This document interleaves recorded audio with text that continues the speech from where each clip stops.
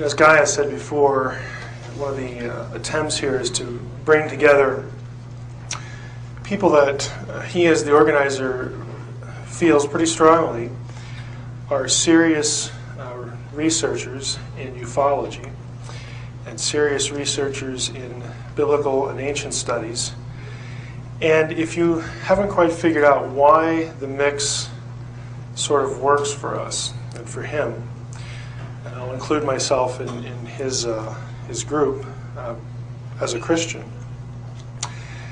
should have been illustrated pretty well with Dave Flynn's talk. The reason we think that what is happening to people as they bear witness to things that happen in their lives that are very strange, the reason we attach reality to it, specifically view it as a spiritual reality and a spiritual force, which is not a denial of the physical. The reason we are interested and the reason that we think it's real and worth investigating is because, quite frankly, and I'm hoping that you could tell this from Dave's talk, the ancient texts, specifically the Bible, have had this pegged for a really long time. What we think of all this stuff is that the most coherent, cohesive understanding of everything that's going on both now in technological 21st century garb, as it were, and what has happened and is testified to in antiquity, both in texts and in symbols. The only thing that makes all of that cohere together, or the thing that makes it cohere together the best, we think, is the Judeo-Christian worldview. We're very free to go beyond the Bible. You've heard Enoch quoted here a lot, and I'll introduce you to some other texts in this session. But we think that there is a reason why it coheres, and that is because it is ultimately a spiritual phenomenon that can take very literal, very physical, very real form. And we think that it just makes good sense. It provides some coherence if you can sort of read between the lines in some places and understand the symbology. And ultimately, if you believe in something called a non-physical reality. Now, I realize some of you have come here, and you are essentially, in my mind, a conundrum. On the one hand, there are those who come here that are total materialists, total naturalists. You don't believe in a spiritual reality. And yet you're willing to entertain this thing that people refer to as the alien phenomenon. And yet you resist looking at the alien phenomenon through spiritual eyes. You want these beings to be physical, natural, material beings from another planet. And what we're asking you is to entertain the possibility that, yes, the phenomenon is real, but why don't you try on for size the non-physical reality position? And you don't have to commit to any faith. John Keel, Jacques Vallée, they were there long before we did this conference. They have no spiritual commitments at all. And that is where they went to. Two of the pioneers in ufology concluded that the best explanation was a non-physical, at its heart, reality, and not interplanetary in that sense. So we're taking their work as credible ufologists. We're looking at ancient texts and motifs and wedding the two. And we find that it coheres fairly well. Now, what we're going to do today, and I believe I can keep this to an hour, is go through Genesis 6, make a few observations. There will be a portion of this that we dealt with the Zecharia Sitchin overview of the night before, but not too much of it. And I tried to cut some of the slides out of it as well. But the immediate topic is, as you read here on the screen, Genesis 6 and bloodline hybridization, sons of God, daughters of men, and the Nephilim. What the goal is today is to help you get a little familiarity if you've never been exposed to Genesis 6. If you have, to start thinking about some of the questions that the passage raises, and there are a lot of them. I looked at this passage a lot and I still have questions. There are just some things that I wish were clear, and I will be honest with you and tell you what I think I can say with a fair degree of certainty and what I can't. So here's the passage. When humankind, in Hebrew it's Ha-Adam, Adam is the same word for the proper noun, proper name Adam, and humankind, same word. When humankind began to multiply on the face of the ground or face of the earth, the daughters were born to them. So the human offspring in this passage are referred to as the daughters. The sons of God, Bnei Ha-Elohim, saw that the daughters of humankind, Banot Ha-Adam, were fair, and they took wives for themselves of all that they chose. And the Lord said, my spirit shall not abide in or with, you can translate the preposition either way, humanity, Ba-Adam, forever, for their flesh, and their days shall be 120 years. It's a limitation of lifespan, is what the verse 3 is talking about. The Nephilim were on the earth in those days, and also afterward, when the sons of God, Bnei Ha-Elohim, went into the daughters of humankind, again, the same term, Banot Ha-Adam, who bore children to them. These were the heroes that were of old, the warriors of renown. This is the classic biblical text relating to, again, the union of heaven and earth, as Dave put so well. My approach today is to ask some questions and to entertain some possible answers to them. Is there a relationship between this incident in Genesis 3, the serpent incident that Dave just alluded to? Were the sons of God the daughters of humanity, or daughters of men? Who were they, and what was the nature of their relationships? Is there a relationship between the sending of the great flood and these unions? Dave has already played our hand here. We think yes. Who were the Nephilim, and are they distinct from the sons of God? Does the word Nephilim mean giants? Did ancient people of the biblical world really believe in hybridized offspring? In other words, did they take the Genesis 6 story literally? How was the ancient idea, or the idea of giants after the flood, explained in ancient Jewish and biblical traditions? Were the biblical giants friend or foe of Israel, and does this help explain Israel's violent holy wars under Joshua? Those are the questions. So let's start with the first one. Genesis 3, this is the fall passage. Let's take a look at it as a backdrop to Genesis 6. And we all know the story, and Dave has sort of provided a nice segue here. We have something called the serpent, or the snake, with Eve in the Garden of Eden, where they have a conversation.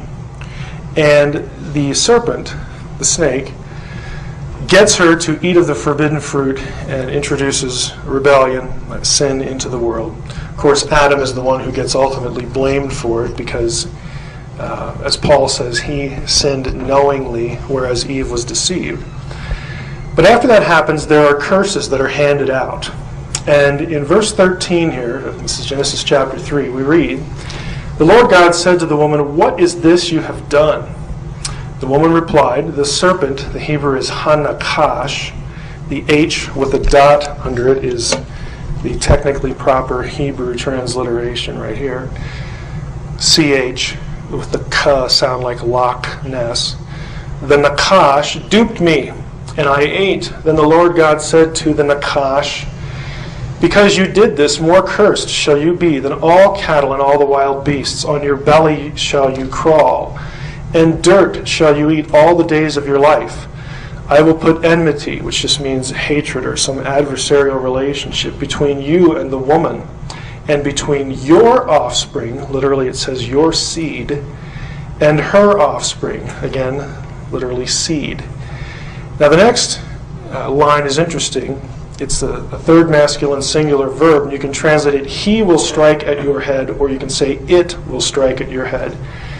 And you shall strike at his or its heel." And the reason I do this is because some of you in the room will probably disagree on whether this verse points to a messianic prophecy, he meaning the ultimate seed, Jesus, versus the serpent. That's quite possible. Some Christians don't take this verse that way, but I'm not going to deal with that at all, but I thought I'd be fair to both views here. I have this, of course, in a different color because I want to highlight this idea of seed, and I want to talk about the Nakash a little bit here. If you come to the session where we talk about watchers and serpentine beings, we'll get into some more details about the nature of the curses and whatnot. But for our purposes, several observations are important. These are my views, and If you want to oppose me on them, great, but be armed, because I'm pretty well convinced here. I do not believe that the Nakash was a snake.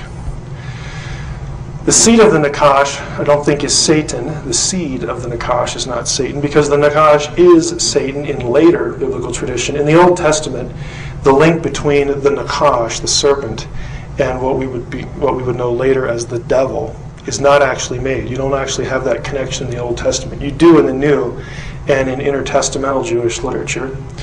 The seed of the Nakash, I'm going to argue, is best understood as plural or collective in its immediate, that is Genesis, context, although the New Testament later particularizes the seed of the woman who would ultimately punish the Nakash as one person, namely Christ.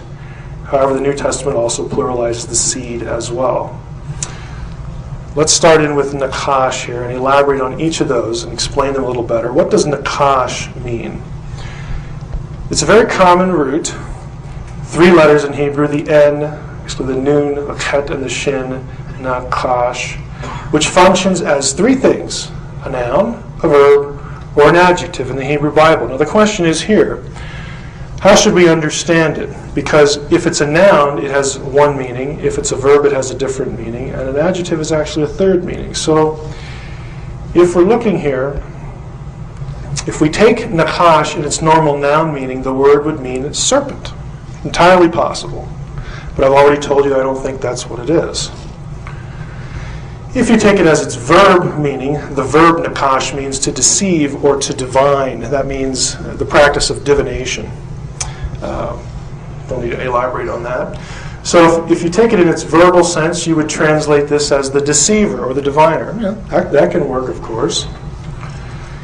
If you take it as the normal adjective meaning, Nakash is something that shines. It's a shiny thing. And you could translate this term as the shining one. Now that's going to become important later on. I won't elaborate on it in here. But there are 2 other passages, namely Ezekiel,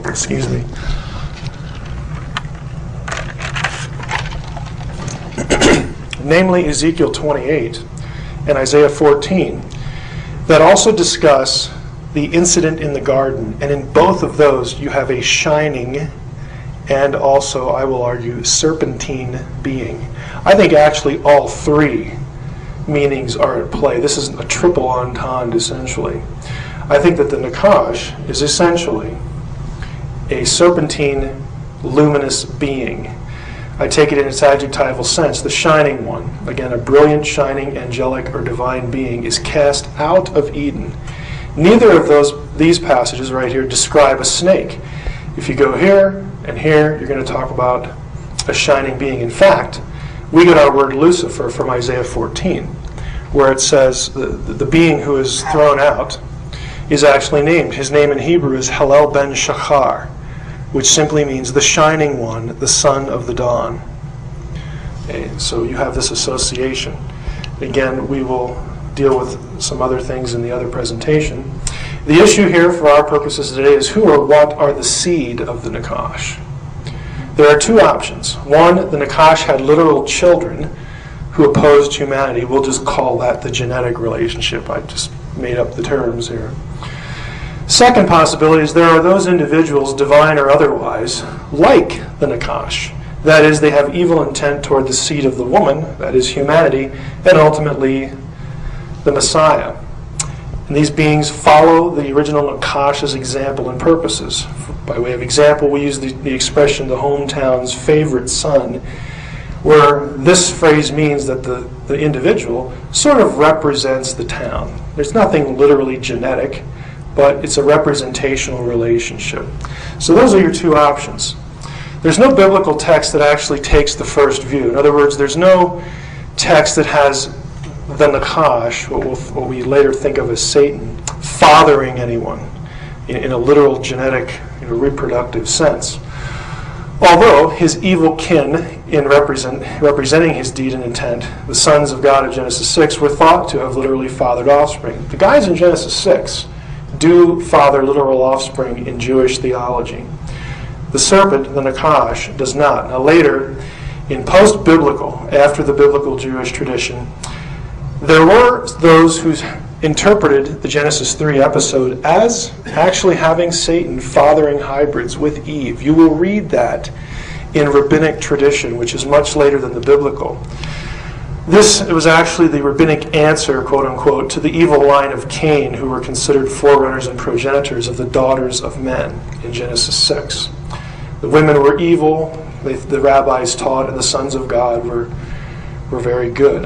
That's a very sexist view. But again, I'm not trying to tread on Orthodox rabbinism here or Orthodox Hasidim. But to be quite honest with you, that's a pretty sexist view. Don't know how else to put it. It was propped up to avoid the literal understanding that you actually had divine-human cohabitation. So the rabbis came up with this idea.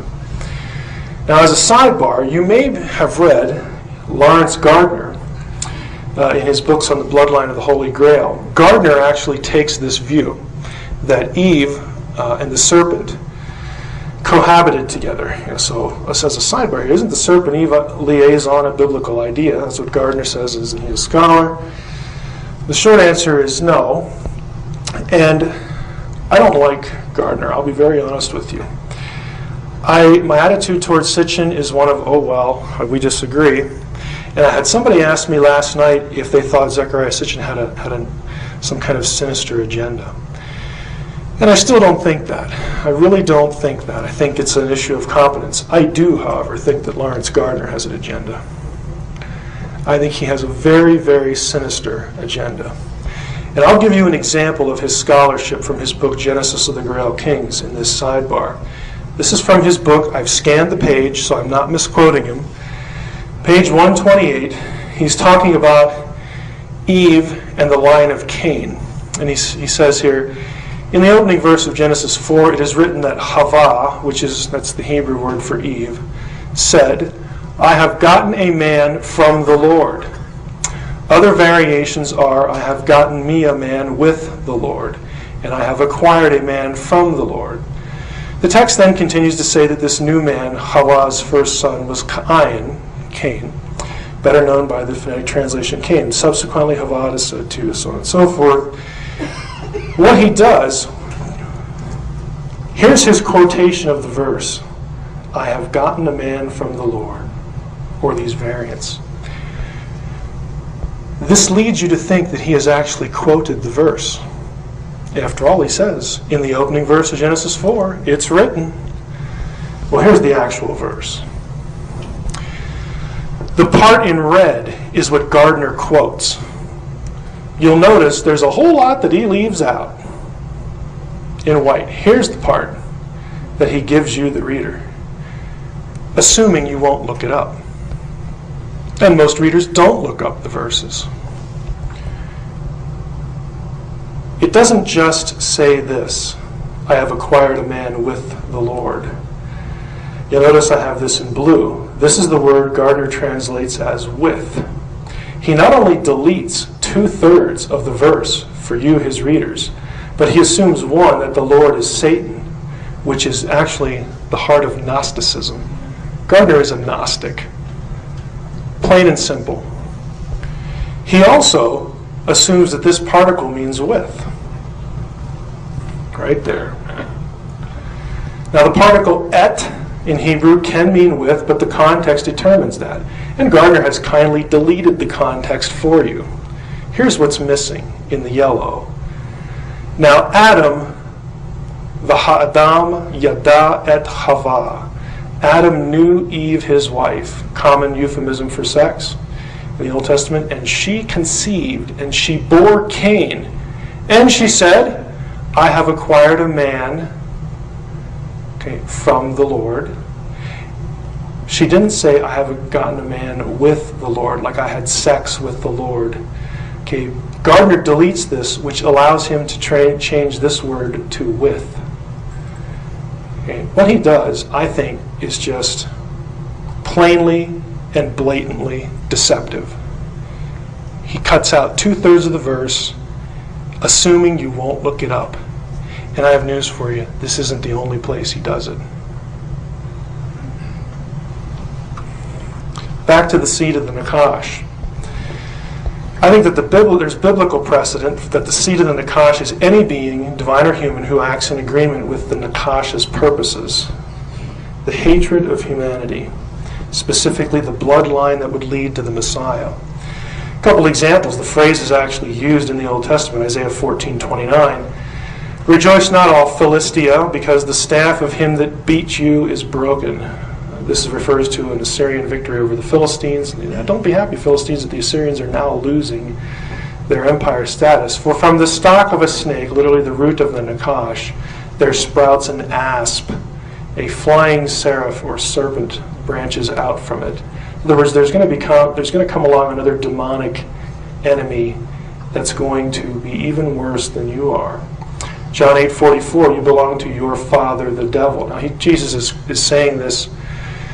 The people will use this as anti-Semitism in the New Testament. Okay, Jesus was a Jew, and he's not saying all Jews are this. He's targeting the Pharisees, the ones who would later crucify him. This is you got to read it in context. Matthew 3:7. When he saw many of the Pharisees and Sadducees coming to where he was baptizing, he said to them, "You brood of vipers." There's a reason why this language is used. Jesus and whoever uses this kind of language is associating these people with the devil, with the Nakash. Your intent is evil. Your opposition to me is evil. The seed of the Nakash are broadly then evildoers who take measures to oppose Yahweh's plan for his people. Since humanity, Yahweh's ultimate deliverance was through a human seed, Son, the Messiah, the seed of the Nakash are adversaries to that plan. And that brings us to Genesis 6. So we already talked about this, the relationship between the two chapters. So just who were the sons of God and the daughters of humanity, the daughters of men, and what was the nature of their relationships? Daughters of humankind, it's pretty easy to identify in practice. Nobody disagrees with this. They're human beings, banot, daughters, ha-adam. The word Adam is one of the most common words for humanity in the entire Old Testament. It's a word used in the account of the creation of humanity. Let us make humankind, Adam, in our image. Identification of the sons of God, however, is controversial, but not among Hebrew and Semitic scholars. The sons of God, everyone who's professionally in Hebrew and Semitics knows that this phrase, sons of God, refers to divine beings, lesser gods, with respect to Yahweh, and not angels or humans. This idea that they're divine and not angels or humans is seen through several lines of evidence and the absurdity of the alternatives. Now, this might be new to some of you. If you did not hear me last night or have not looked through my website, yes, I am distinguishing the sons of God as a different class of heavenly being as opposed to angels. We can quibble about that. Divine and human probably be a better way to say it, so there's more agreement among us who do biblical studies here at the conference. So the point is kind of peripheral, but you get the idea. You have a divine-human cohabitation going on here. Sons of God, divine beings, lesser gods. The phrase takes two forms in Hebrew, B'nai Ha-Elohim or B'nai Elim. Elohim, often the proper word for God, but also means gods. Elim is the plural of El, which is the singular word for a god or God. A parallel is B'nai Elyon, sons of the Most High, in Psalm 82. Everywhere in the Hebrew Bible where these terms occur, the context tells us that divine beings are the referent and not humans. Here they are, and this is all of them. These are the places where the phrase occurs. Job 1:6 and 2:1. One day the sons of God presented themselves before the Lord, and the adversary, in Hebrew it's Hasatan, the Satan. Again, in the Old Testament, Satan was not a proper name. It just denoted the enemy of God. The Satan came along with them. Same phrase here in 2:1. So the sons of God come before the Lord, and Hasatan is along with them. The scene, of course, is in heaven, and they're going to decide the fate of Job. The context, again, dictates that these are divine beings. Job 38, 1-7. The Lord is conversing with Job, actually confronting him about his terrible difficulties, and God is trying to say, hey, look, I'm the one in charge. I don't have to answer to you, essentially. You need to trust me, but I don't have to answer to you. And he says to Job, he gives him a series of rhetorical questions. Okay, if you're so smart, where were you when I laid the foundation of the earth? Tell me if you have understanding. Who determined its measurements? Surely you know. Or who stretched the line upon? A whole series of questions. And then, describing creation, he says this. On what were its bases sunk, or who laid its cornerstone, when the morning stars sang together and all the sons of God shouted for joy? This, of course, implies that the sons of God were in existence prior to the laying of the foundations of the earth in Genesis 1. We aren't told when they were created. We are told that they were created elsewhere, but we don't have a chronology. Psalm 29, Psalm of David. Ascribe to the Lord, O sons of God, O B'nai Elohim. Ascribe to the Lord glory and strength. This psalm, if you were to study it, you'd find out it follows a Canaanite hymn in many ways. And in that hymn, the sons of El are members of his pantheon. Psalm 89, we've talked about this already. For who in the skies can equal the Lord? Who can compare with the Lord among the sons of God? The B'nai Elohim, a God greatly dreaded in the council of the holy ones. Besod Kedoshim. So the context is, again, something heavenly, non-earthly. Our classic verse, God, Elohim, stands in the divine assembly. Among the divine beings, among the Elohim, he pronounces judgment. The second one has to be plural because of the grammar. And then the same chapter, 82, you get down to verse 6, and he says to these Elohim that he's pronouncing judgment on, I had taken you for gods, Elohim, sons of the Most High, all of you, but you're going to die like men do. In other words, I'm going to take away your immortality. And by the way, Dave is correct. Immortality is the fundamental characteristic of a divine being, as opposed to a human. In Jewish texts like Enoch, that were written after the Old Testament but before the New, the sons of God are often called watchers. We're going to hold on to that thought, and we're going to go back to Genesis 6:1-4. We will go back to the watchers, but just so that you know that, and I could have skipped that because of Dave's presentation. But you go back here, and look how many times the writer wants to distinguish humankind and divine. Human, divine, human, divine. I mean, the language is very clear. You have one group breeding with another group. One is human, one is not. Now, I say this because I'm targeting here in this part of the session, I'm targeting those Christians who somehow just don't want to believe that their Bible, which they considered inspired and authoritative, actually has an episode in it where divine beings cohabit with human beings. It just can't, the text just can't mean what it says. Well, yeah, I think it does mean what it says. And you have a whole lot of precedent for it. Canaanite text, Ugaritic, Phoenician, Akkadian, you have the same kind of idea. To argue that the sons of God in the Hebrew Bible are not divine means you must do the following. You have to ignore the use of the phrase everywhere else in the Bible.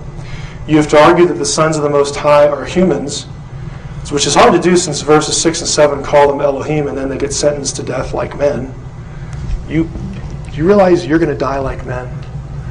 You human beings, I sentence you to death to die like human beings. I mean, does that make any sense? It doesn't make any sense, but if you're divine, and if your sovereign says to you, you know, you used to be in this realm, immortal, no longer, then it means something. You have to ignore all the comparative Semitic data on the subject. The two other views, most common, there are other variations, are the Sethite view, says the sons of God are the offspring of Seth, Adam's son. Dominant Christian view since Augustine. And the royal view, sons of God are dynastic rulers. This is what the rabbis usually favored. Now, all the other views ignore the data we've talked about because they just find this idea offensive. But this is how all Christian and Jewish interpreters took the story up until the 3rd century, the late 3rd century AD, just prior to the time of Augustine. In fact, the only one other than before Augustine who takes a non-literal view of Genesis 6 is Julius Africanus. Very almost contemporary when they overlapped a little bit with Augustine, but Augustine was the big guy. Sidebar, the Sethite view again says the sons of God are godly male from the line of Seth. The daughters of women are ungodly. Again, I think this is a little sexist. Aside from neglecting the evidence noted already, you have to cope with this. The Sethites are never identified as sons of God in the entire Old Testament. The view requires giving the Hebrew word Adam in verses 1 and 2 two entirely different meanings. You'd have to read it like this. When humankind, Adam, began to multiply on the face of the ground, daughters were born to them. The sons of God saw that the daughters of Seth, right, were fair, or the daughters of Cain it should be. But note Adam, you have to translate Adam as something other than humankind. It also forces its adherents to argue this way: that being of a particular lineage gave a person favor with God. Think about that. That's fairly offensive. That the only faithful people at the time were males from this line. The females, of course, weren't going to go to heaven. That the Sethites produced giant offspring. How could a human-human relationship produce giants? Doesn't make any sense. And despite the fact that all the names given in the Canaanite genealogies in Genesis 5 are found in the Sethite genealogy, the same chapter, the lines are different. This is a significant point. The genealogies overlap, so the lines are not different. You have to cope with that. And you also have to say that Peter and Jude, again, if you're a Christian who takes this Sethite view, you also have to believe that two New Testament writers got it wrong. So you have an error in your New Testament. For if God did not spare the angels when they sinned, but cast them into Tartarus. This is what the Greek text says. Tartarus is the place that the watchers, actually in the Greek secular version, it's the Titans. Titans, watchers, Jewish, Greek interplay there. This is the place they were sentenced. They were sent to and imprisoned, the Titans were, after they went down to earth and cohabited with human women in the secular Greek texts. If he didn't spare the angels when they sinned, but cast them into Tartarus and committed them to chains of deepest darkness to be kept until the judgment, and if he did not spare the ancient world, even though he saved Noah. So this contextualizes this. A herald of righteousness with 7 others when he brought a flood in the world of the ungodly. If God didn't spare them, then he goes on to say, why do you think you're going to get off the hook? Jude 6. The angels who did not keep their own place but left their proper dwelling, he has kept in eternal chains and deepest darkness. Sounds just like Peter. For the judgment of the great day. Likewise, Sodom and Gomorrah and the surrounding cities, which in the same manner as them indulged in sexual immorality and pursued unnatural lusts, serve as an example by undergoing a punishment of eternal fire. Now here's the question. This word, in the same manner as them, does them refer back to the cities, Sodom and Gomorrah, or does it refer back to the angels? It's an important question, because if it refers back to the angels, he's linking the angelic sin to a sexual sin, and that is Genesis 6. He's taking a very literal view. And guess what the grammar tells us? Grammar tells us the answer is the angels due to the gender and number agreement. If you've ever had a foreign language, you know that pronouns need to agree in gender, number, and case with their antecedent. To tois is a masculine plural, and angels is masculine plural. Cities, Sodom and Gomorrah and the surrounding cities, is a grammatical feminine. They do not agree grammatically. So that tells you.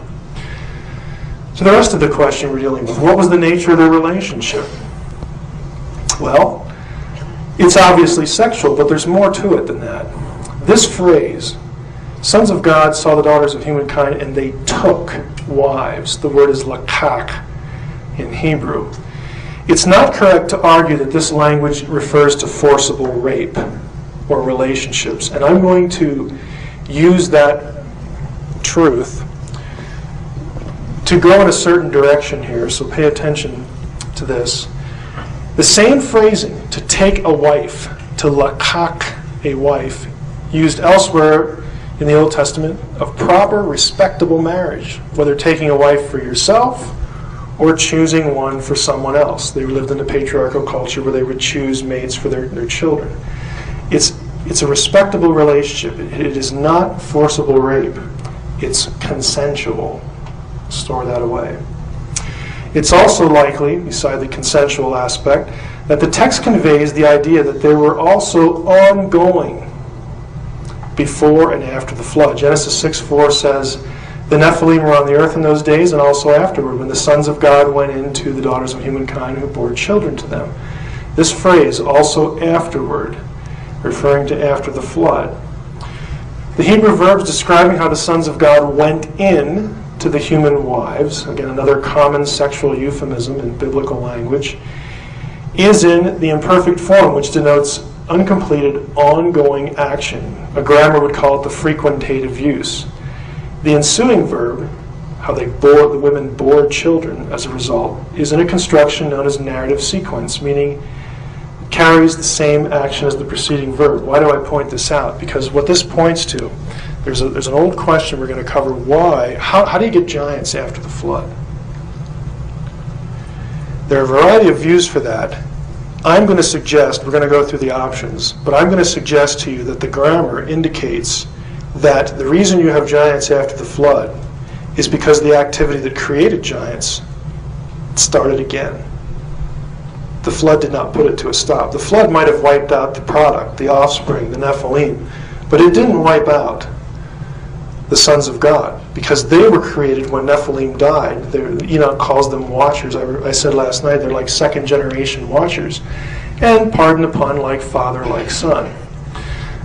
You have the possibility of ongoing incidents. So we talked about chapters 3 and 6. We talked about the sons of God, the daughters of men. Is there a relationship between the sending of the great flood and these unions? Of course, I'm going to answer yes, and be consistent with Dave and other things I've said before. There is considerable controversy about this before, because the Genesis account seems to blame humanity. Genesis 6:5 says that God looked down and saw the wickedness of mankind, that every thought of the imagination of his heart was only evil continually. It seems to set the blame on humans, not the sons of God. Whereas Jewish traditions like Enoch clearly says the reason the flood was sent was because of the watchers, the sons of God. So why do the traditions disagree, or at least appear to disagree? Why does the Old Testament fault humans when the evil was initiated by the sons of God? Here's my suggested answer. And I'm still thinking about this, but the sexual transgressions crossing the boundary of heaven and earth in a grasp for divinity, they were voluntary. That means, down here, we'll go back to Jesus' statement here, giving in marriage, if you go back to Genesis 6, this idea of women voluntarily having relationships with divine beings and fathers voluntarily letting their daughters do this, giving them in marriage, is significant. Because if you're doing this voluntarily, if you're transgressing heaven and earth voluntarily, then you share the blame. Now, Jesus adds this comment in Matthew 24:38. Matthew 24, by the way, is Jesus' longest sermon in the New Testament, and he's dealing with the end times. What shall be the signs of thy coming? The disciples asked him. He says, well, I'll give you a few. And one of the comments he has here is, for as in those days before the flood, they were eating and drinking, marrying and giving in marriage until the day Noah entered the ark. Now, this phrase is very rare in the Bible. And if you go back to Noah's day and you read all the biblical material about Noah in Genesis, there's only one kind of marriage going on. And it's the sons of God and the daughters of men. Now, Guy hasn't said this to you, but he's thinking about next year having a prophetic theme. And if you were here for Dave's talk, there's probably some merit to considering that. He didn't bring up this verse, but Jesus says, hey, when I come back, it's going to be just like it was in the days of Noah, in the days before the flood. Sort of an ominous comment on his part. Next two outline questions. We've covered these subjects. The next two are, who are the Nephilim, and are they distinct from the sons of God, and does the word mean giants or fallen ones?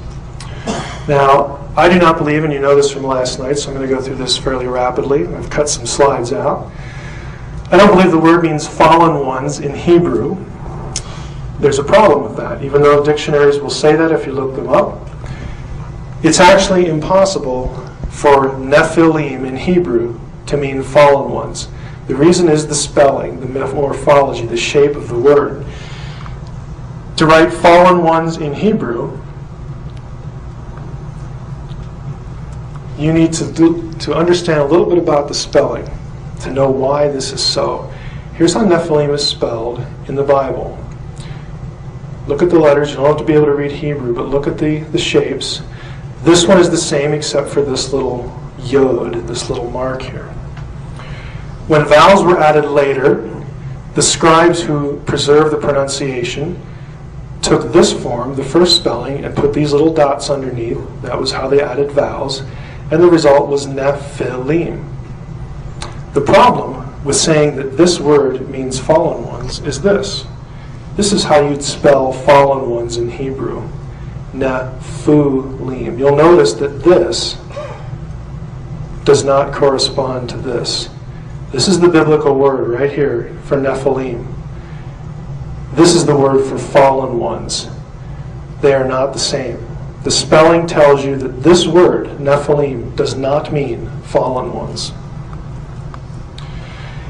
If someone were to argue, well, and this is common in the church, to get away from a literal interpretation, and by the way, one of the audience asked me on the first day about a comment I made about the church that I actually mentioned on Coast to Coast. And it's not that I was in a bad mood, I really mean this. I think that the people who you would think on the surface are the most interested, or should be the most interested in the supernatural, seem to be the least, because the church seems to have strip mined the supernatural out of the Bible.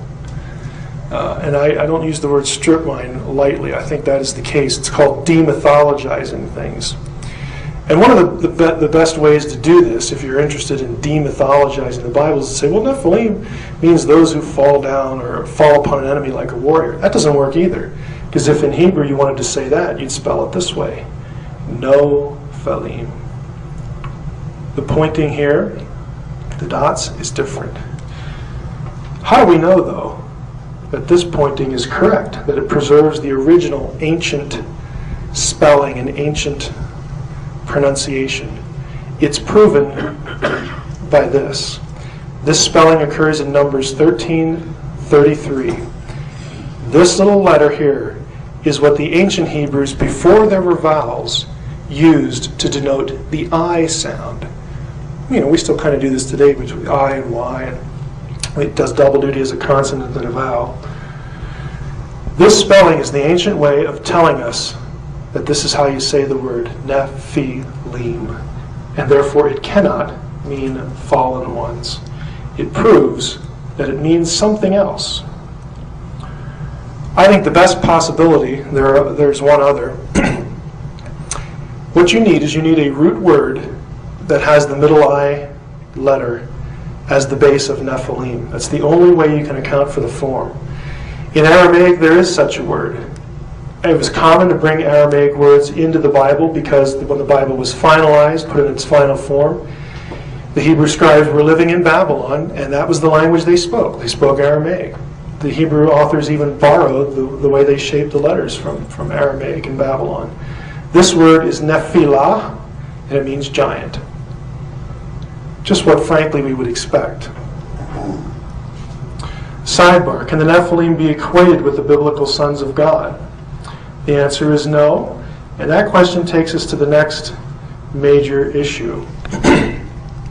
Did ancient people of the biblical world really believe this? Did they really take this literally? Prior to the end of the 2nd century, again, all Jewish and Christian texts and commentaries that refer to the passage take it literally, that you have the offspring as giants. They are a hybrid union of divine-human cohabitation. It is all literal. That means that the sons of God are not the Nephilim. They're separate groups. We've seen how the language distinguished, the context contrasts divine and human. The text very clearly tells us that the Nephilim were not divine. They were called mighty men of renown. This phrase is Gibborim. It's used of regular human men elsewhere in the Old Testament. And if they're not divine beings, if the Nephilim aren't divine, then they are not the sons of God by definition. The wider biblical context shows that the Nephilim were considered to be people, humans. In other words, not gods, referring to the giant Arba, who was from the Anakim, a giant clan who were related to the Nephilim. Arba was the greatest man among the Anakim. Deuteronomy 2:9, the Amim were, like the Anakim, the Anakites, they are counted as Rephaim. This is a giant clan in the Old Testament. A people, normal word for people, human beings in the Old Testament. Other ancient texts. We're going to limit this to Enoch for the most part. Enoch distinguishes them. You have the angels, the children of heaven, saw, lusted after the women, chose them wives. Again, they beget us children.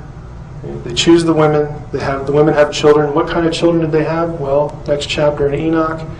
The angels from the last chapter, together with human women, took themselves wives.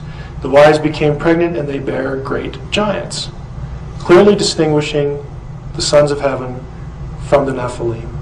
Same thing here. As for the women, they gave birth to giants.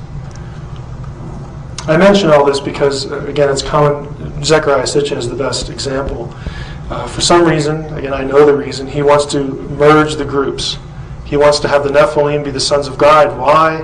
Because he wants Nephilim to mean those who came down from heaven. And he wants that because he wants them to be aliens. He wants them to be the Anunnaki aliens. The Book of the Giants, another text, ancient. This is fragmentary text. This is from Qumran. By the way, when you read Dead Sea Scroll stuff, 1Q just means Cave 1 from Qumran, lines 23-24. Cave 4 from Qumran, so on and so forth. This text is sort of the backdrop, the basis, the foundation for part of what would eventually be found in Enoch. And again, this fragment mentions Azazel, who was the lead watcher, and the watchers, along with the Gibborim, the mighty men of Genesis 6. Another fragment mentions Enoch, and then says, here's what the Book of the Giants says in this fragmentary portion. Let it be known to you that, and the rest of the line is gone, we don't have it. Your deeds and those of your wives, again it's gone, there's a gap here. Those, ellipsis, sons and wives of, gone, mentions fornication on the earth, accusing you regarding the deeds of your sons, the corruption which you have committed on it. Again, the ends of the line, the end of the scroll is lost until the coming of Raphael. Now, what this refers to, if you went back to the book of Enoch, Raphael is the one who is sent, as Dave mentioned before, that the watchers actually have to be informed by God what's going to happen to them. Raphael is the one who gets sent back to carry out part of their punishment. Enoch is told what's going to happen. It tells them what's going to happen to them. Raphael is part of the archangel group that carries the punishment out. So it's a reference again to this episode. Book of Jubilees, this is very clear. You have in the days of the angels of the Lord who were called watchers, came down upon earth in order to teach the sons of men and perform judgment and uprightness on the earth. It makes it sound good. And if you read Jubilees, that's a little different because the watchers come down and, we're just going to help. But they wind up becoming corrupted. In this, verse 22, 7 lines later, the watchers, the ones who sinned with the daughters of men, began to mingle themselves with the daughters of men so that they might be polluted. Okay, so it's viewed as a negative thing. Another Qumran fragment mentions the Gibborim, who are born to the angels, separate groups, again. Another text, Genesis Apocryphon. This is a Dead Sea Scroll text. It's sort of the rest of the story of the first 15 chapters of Genesis. The text reads, Behold, I considered in my heart that this conception was from the watchers and from the holy ones. Now with respect to the Nephilim, and the rest of the line's missing, so we don't know what was going to be said about the Nephilim. But again, they're the offspring. This is actually an interesting text. If you weren't here last night, I'll let you know what this is dealing with. This deals with a conversation between Lamech, who is the father of Noah, and his wife, Bat-Nosh, where he suspects that the child she's carrying, who's going to be Noah, is actually an offspring of the watchers. And he confronts her. He says, I want to know if that's my kid. And she says, well, you better believe it's your kid. And it's kind of funny. She asks, don't you remember the other night? And he doesn't buy it. The funny thing is he doesn't buy it. And in the end of the text, I didn't show this last night, she gets frustrated with him. I mean, she's denying it left and right. She says, okay, go ask Enoch. He knows all about this stuff. like he's going to be able to prove it somehow. But it's kind of an interesting text again. They took it literally. They took the Genesis incident literally. No, yeah, maybe he was clairvoyant. How was the idea of the giants after the flood explained in Jewish and biblical traditions? So we know they took it literally, and that presented sort of a problem with this line in Genesis about there being giants, Nephilim on the earth in those days and after. Those two little words just, vexed people a lot. They were the mighty ones, the Gibborim from ancient times, the men of renown. Option 1. Well, you could argue some giants must have just survived. As we'll see shortly, there are a number of references to giants in the Old Testament after the flood, especially during the wars of Joshua. Speculation that this explained it, that you just had giants survive, began, though, with references to this biblical character, Nimrod, in Genesis 10. Cush begot Nimrod, who was the first man of might. He was the first Gibbor on the earth. He was a mighty hunter, the Gibbor Said, by the grace of the Lord, hence the saying, like Nimrod, a mighty hunter, by the grace of the Lord. The mainstays of his kingdom were Babylon, Erech, Akkad, and Calneh in the land of Shinar, or, of course, Sumer. Since Genesis 6:4 links the Nephilim and the Gibborim, and the Nephilim were giants, the text labels the giants Gibborim. So the assumption is that Nimrod, if he's a Gibbor, singular, this is the plural, Nimrod must have been a giant. And in fact, the Septuagint, which is a Greek translation done in the intertestamental period of the Hebrew Old Testament, the people who translated, I guess it's a singular person, whoever did Genesis, translated all three occurrences of Gibbor about Nimrod in that section, that Genesis 10 section. The translator used the word gigas, which means giant. So he thought that Nimrod was probably a giant. Now there's a problem. Nimrod was related to Noah. He is in Noah's genealogical line. So if you're going to have Nimrod be a giant, then here we're back to the old Genesis Apocryphon question. Well, was Noah a giant? Some rabbis taught that because of this question, how do we get giants after the flood? They taught that Noah was a giant. But there's a problem with that. The problem with Noah being a giant is that Genesis 6:9 says Noah was perfect in his generations.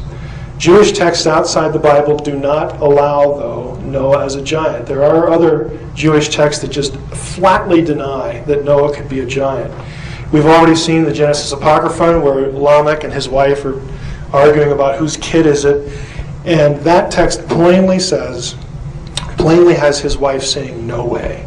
Okay, this is your kid. I have nothing to do with the Watchers. The book of Enoch denies that Noah is a giant. Gentile, non-Jewish writers, though, did preserve that tradition. They did favor that view, that Noah and Nimrod were giants. Alexander Polyhistor's book on the Jews, this is a book a Gentile was writing about Jewish people and Jewish tradition, implies that Noah was a giant, has the knowledge given by the angels and passed on by the giants. Again, Dave talked about the Watchers dispensing knowledge. He also viewed the knowledge as a good thing, contrary to the Jewish view. And here's a fundamental difference. I had a person in the audience ask me a couple hours ago about Gnosticism. One of the things, specifically about the Nag Hammadi texts, which are the basis for Gnosticism. On the one hand, while it's true that the Nag Hammadi texts and our texts, our manuscripts of the New Testament, both date back to roughly the same time, 2nd, 3rd century. While that's true, there are two problems with saying that Gnosticism is the truth as opposed to New Testament Orthodox. Actually, there's a lot more problems with it, but I'll pick two. One is that portions of the New Testament are quoted by the Church Fathers before the 3rd century and before the 2nd century even. So the material can be argued as older, but I don't really like chronological arguments. The big one for me is that Judaism consistently believed and contended and included divine plurality. Now, I know that sounds strange. Judaism took a very literal view of this and specifically counted the knowledge given by the Watchers as evil, specifically said the Nephilim were evil. The only people who said they were good guys were the non-Jews. In other words, Gnostic theology departs from the Jewish Christian stream of history. It is a departure. It is an aberration. It is, I would say, not an invention, but it is, I'll say this, it's watcher theology. It's pro-watcher theology. Okay, that is what Gnosticism is. That's my big problem with it. Next reference, Alexander was very anti-Egyptian, and for some reason he might have wanted to connect the knowledge of the Watchers with Babylon. And Alexander and other Jewish writers have Abraham as the recipients of Nimrod's knowledge. So the Gentile sources, and there aren't many of them, view it as a good thing. Now, back to Noah. If he can't be viewed as a giant in Jewish tradition, then there's no genetic link between the original sons of God and the Nephilim. It would seem that your only alternatives are these two. The flood wasn't global but localized. It wasn't universal. And so the giants did survive without respect to being related to Noah. Some of them were just missed. Although the biblical text seems pretty clear that only Noah and his immediate family survived, but you could argue this, and there were a number of Jews who did. You could also argue that the sons of God continued the genetic pollution of humanity. In other words, the recurring activity of the Watchers. You could argue for that. Again, there are obstacles with each alternative. The local flood view has been well articulated, but a truly global flood cannot be ruled out of the biblical text. And I mentioned last night that I do prefer a catastrophist model. I just think catastrophism explains a lot on a global scale. You could, though, cheat. You could have both a global and local flood event in simultaneity. How do you do that? Well, here's how you cheat. You could say, well, originally, the earth was Pangea, one landmass, so that the actual water doesn't necessarily have to cover the globe. It only covers part of the globe, but yet still part of the earth. And then the continents divide, continental drift. And that's why you have a collective memory of the flood among all civilizations. So you actually have a global, a flood that covers the whole landmass, but not over the entire globe. So you could cheat. I don't know if you want to cheat, but you could. You also have a problem with the repeat transgression. I'll be honest with you. I favor this view, but Numbers 13 might be a problem with it, and this is something I still need to think through. Very plainly says, we saw the Nephilim. Now watch this. Here's one spelling, right here, with a middle letter. And here's the other one. We saw the Nephilim, ha-Nephilim there. The Anakites are from the Nephilim. This phrase, from the Nephilim, is min ha-Nephilim. You'll notice there's no yod here. You have the same word spelled two different ways. I think the reason why this is done here is because this is the way it's spelled in Genesis 6. The writer wants to link these Nephilim after the flood with the ones before the flood. And if that's the case, if the Anakim came from, in other words, were related to the Nephilim from before the flood, you don't need continuing activity. You don't need the continual cohabitation. You have a genetic relationship intact, so to speak. Now finally, biblical giants, friend or foe of Israel, were they? Do you see these in the Bible? We've already hinted at, of course, yes you do. And does it help explain Israel's violent holy wars under Joshua? I want to say this. Now in Dave's talk, he, rather obliquely because it wasn't his topic, but I think he made it somewhat clear that in a biblical mindset, and I will expand it and say in a Jewish mindset, not in a Gentile mindset, but in an ancient Jewish mindset, you have two clear lines. You have those who are of the seed of the Nachash. Okay, you have those who are the seed of the sons of God. There could be a genetic relationship there. There is at least a representational relationship there. Those are the evil ones. And then on the other side, you have those who would follow, again, the God of Israel. Out of the God of Israel, out of Israel comes the Messianic line. You have a consistent friction and controversy and enmity and adversarial relationship between the Watcher line and their beliefs and their teachings and their theology and the Israelite equivalent of all those things. With that as a backdrop, look at what some of the things the Old Testament actually says in relation to this issue. Deuteronomy 32 is a really interesting verse. When the Most High, God of Israel, gave the nations their inheritance, their nakal, when he divided up all of mankind, when did that happen? Tower of Babel. Okay, when he divided up all of mankind, he set up boundaries for the peoples according to the number of the sons of God. Now, if you look this up in almost any English Bible ever printed, this phrase will not be there. It will say according to the number of the sons of Israel. But the Septuagint and the Dead Sea Scrolls read the sons of God. What this means is that when God decides, okay, this is after the flood, when thought the flood took care of the problem, after the flood, God commanded, gave them the same command that was pre-flood, said, go out, be fruitful and multiply, have a wonderful time, be my representatives, fill the earth, and what do? They turn around and we say, well, we have a better idea. We're going to build a tower here. We're going to build a city and a tower. We're going to make a name for ourselves. We're going to make ourselves world-renowned. We're going to stay right here and accomplish that end. In fact, we're going to use the high technology that has been at our disposal. And where do we get that? Enoch tells us, the sons of God, the Watchers. We think this is really cool. If someone came up to you, essentially a Watcher, and said, hey, you want to know what makes the universe tick? You want to know how to use the material world to build things and learn things? We know that. We can tell you. And it's only coming at a small price. The small price being what Enoch says they did, second generation Watchers did. They forced the people to sacrifice to them as gods. Worship us, and we will lay the universe at your feet, because then you can be like us. You'll know what we know. Gnosis, knowledge. Gnosticism is nothing more than Watcher theology.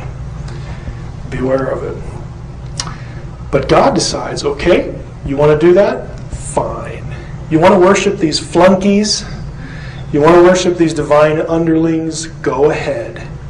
In fact, I'm going to divide up the earth according to the number of the sons of God, and that means that each geographical region gets to be ruled by them, by one of them or several of them, however it works out numerically. Dave would probably know, he'd probably have some equation for it. However that works out, every place on the earth, you don't want to follow me, you're going to serve them. I'm going to give you what you want. And I'm going to start over. For the Lord's portion, kalak, is a noun related to nakal, is his people. Jacob is his allotted inheritance, his nachalat. Nakal, nachalat, it's their word plays here. God says, I'm going to start over. And what does he do? In the very next chapter, after the Tower of Babel episode, Genesis 12, he calls Abraham and says, come here, Abraham, I'm going to make of you a great nation. I'm going to start over. And the whole rest of the Old Testament, the story is the descendants of Abraham against all the other peoples. Israel versus the nation. Yahweh versus the gods. That's the Old Testament. And if you miss that, you understand a truckload of what's going on in the Old Testament. Now, Deuteronomy 4 is a parallel passage. Moses is rehearsing this, speaking this. When you look up to the sky and see the sun, the moon, and the stars, all the heavenly array, the heavenly host, do not be enticed into bowing down to them. Moses is speaking to Israelites now. Yahweh's portion, Yahweh's people. Don't you dare worship them. Do not be enticed into bowing down to them and worshiping things the Lord your God has apportioned. There's the word again, kalak. That the Lord appointed them. He appointed the sun, moon, and stars to all the nations under heaven. But as for you, The Lord took you and brought you out of the fiery furnace, out of Egypt, to be the people of his inheritance, as you now are. He's saying, look, remember this episode when God divided up the nations, put them under the authority of the watchers, the sons of God, said, I'm going to give you what you want, but Israel is my own. And Moses tells the Israelites, don't you dare worship them, because you belong to Yahweh. They belong to the watchers. It is a cosmic and earthly conflict. Deuteronomy 29. All the nations will ask, why has the Lord done this to this land? What happens if we disobey and things go bad? Why is his fierce burning anger? The answer will be, it's because this people, the Israelites, again in context, abandoned the covenant of the Lord, the God of their fathers, the covenant he made with them when he brought them out of Egypt. They went off and worshipped other gods and bowed down to them, gods they did not know, gods he, Yahweh, had allotted. There's that word again, kalach. Gods that Yahweh had allotted to them. Again, God deliberately allotted the fallen gods to the nations to distance himself from them and place them under the control of the fallen Elohim. What you have here, this is the Old Testament rationale and explanation for why the other nations have their pantheons. It's because God sentenced them to that status, that position. It was a punishment. You don't want to obey me? Fine. You want to worship these flunkies? Fine. We'll see how you like it. That's why the rest of the Old Testament is, if you want to be in right relationship to God, you have to go through Israel. That's why Israel is called a kingdom of priests. What does a priest do? They're intermediaries. They're mediators. You had to be in the nation. It's also why, just rabbit trailing a little bit here, there are some obscure references in the Old Testament to this idea of divine territoriality, that the nations are under the rule of territorial beings, the fallen gods of Genesis 6. The episode with Naaman and Elisha, you might be familiar with it. If you're not, there was a guy from Syria named Naaman. He had leprosy. He couldn't get healed from it, couldn't get cured. He has a little servant girl who was a slave brought over from the Israelites after some war. And she says, the little girl walks up to the king, and the little servant says, well, if you got this problem, why don't you just go over to Israel and go talk to Elisha? He'll heal you. And he goes, well, okay, might as well try that. He goes over, and Elisha does heal him, and he wants to pay the prophet out of gratitude.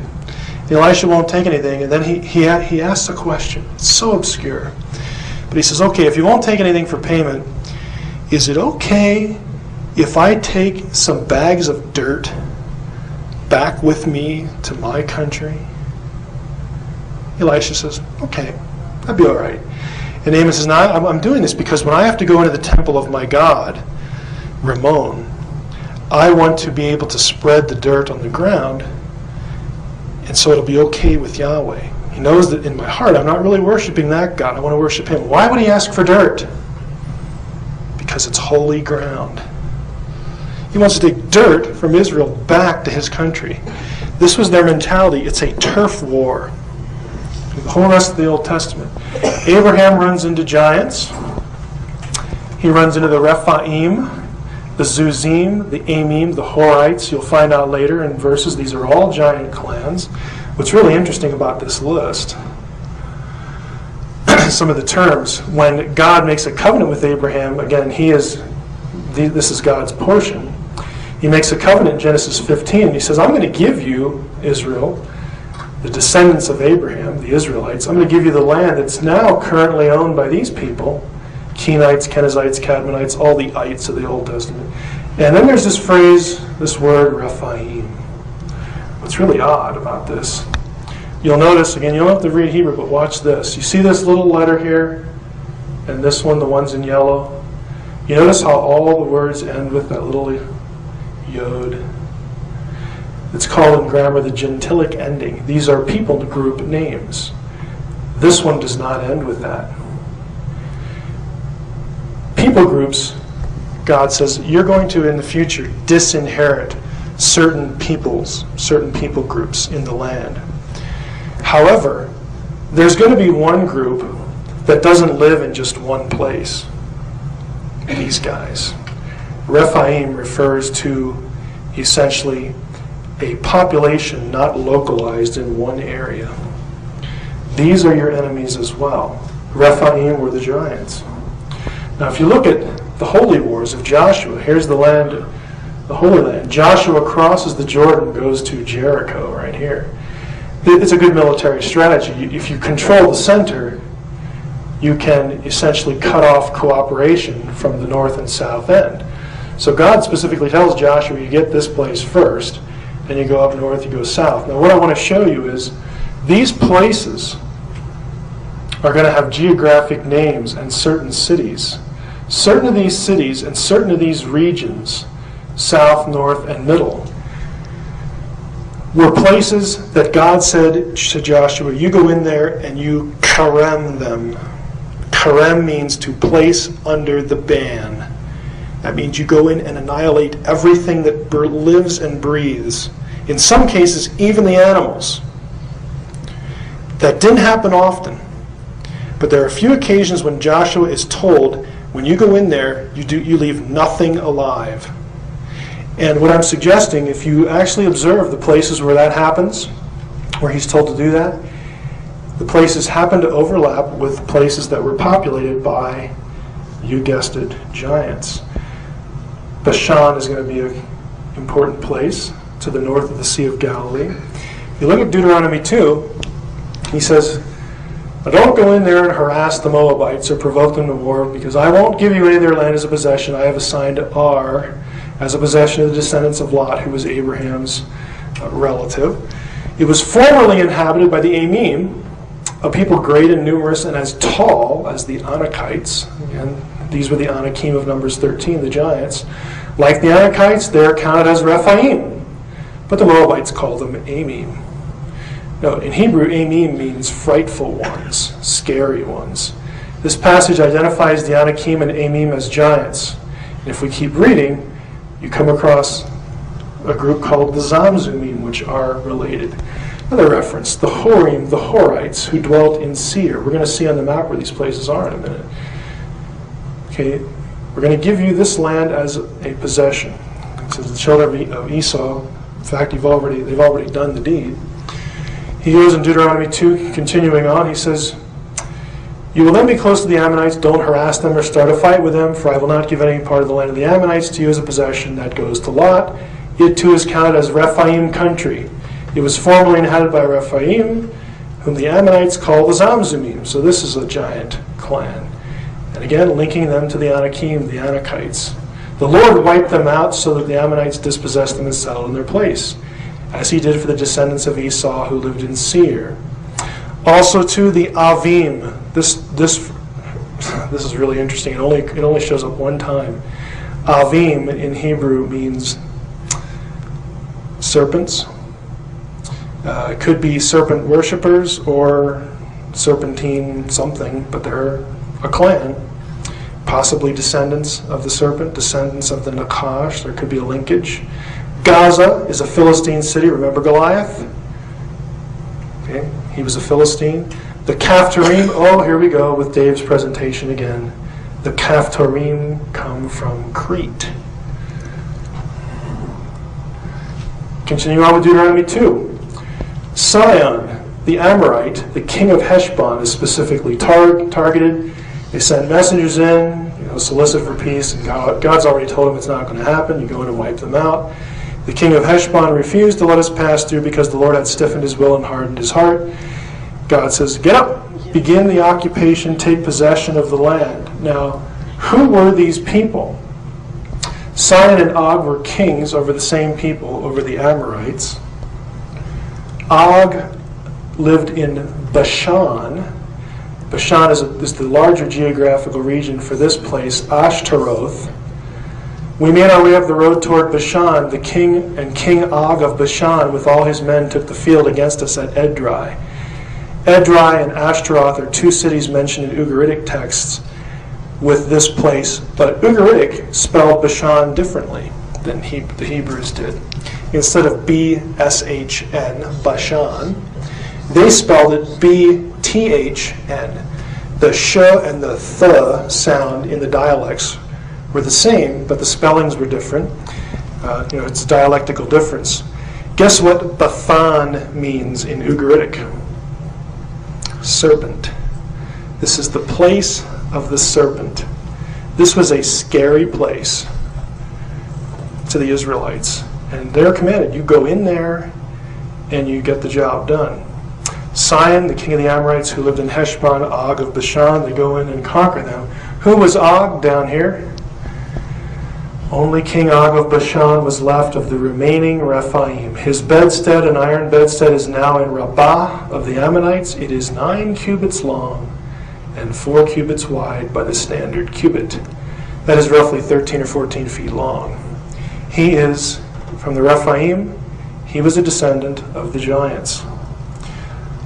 Other places put to the Kerem, Joshua 10, where you have different people groups mentioned. The Perizzites, they go into the territory of the Perizzites and the Rephaim, which is located in the hill country of the Rephaim. Here we have a reference to Arba, the father of the Anakim. The place is Kiriath Arba, also called Hebron.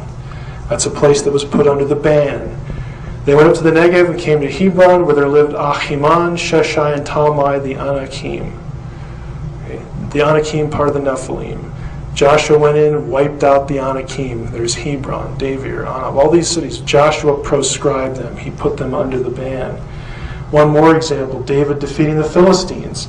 The Philistines, at the famous David and Goliath confrontation, the Philistines came and spread out over the valley of the Rephaim. That was where they set their camp. That was their turf. Joshua 15:8. Then the boundary, what's this valley? What's the valley of the Rephaim? The boundary ascended into the valley, which is the Hebrew word Geh, of Beth Hinnom, the Geh of Beth Hinnom, along the southern flank of the Jebusites, that is Jerusalem. So it's very close to Jerusalem. The boundary then ran up the top of the hill which flanks the valley of Hinnom, Geh Hinnom, on the west, at the northern end of the valley of the Rephaim. And where is that? The Hinnom Valley is a deep, narrow ravine located in Jerusalem, running south from the Jaffa Gate, so on and so forth. The term comes from son of Hinnom, the Hinnom Valley. In Hebrew, it is the Gehinnom. When translated into Greek, it is Gehenna, from which the word and concept of hell originated. The point is that the valley of the Rephaim was essentially, to the Israelite, hell. This is where the descendants of the Nephilim, the descendants of the Nakash, the seed of the Nakash, live. And in the Old Testament, you have nothing more than a series of episodes. Once Yahweh's portion is redeemed from Egypt and told to go into the land, their first job is to go directly in confrontation with the seed of the Watchers.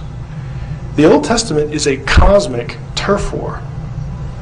Okay, it's not just random, it's not just purposeless. There is a deliberate opposition between one line and another line. It goes all the way back to Genesis 6, it goes all the way back to Genesis 3. And again, hopefully you heard Dave's presentation, because all of these areas, again, are related to giantism, and there are connections with the area of Tyre, the Philistine strongholds, Crete, all these things. Now, when we get to the Serpentine presentation, you'll see what the Tyre connection is, because that's Ezekiel 28, where a divine being, again, is expelled from the garden. Same story, but there's a connection with Tyre, or as Dave would say, Sidon, okay, Sidonia. That's what we have for now, and I'm all done. Guy wants to hold questions. Okay. As we get this started here, as Guy said, I'm more capable than he is of wasting my time.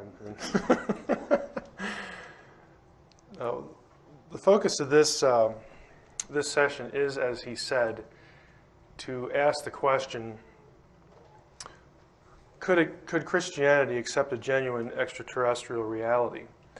And just by way of prepping this, by way of sort of setting this up, You, if you're at all familiar with me, or if you heard one of the other sessions, you know that I really have two sort of operating paradigms for this kind of question. And in my book, The Facade, I actually cover both of them. One is that what we see as the extraterrestrial phenomenon, and I do take it seriously. I do take people, take their experiences as credible reports. You know, there are always some that are making something up or just need attention, but I think the vast majority of people who, let's say, experience some sort of abduction experience, that I don't think everybody's lying. I do think there are credible researchers in this area that have produced a lot of good work to suggest that these people should be taken seriously. But one possibility for all that is that what we're dealing with here, especially in view of the correlations with the abduction scenario, what you read in the literature from abductee testimony, what we could be dealing with here is some sort of mimicry of a Genesis 6 type event, where you have some sinister operation here, where the sons of God or some sort of entity, some sort of divine entity, fallen entity in biblical theology and later Jewish theology, where you have this activity sort of repeated, that it's sinister, it's evil, these entities aren't really extraterrestrials, defined as beings who actually live on another planet, who have determinate lifespans, who need to eat, who reproduce, who hate their jobs and all that kind of stuff. You know, just have a mundane existence. They could be actual entities masquerading as extraterrestrial gods. So that's one possibility.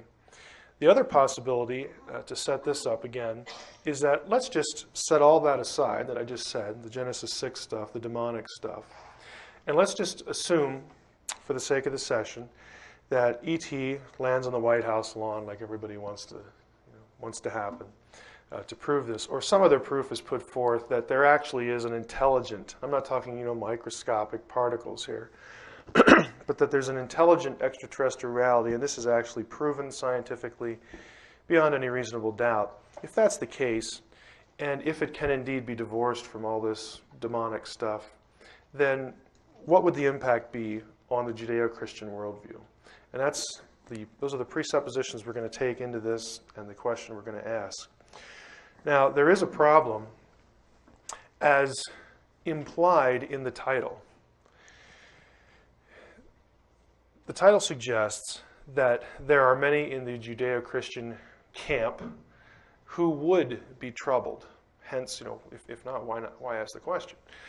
This all goes back to, by way of introduction, to something called the Brookings Report, as far as the attitude today that if there was an extraterrestrial, Jews who take the scriptures seriously, Christians who take the scriptures seriously, just could not handle this. That approach, that idea, that assumption really goes back to Brookings as far as people in the know. And I'm not going to read this whole thing to you, but the Brookings Report was done roughly in round numbers in 1960. Congressional report for NASA, and part of it dealt with the implications of the discovery of extraterrestrial life.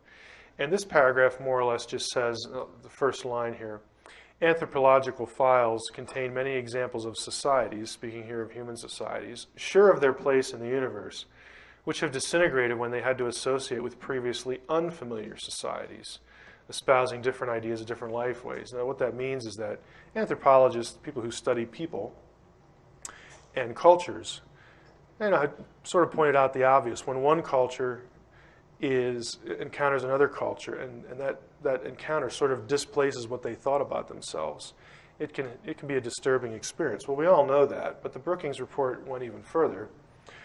It actually, this is a direct quote from a footnote on page 225. It actually says that fundamentalist and anti-science sects are growing apace around the world. For them, the discovery of other life, rather than any other space product, would be electrifying. And if you go down to the last line, if superintelligence is discovered, the results become quite unpredictable. To summarize this quotation, what they're saying is, look, people who are really, in these conservative religious groups, if you actually found intelligent life out there in the universe, this would be a really disturbing prospect for them, to the point where the results become quite unpredictable. we don't know what would happen. And this stance on the part of NASA, on the part of the government, has sort of carried the day as far as disclosure questions. You always hear this when the subject of why doesn't the government just be more honest? Why don't they act more forthrightly? If you saw Richard Dolan's presentation and John Greenwald, you'll know that the government specializes in obfuscation when it comes to getting any information about what it actually knows. And part of the reason that they would give, and have given in print, is that the social, religious fabric of not only our country but around the world would just be too dramatically affected.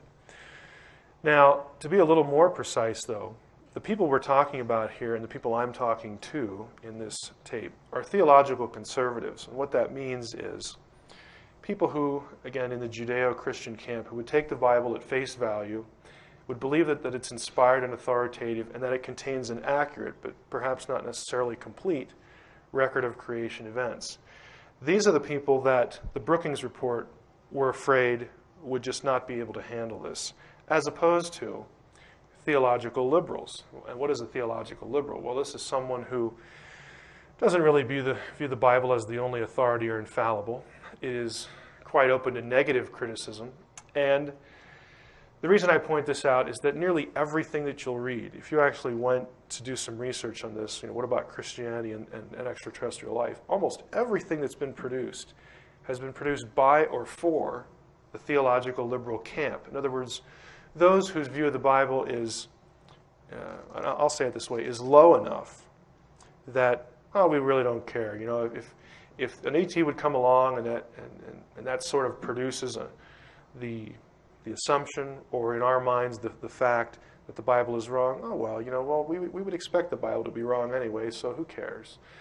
We're not talking to that camp. We're talking to people whose worldview does not allow for a Bible, a text, their religious book, to just be riddled with errors and to make an error so fundamental as to the matter of extraterrestrial life. So I want to be clear as to who I'm speaking to. And I'm specifically speaking to those who are conservative. Now, there has been one attempt recently to sort of assess, in the mind of the researchers, how the religious community in our country would respond to an extraterrestrial reality. And I'm going to tip you off as to where I'm going here. This survey, which you may have heard of, if you perhaps have been to the NIDS website. If you haven't, I recommend it. There's a lot of good stuff on it. But the NIDS people paid for and commissioned, conducted something called the Alexander UFO Religious Crisis Survey. And this is taken directly from the website, from the survey's own abstract. And what they did, to summarize here, is they sent out 1,000 surveys to find out what the impact would be from essentially the mouths of the spiritual leaders in various denominations and congregations. You'll notice at the bottom, the results that they got are based on a 23% return. So 230 of the 1,000 surveys were returned. The country was also divided into 5 regions to do this methodologically. And 563 of the surveys wound up going to Protestant churches of various denominations, 396 to Roman Catholic churches, and 41 to Jewish synagogues. So they tried to sort of hit representationally the major groups. Now the results were that 81 Protestant respondents, again only 81, answered the question that dealt with the approximate size of the congregation. The researchers wanted to know, well, how many people does your church, and hence your view as the pastor or the rabbi or the priest, how many people does your church represent? And so you get these figures in the survey data about total families that the respondents represent. Protestant, you have a little over 35,000. Roman Catholic, a little over 56. And the 6 Jewish respondents would amount to 1,445 families. Now, that's a total of 132 congregations and 93,477 families. Based on a U.S. population of 280 million, go down to the red. These four religious bodies represent 51% of the U.S. population. Again, this is drawn from survey data. What that means, though, and this is me speaking, less than 1/4 of the surveys were returned, and there's no way to tell how theologically conservative the individual minister, priest, or rabbi was who answered the survey, because the researchers didn't ask that question. They didn't ask any questions, in fact, to assess, well, what's your view of the Bible? What's your view of this? To try to get a feel for how conservative they were. The more conservative the respondent, however, the more likely they would be to feel troubled by certain questions. And it's my guess, and it's only a guess, based on people in the ministry that I know of. And trust me, since I do this, I run into different pastors and, that I know, different academics in the wider Christian realm who just wonder, why are you doing this? And when you tell them, it's like, well, surely this just must be evil, and so on and so forth. Because they're very conservative, they don't want to entertain the possibility. So I would suggest that questions like this would really bother a theological conservative. And chances are they would just throw the survey away or answer very negatively. I don't think they would answer very positively to things like this. Do you think genetic similarities between mankind and an advanced extraterrestrial civilization would challenge the basic religious concepts of man's relative position in the universe? That was question number 5 from the survey. Question number 6 was, if an advanced extraterrestrial civilization had religious beliefs fundamentally different from ours, would it endanger organized religions in this country? Chances are a theological conservative would say, yeah, well, it would endanger mine. 10, if an advanced extraterrestrial civilization proclaimed responsibility for producing human life, if the ETs said, we're your creators, would it cause a religious crisis? If you're a religious conservative, this is completely contrary to what the Bible says. And of course it would bother them, again, if they're theologically conservative. But in the survey, you don't really know how conservative or liberal the respondent was. The other problem is the math. By the survey's own mathematical calculations and sources, and assuming a family is 4 people, a couple with 2 kids, we'll skip the dog, then the survey accounts for only 373,908 people in the United States. So there's the math. You get the 477 times 4. So you know how I got this. If we double that, if we're really generous, because again, only half the respondents actually gave their congregation size, so let's double it. That's 0.005% of the population of the United States. What I'm suggesting here is that this survey doesn't really cover what needs to be covered. By way of illustration, I put this in a bar graph, and yes, there is a bar down here for the percent, again, of the population, but it's so small it doesn't even register on the bar graph to graphically illustrate it. So what I want to do, having sort of set this up, so you know who I'm targeting, and you know that I'm thinking that a lot of the efforts to date just haven't done a whole lot, is I want to demonstrate that the issue is important. I'm speaking again for those who are perhaps in the room who are, again, their background is a conservative Christian background, or you know people who have that background, or if you're listening on the DVD, if those categories apply to you. I want to demonstrate for you that the issue is important. There really are theological questions that we need to think about in relation to this, and also to demonstrate that compatibility, in other words, a genuine, a very real extraterrestrial reality is compatible with a conservative, a theologically conservative Christianity and Judaism. My rhetorical questions here, they are sincere, even though they're rhetorical. Are you worried about your faith? Well, I would suggest that you need to stop hiding. There is a coherent response if this were ever the case. And if you like to trouble Christians over the issue, you like to needle them, perhaps go after them a little bit about their faith, I would hope that you wouldn't be as intellectually dishonest and frankly as cranky after today, after you see this, because there are coherent responses. Historically, how did it come to this? I mean, how did we get to this position where the church just really does not want to entertain this question? And the reason I ask this is because it didn't used to be this way. Now, the debate over whether intelligent life exists elsewhere in the universe, again, just departing from all the demonic stuff, the abduction stuff, you might be thinking, well, you can't really depart from that. Again, just for the sake of the discussion is why we're doing it. But the question of whether there are other worlds is actually very old. It goes all the way back to Aristotle and Plato.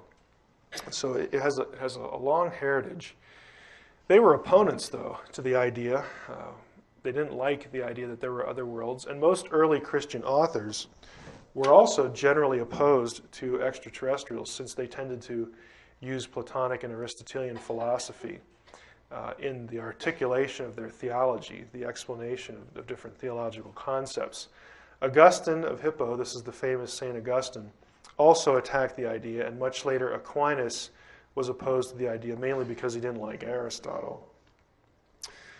Later on, though, when you get into the High Middle Ages, in 1277, Tempierre, the Bishop of Paris, issued, now catch this, issued a condemnation, and he's Roman Catholic, he issued a condemnation of doctrines that seemed to limit God's omnipotence. So he actually produced a list that, if you believe this idea, okay, or if you reject this idea, you're limiting God's omnipotence. And on that list was this.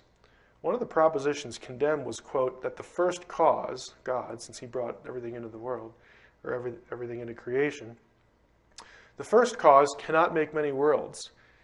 If you affirmed this, if you believed that God could not make any worlds, Tempierre was saying, you should be condemned, your idea should be condemned, because you're limiting God's omnipotence. Omnipotence is the idea that God can do anything that he wants that's consistent with his own nature and his will. So here you have a bishop of Paris saying, you really need to believe this, because he certainly could have doing it. He could have done it. Now, theologians who followed the lead of Tempierre didn't argue that God did create other worlds. Some did, some didn't. But the question was only that he could. So they're opening the door to a positive view of this. That openness led to the introduction of what Christian philosophers would later call the principle of plenitude during the Renaissance. So, a century or so later. This was a philosophical, theological idea, not a biblical one. I mean, you're not going to get this from a Bible verse. But it was a theological idea that posited that an omnipotent creator like that proposed in the Bible must, and here's the key difference, must of necessity bring to be all that is possible to fully honor his own goodness and power. Hence, Christian theology went from seeing other worlds as possible to argue that they might even be necessary for God to really show how great he was. So that became a workable idea. Nicholas of Cusa, a famous figure in church history, encouraged the idea, and he advocated in print that not only could there be a plurality of worlds, but life probably also existed on the moon and the sun. Nicholas was a priest, later became a cardinal, and he was the first prominent Latin Christian scholar to embrace the idea of extraterrestrial life. And he wasn't the only one. Now, later on during the Reformation, the principle of plenitude did face some opposition again, particularly from Melanchthon, who was a Lutheran reformer, who in 1550 warned that the Copernican cosmology would lead to the idea that Christ's incarnation and redemption could have occurred on another planet. Now, what that means is, what Melanchthon's concern was, is that if we have all these other planets out there that are populated, he was afraid, or expressed the concern that, hey, if we affirm this, then we might also have to affirm that God could have sent Jesus to a different planet and effected the atonement for them and perhaps not us. Or later on, this idea is going to be blown up into the, I'll just call it what it is, into the pseudo-theological problem that if there are other worlds, then Jesus has to be incarnated on every one of them and live and die on every one of them and resurrect on every one of them. That's going to become an objection to the idea of extraterrestrial life. But Melanchthon was more or less concerned about humanity losing its position as the redeemed, or as the target of redemption more properly, than somebody else. So he was opposed to the idea. Belief in extraterrestrials among Christians and Christian theologians continued to be quite prominent during the Enlightenment, 17th and 18th century. Near the end of the 18th century, the consensus within and without the church, so both people in the church and people who had nothing to do with the church, was that the universe was teeming with intelligent life. And so many Christians believed the possibility actually enhanced one's religious perspective, again, in light of the principle of plenitude. So it was cool, it was in vogue, it was permissible, it was allowable to believe in other worlds as a Christian at this time. The acceptance of extraterrestrial life among Christians was soon undermined, however, by one of the Enlightenment's major figures. Thomas Paine, again, we've heard of Thomas Paine from history class in The Age of Reason. He argued that astronomical science had made it impossible for any thinking person to accept the central Christian notions of a divine incarnation and redeemer. And in the course of this debate, Paine became a firm deist. In his own words, here's how he put the problem as he perceived it. He says, "From whence could arise the strange conceit that the Almighty should come to die in our world because, they say, one man and one woman had eaten an apple? And on the other hand, are we to suppose that every world in the boundless creation had an Eve, an apple, a serpent, and a Redeemer?" He's saying, look, if this is true, and if the Christian doctrines are true, and if it's true that there are other worlds, wouldn't this whole thing, this whole atonement idea, the whole fall and redemption idea, and the incarnation that Christianity has as its central beliefs, wouldn't that have to be repeated on every world that existed? Or else they wouldn't be redeemed. The Son of God would have nothing else to do than to travel from world to world in an endless succession of death with scarcely a momentary interval of life. There's so many worlds out there, you just have to go somewhere and just die all the time. So he thought it was absurd. Numerous Christian authors in the period after Paine responded to his polemics. Two of the most successful were Timothy Dwight, who was the president of Yale University during these dates, and Thomas Chalmers was a famous Scottish preacher. So they just thought Paine was out to lunch and that the idea of extraterrestrial life was just fine within Christianity. And Dwight and Chalmers, by the way, these were major theological figures. These were not hacks. Okay, these were not people who didn't know theology. They were among the leaders in Christian theology at the time, and they thought it was just fine. They just didn't buy what Paine was saying. Support for the idea of extraterrestrial life continued through the late 19th and early 20th centuries in the church, but it soon became the threat that many Christians see to it today, and that was really because of Darwinism. With the advent of Darwinism, Christians who took the Bible's claim of a divine creator seriously began to view scientists as the enemy. Okay, that was one of the key intellectual movements or changes that has led to the situation as it is now. Once Darwinists, and here was a big, and it still is a very big issue, once Darwinists came to the conclusion that the discovery of extraterrestrial life would amount to added support for naturalistic evolution against the idea of a creator, the church became increasingly hostile toward the idea.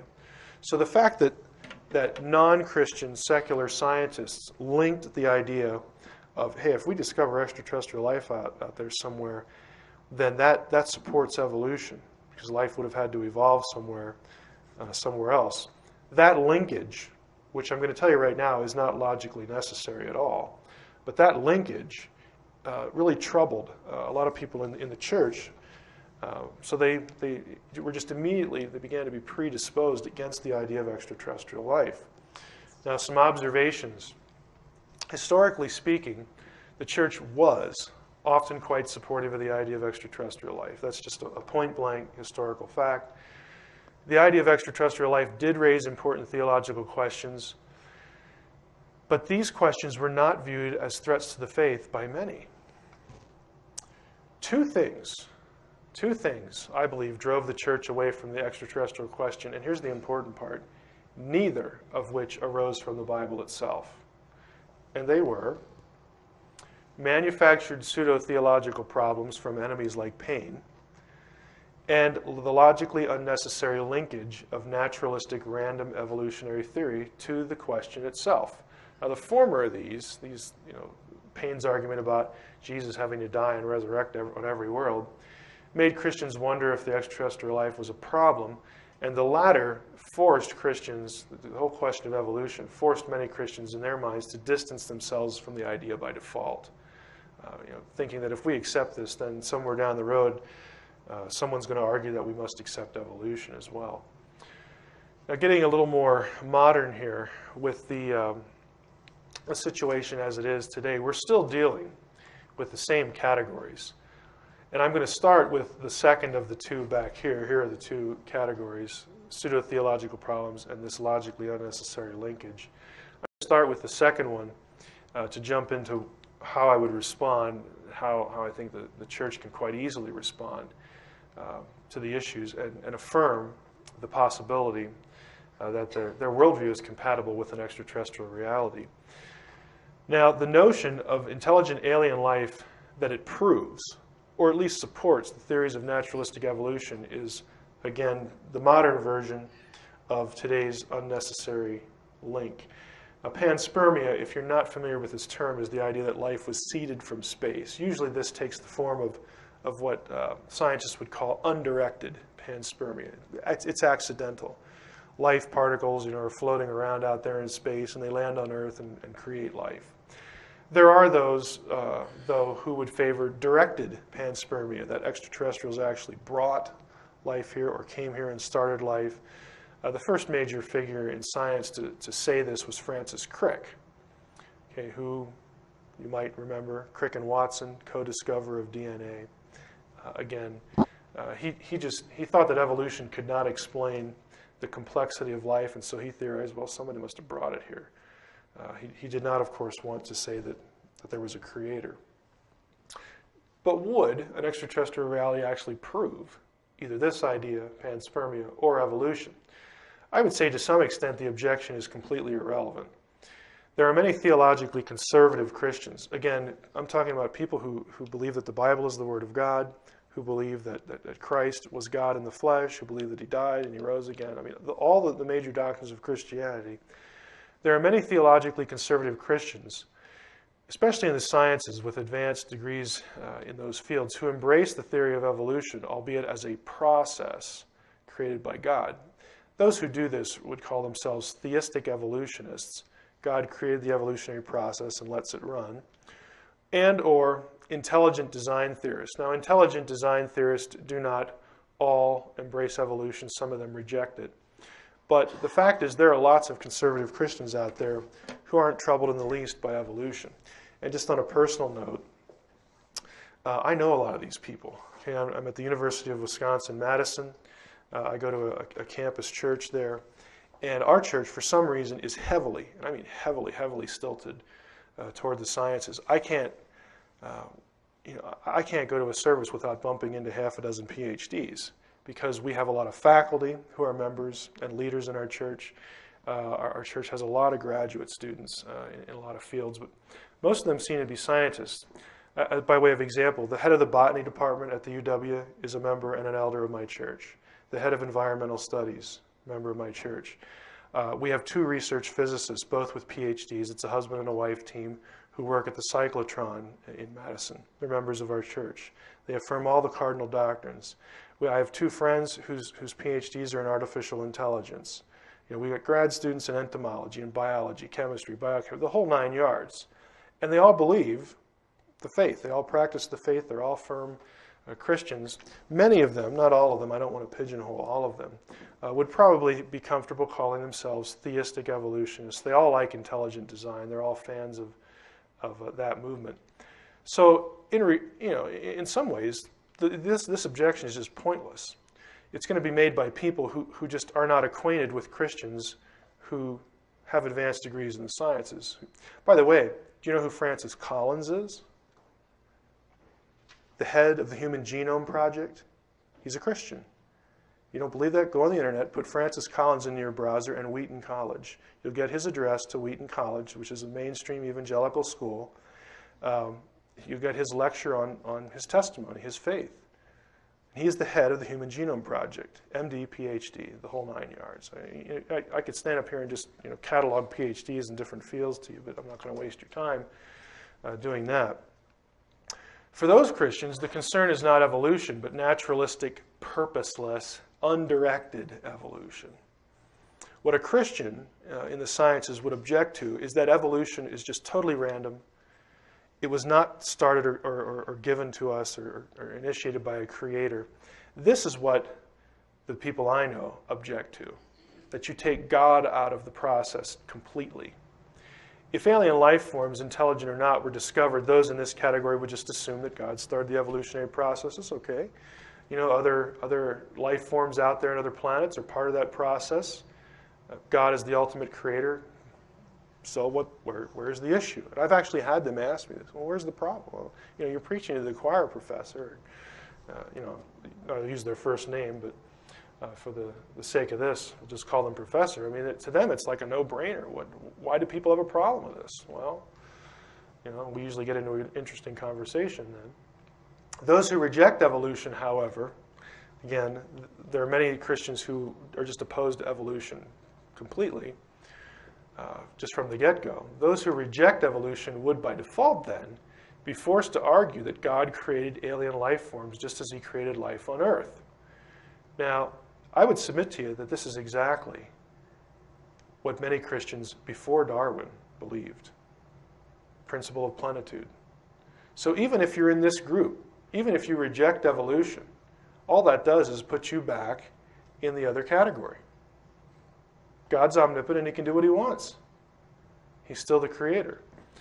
But I do want to unpack this a little bit, this alleged problem, to show again that it's not a very effective threat to the theistic worldview and the Christian worldview. Assuming evolution is valid for the moment, its validity in no way explains the origin of the matter present at the beginning of an evolutionary process. In other words, how organic matter evolves and how it came to be in the first place are separate questions. Okay? There's no necessary link there.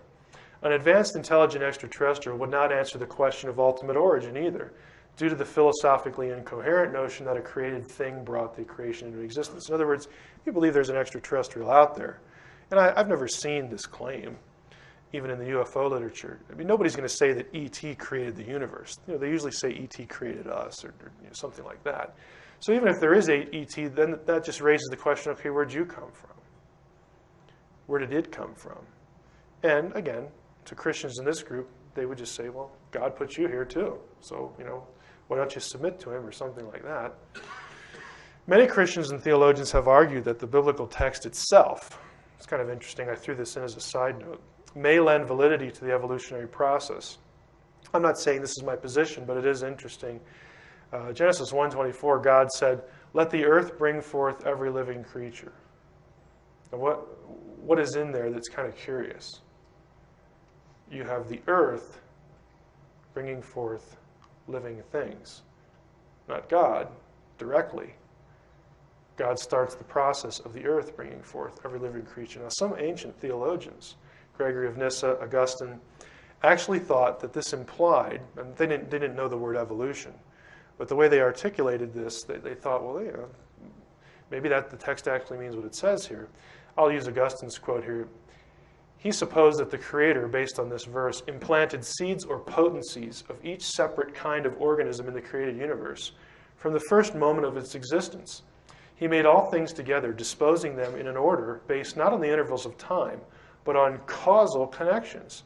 There was, catch this, invisibly present all that would later develop. Okay, that was Augustine, based on Genesis 1:24. So again, this is turf that Christian theologians have covered, before. This is nothing new. If God did indeed create life all over the universe, it is reasonable to expect a genetic relationship. Again, and these are my responses. You remember back a few slides ago, one of the questions dealt with, well, what if there's ET and what if he's genetically similar to us? Would that bother you? I'm saying, well, why should it bother you? It's reasonable to expect a genetic relationship between that life and Earth life on the basis of genetic relationships between life forms on Earth. If they all have the common creator, why would this be a shock? If the Human Genome Project has taught the lay public anything, it is that we are genetically similar to more life forms on Earth than we previously thought.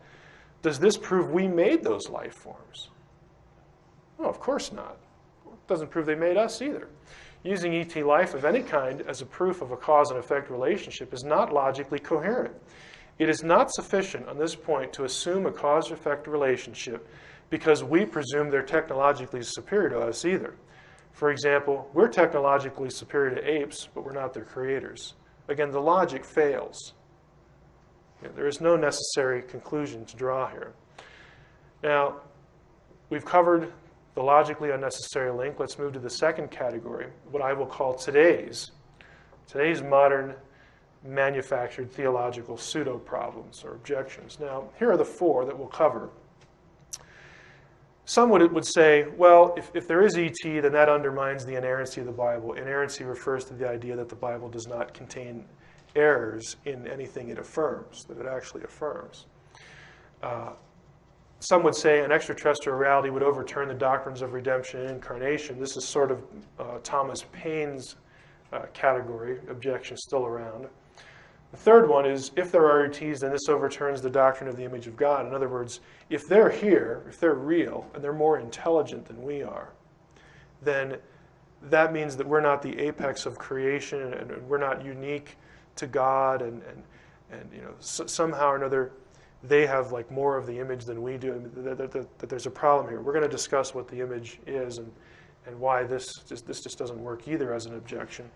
And the fourth is, if there are ETs, people would argue that they must be angels. So some people are afraid that if we admit that there are extraterrestrials, or if that fact is actually proven, then there are going to be people out there who say, those were the angels of the Bible. They were really aliens. Should that bother us? Is that a theological problem? So those are the four. Let's take the first one. The denial of inerrancy issue. This objection proceeds on the naive assumption that if something is not taught in the Bible, it can't be true. And naive is the operative word there.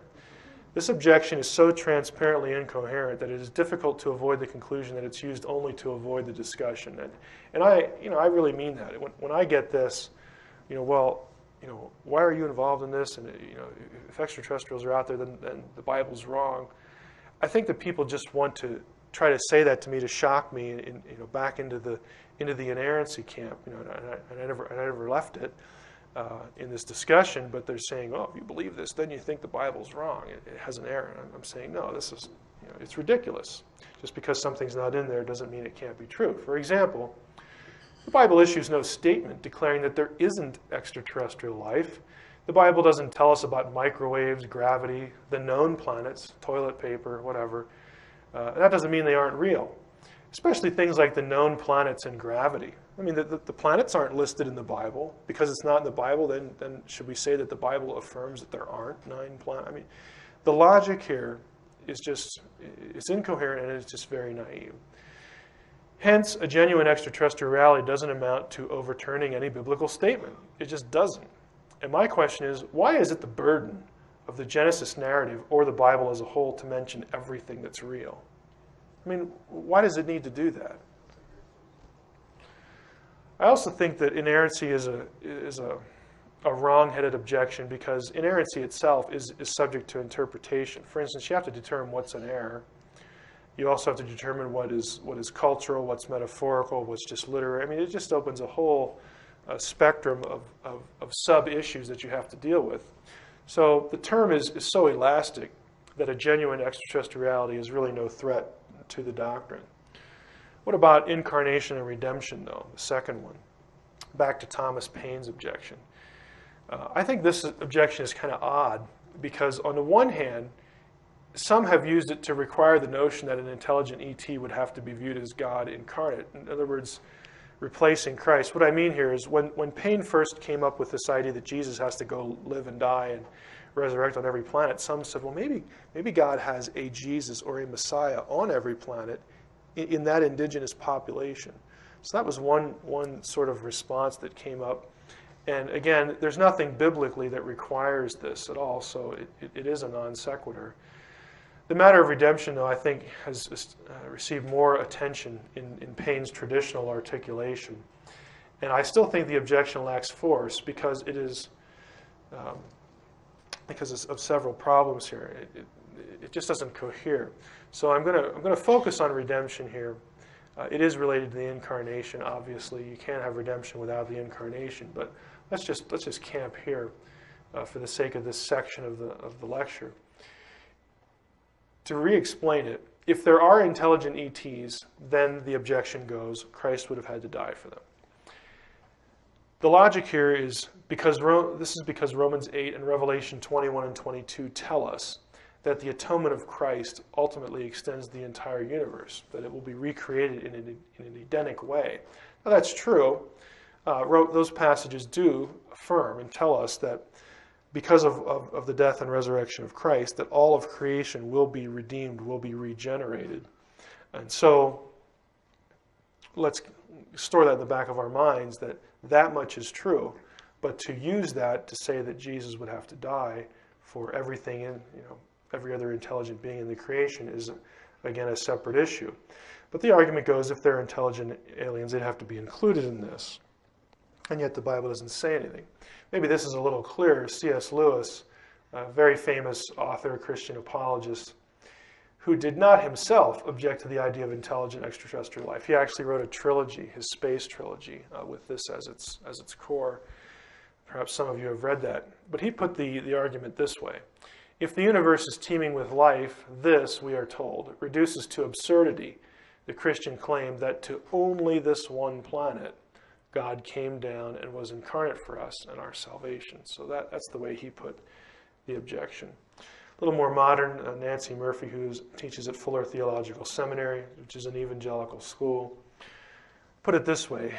She says that the problem is put forth that it would be inconsistent to assume the existence of other life forms capable of responding to the overtures of God, and yet deny the possibility of any event on other planets that's comparable to God's action in Jesus. So again, these are just people who have written on this. Now, I've included Paul Davies' 2 cents on this. Paul Davies is a name you might be familiar with. He is in the field of physics, does a lot of writing on extraterrestrial life. He is not a Christian. I don't know what he is. He's either an atheist or an agnostic. Frankly, when atheists or agnostics do theology, it isn't pretty. It's the same thing here. But I'll read his quotation because I'm going to interact with it. Of all the world's major religions, Christianity is the most species-specific. Jesus Christ was humanity's savior and redeemer. He didn't die for the dolphins or the gorillas, and certainly not for the proverbial little green men. And then Davies asked, but what of the deeply spiritual aliens? Are they not to be saved?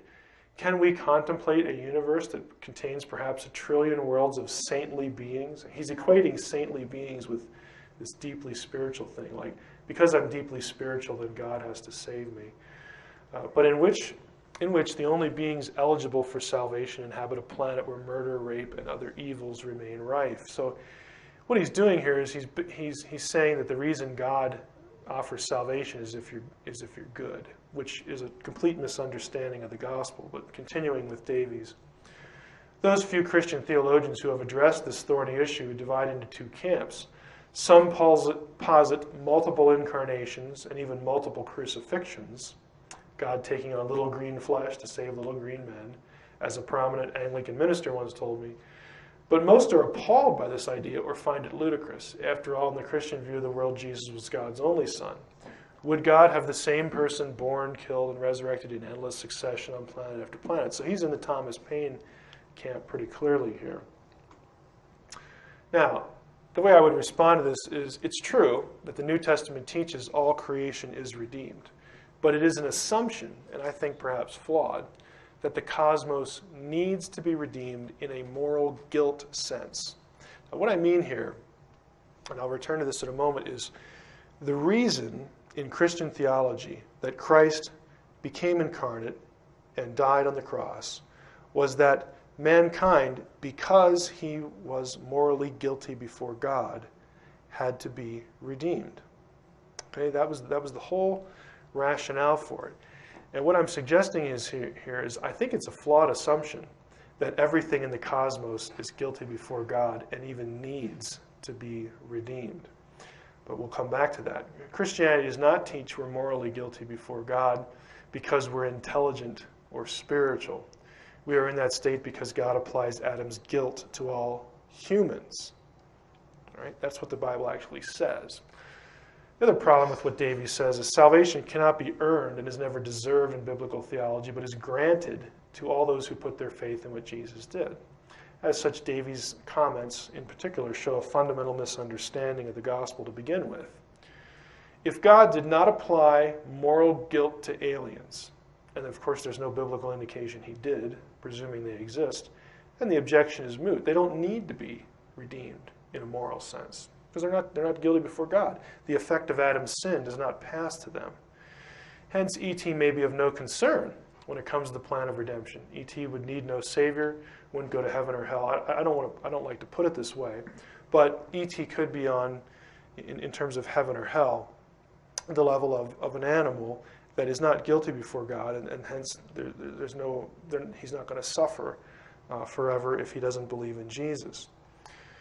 There are other human beings, in fact, I would say, again, this is my own view of Romans 5:12, who do not incur guilt before God, but the effect of what Adam did to them is somehow different. And again, I'm not terribly committed to this view, but I think it's possible that when Romans 5:12, if you're not familiar with it, says, Paul says, "For whereas by one man sin entered into the world," that's Adam, "and death by sin, so that death passed upon all men, for that all have sinned." This is usually taken to mean that when Adam sinned, his guilt was transferred to every human being, and so every human being needs to be redeemed. They need to believe in Jesus, or else they're going to go to hell. Well, if you actually take the verse pretty literally, the only thing that passes upon men is death. And you can easily translate it with the result that all men sin. In other words, what Adam did might only result in mortality, and the fact that now that we're born, every human being will inevitably sin and become guilty before God, but is not necessarily guilty before they sin. Again, it's possible. It's a fairly common theological view when discussing the atonement. But I put in this category babies, abortion victims, people who are severely retarded, people who can't believe. And I'm just suggesting that, hey, there could be another category where human beings are taken care of by the atonement, but not in a moral guilt way. There are other non-human beings who are excluded from the category. Animals don't need a savior in the moral sense, yet they are part of the new heaven and new earth. Perhaps aliens, if they exist, are in that category. So, they're subsumed in the recreation, the regeneration of the cosmos because of what Jesus did. But they're not in danger of going to hell. Fallen gods or fallen angels are another category who have no chance of salvation. Perhaps those beings who portray themselves as aliens are in this category, and a lot of Christians think they are. If that's the case, then the atonement is a non-issue again. Is this a real threat to the doctrine of redemption? In Hebrews 2:9, we do see that this idea of the atonement, its broad effect, Paul, or the writer of Hebrews, whoever you think that is, says, "We do see Jesus, who for a little while was made lower than the angels, now crowned with glory and honor because of the suffering of death, so that by the grace of God he might taste death for everyone. It was fitting that God, for whom and through whom all things exist, in bringing many children to glory," and so on and so forth. I'll skip to the next line. "For this reason God is not ashamed to call them brothers and sisters, saying, I will proclaim your name to my brothers and sisters. In the midst of the congregation I will praise you. Since," continuing, "therefore the children share flesh and blood, he himself likewise share the same things, so that through death he might destroy the one who has the power of death, that is the devil, and free those who were held in slavery." Here's the important line. "For it is clear that he did not come to help angels, but the descendants of Abraham." It's very clear that the angels, especially the fallen angels, are not included in the redemption, in the atonement. So again, there's precedent for a category of intelligent beings not being included in the atonement. The fact that they're intelligent has nothing to do with whether Jesus needs to die for them. What about the idea that all created things will be redeemed, though, going back to that theme?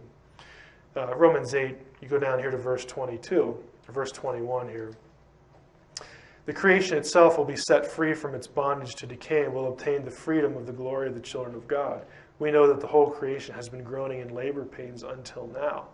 Up here, the creation is waiting and eagerly longing for the revealing of the children of God. This is an eschatological and end times kind of thing, that when Christ returns, creation will be ultimately renewed sometime after his return. Colossians 1, you have the context here is we're discussing, Paul's discussing the Father, God the Father, and Jesus. God uses Jesus to rescue us from the power of darkness and transfer us into the kingdom of his beloved Son, in whom we have redemption, the forgiveness of sins. Going on, Jesus is the image of the invisible God, the firstborn of creation, so on and so forth. If you get down here to the red, through him, through Jesus, God was pleased to reconcile to himself all things, whether on earth or in heaven, by making peace through the blood of his cross. So this idea is biblical, but the point of the redemption of all creation is not to undo moral guilt. The earth isn't guilty, animals aren't guilty. It's to make it what it once was, to give it new life, to set it in right relationship to him as it was in Eden. So again, to summarize this, just because there's an intelligent extraterrestrial does not mean that that intelligent extraterrestrial is guilty before God. And if that's the case, Jesus doesn't need to go to every planet and die. Okay? ET might benefit with the rest of the cosmos from the atonement, but there's no need for God to look down at planet whatever and say, oh boy, there's a population down there, I better go send a Messiah there. The whole point of the Messiahship to specific individuals was that they're morally guilty and they need a means of forgiveness. And there's no biblical warrant to say that ET needs that. Third one, if there are ETs, then this overturns the doctrine of the image of God. This objection requires a little explanation. Supposedly, if there are intelligent extraterrestrials, then the special relationship humans have with God, which is defined as this image idea, is overturned. In reality, the understanding that an intelligent ET would not have been created in God's image and so would not usurp humanity's uniqueness is the primary reason Christianity could sustain an extraterrestrial reality. Now, to explain that, most Christians, and you'll read this if you read theology books, it's very common to say that the image of God is these things. You know, it's intelligence, it's communication ability, you have a soul, a conscience, free will, abstract thought, whatever. So the supposition is that, hey, if there comes along another critter, another being that has these things, or even a couple of them, then that means that humankind is not unique. Humankind is not created in the image of God exclusively, like the Bible says. So there must be a problem with the Bible. That's the way the argument goes. And again, as you well know, I don't buy it. The reason that the image is not any of those things, and that's the key, the image is not an ability or some capacity. The reason that that's not the case is because of several reasons, and I'll try to follow this here. The image is, true, what makes mankind distinguishably and certifiably unique in relation to any other created thing in the universe. The image must be something possessed in its entirety, equally and fully by every human being. In Genesis 1:26, when God says, "Let us make humankind in our image," the whole point is that I'm going to create humanity in such a way that he is distinct from everything else I've created. And since we're created in his image, male and female, and every male and female has it, it's not something you get in stages. Okay, you either have it or you don't. Now these conditions are again mandated by this passage, Genesis 1, okay, the famous image passage, let us make humankind in our image and in our likeness. Genesis 5, we have the phrase again, God creates humankind in the likeness of God. Genesis 9, a very famous verse dealing with capital punishment. Whoever sheds blood of humankind, by humankind shall his blood be shed, for in the image of God has God made humankind. My own position, as you're going to see in the next couple slides, is that the image is not a thing, an ability we have. It's not something put in us. It's something we are. It is a status that we have. We are God's representatives on earth. We are God's imagers, which explains this command. God was offended at murder. If you kill a human being, it is as though you killed God in effigy, because humans are his representatives, his stand-ins, so to speak, on the planet. And that was offensive. Now some observations. All men and women are image bearers, according to that Genesis passage. The image, of course, makes us distinct. There's something about the image that makes humankind like God, and the image is not incremental or partial. What I think it is, and I've already tipped my hand here, and this is based on a point of Hebrew grammar, is the image is something we are, not something we have. This is the phrase in Hebrew, bet tselem is how you would say this, in the image. This little letter is a preposition in Hebrew. They're attached to the front of words. Now think about the way we use the word in. Okay, we use the word in a lot of different ways. If I say, put the dishes in the sink, in that sentence denotes location. Okay?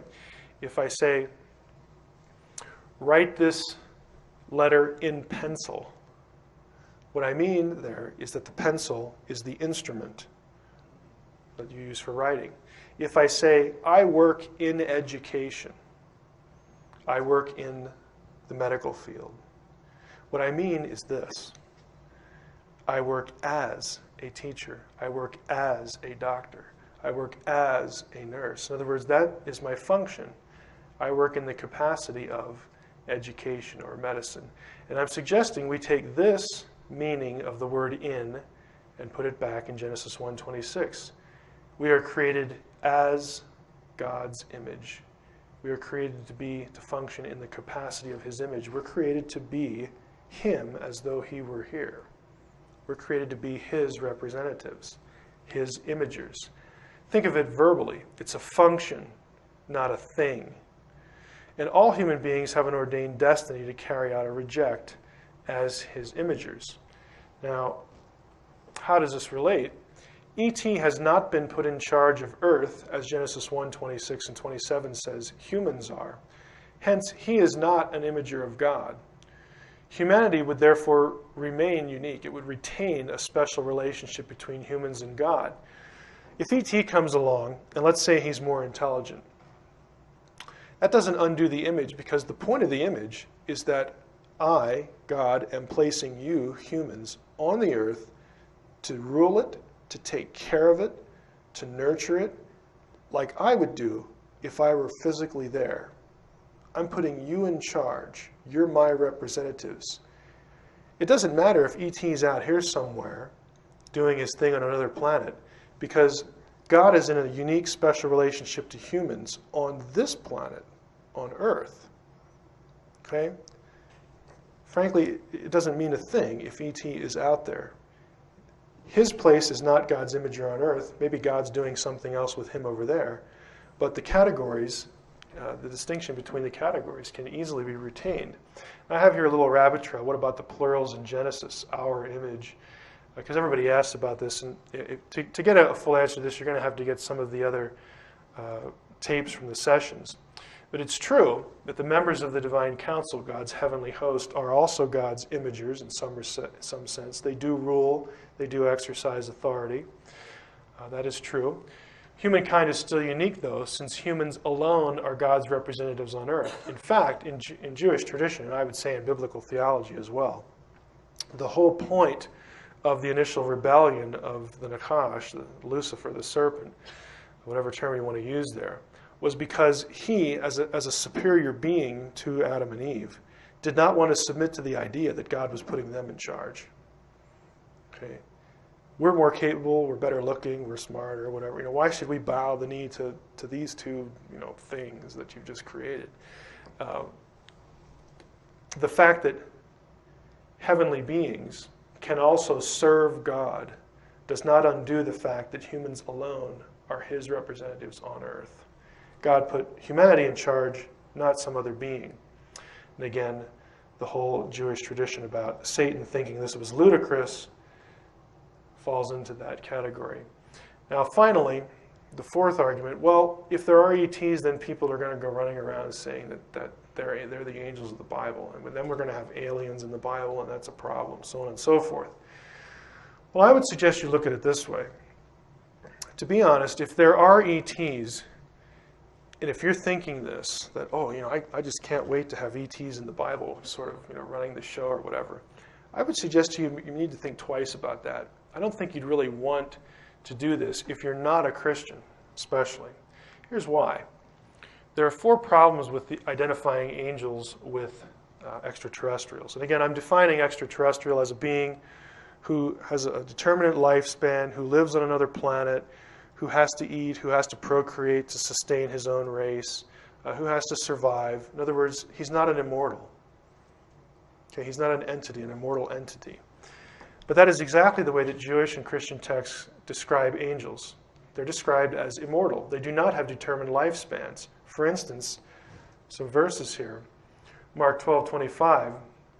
For when they, in the context it's referring to people, when they rise from the dead, they neither marry nor are given in marriage, but are like angels in heaven. Okay, they don't need to reproduce. They will live indefinitely like angels in heaven. Jude 1:6, the angels who did not keep their own position, but left their proper dwelling, he has kept in eternal chains. I would suggest to you that if the sentence is eternal, then the victim of the sentence is also viewed as eternal. Wouldn't make any sense. What's the point of having an eternal punishment if the being is not going to be around for it? Second problem, or second issue, is angels, Hebrew and malachim, are always depicted in human form. In other words, you never have a malach, that's the singular, an angel, ever depicted in non-human form. You have other categories. You have cherubim and seraphim and whatnot.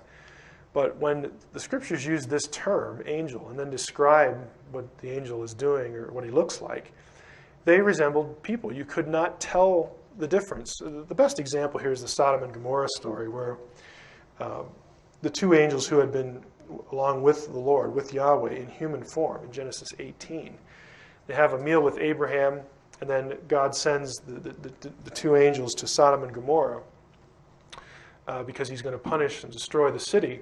When they get there, Lot doesn't know they're angels.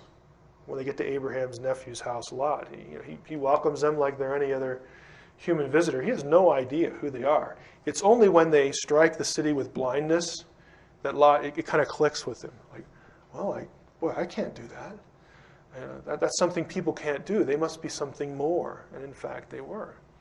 The only really, in the UFO literature, it's only the Nordics that would really resemble in any way angels that are described in the Bible.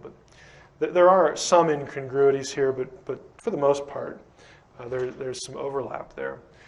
Angels are never said as well to need flying craft to get from one place to the other.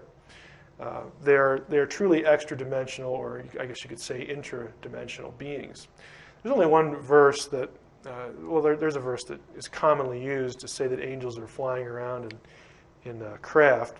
Psalm 68:17 in the King James, but the word angel actually isn't even in here. King James puts it in, but malachim in Hebrew is not there. This is a literal translation. JPS is the Jewish Publication Society version. In many ways, it's a very literal translation. It says that God's chariots are myriads upon myriads, thousands upon thousands. The Lord is among them as in Sinai in holiness. Now, again, the supposition is that, the myriads upon myriads are angels, but, the word isn't actually there, but we'll concede that point, that the supposition is that they're angels. Same would be true in Elisha, in his case in 2 Kings 6, where I'm not going to go through the whole story, but Elisha prays that his servant can see the heavenly army that's protecting him, and God opens his eyes and he sees the hills all around Elisha covered with horses and chariots of fire. By the way, the mention of horses here with chariots, I don't recall reading in the UFO literature UFOs that need horses. I mean, this is just a common ancient version of what they actually saw. And I mention that to say this. As I said last night in the Ezekiel session, the biblical writer, the ancient Hebrew writer, has words for silvery, silver, disc, round, circle, window. I mean, all the features of a common UFO. These are just simple words across the board in every Semitic language, but they don't use them to describe the chariots. They just use the word for chariot, drawn by horses. It's an appearance, again, to create the impression for Elisha and his servant that God has an army protecting them. It's not that God's saying, hey, we're really all here in UFOs. Otherwise, I mean, why didn't he describe that? Fourth, are ETs, scratch the R there, are they the angels of the Bible? Now, Fourth problem, if they're to be misidentified in New Testament texts, then logic would compel us to accept whatever else the New Testament says about them. What I mean by this, in other words, is that it is intellectually inconsistent to accept that an ET reality is, quote, provable from the Bible, and then to turn around and reject what the Bible says about those beings. If you want to say that the angels of the Bible are extraterrestrials, then I want you to be consistent. I want you to then accept and affirm and believe and obey whatever else the Bible says about those ETs, those angels. And here are some examples. And I don't think, if you're not a Christian, I don't think you're going to want to do this. Here's why. Some examples. Angels, ETs in question mark there, save only the followers of Christ at the rapture, or the second coming, if you don't like the rapture idea. So if you're not a Christian, ET is going to kiss you goodbye. Angels, ETs, announced that Jesus was in fact the Messiah. So again, if you're not a Christian, you better get your act together. ET says, ET affirmed, ET declared that Jesus in fact was the Messiah. ETs are also inferior to and are subject to Jesus Christ. He is their authority. ETs, angels, carry out the wrath of God on the earth and unbelievers at the time of Armageddon. So again, if you're here when Christ comes back with his ETs, as people are so fond of saying, as he comes back with his army of UFOs and extraterrestrials, if you're not a Christian, you're in heap big trouble. Now, I don't think I've ever found someone who really would be willing to embrace a lot of these things if they're not a Christian. My experience has been that most people who want to say that the angels of the Bible are extraterrestrials are very hostile to the Judeo-Christian worldview. And I'm just asking, I'm not really asking, I'm just telling you, you're inconsistent. You have, again, the pick and choose approach to the Bible. You pick what you like, you discard what you don't. One must decide one of two things about the angels or ETs idea. Either don't identify them, number one, or number two, explain how it in fact is intellectually honest of you to pick and choose. And I don't think you can do that. Now, one last thought. While it is certainly true that Christianity can accommodate an extraterrestrial reality, there are two aspects of the alien debate that Christian theology today would still reject. One is the assertion that ETs created humanity. What I'm saying here, by way of sort of a summation, is that, look, on the one hand, it's perfectly easy and perfectly reasonable, perfectly workable for someone who's a conservative Jew or conservative Christian to accept the idea that there could be a real extraterrestrial. The problem comes in this linkage, this assertion here.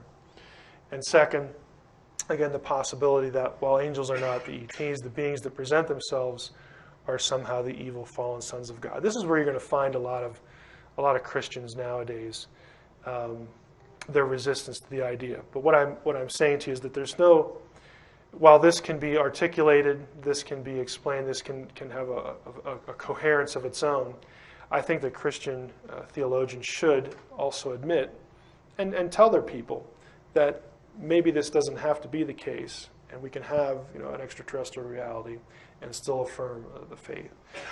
That is what I have for today. We can take question and answer, I guess. I don't know. I don't know what time it is, so I'm going to rely on the tape guys.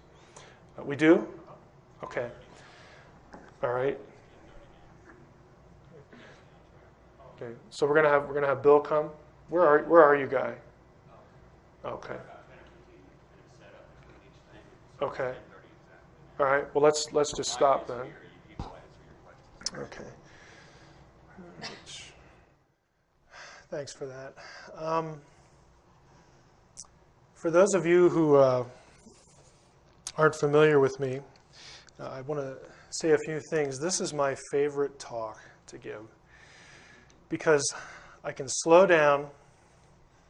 Whenever I do this, I seem to get a good time slot, hour and a half. When I did this in Houston at the HUFON meeting, it's Houston UFO Network, probably about two summers ago now. After I was done with this, we went for 4 hours in question and answer. No, I'm not suggesting anything. But that's okay. I've checked with Guy. I told my wife not to expect me back at any reasonable hour. I'm just telling you, by past experience, this generates a lot of questions. I don't mind answering them. I'll stay as long as you want to stay. This is also something I enjoy doing because I like the give and take with an audience. It is really right up my alley because of my background. I do want to say, though, that this is also the material that gets me in the most trouble because of the, well, you know, it's fairly confrontational. With Zecharia Sitchin, I don't know Zecharia Sitchin. I've not met him. When I wrote the first draft of The Facade, which is sort of a novelization of my views on a whole range of things related to UFOs and abductions and all that sort of thing. When I first did that draft, I had never heard of him. I had heard of Eric von Daniken, but I had never heard of Zecharia Sitchin. After I did the first draft and started to have some people read it, I began to hear the name, so I looked him up and got a couple books and read his material.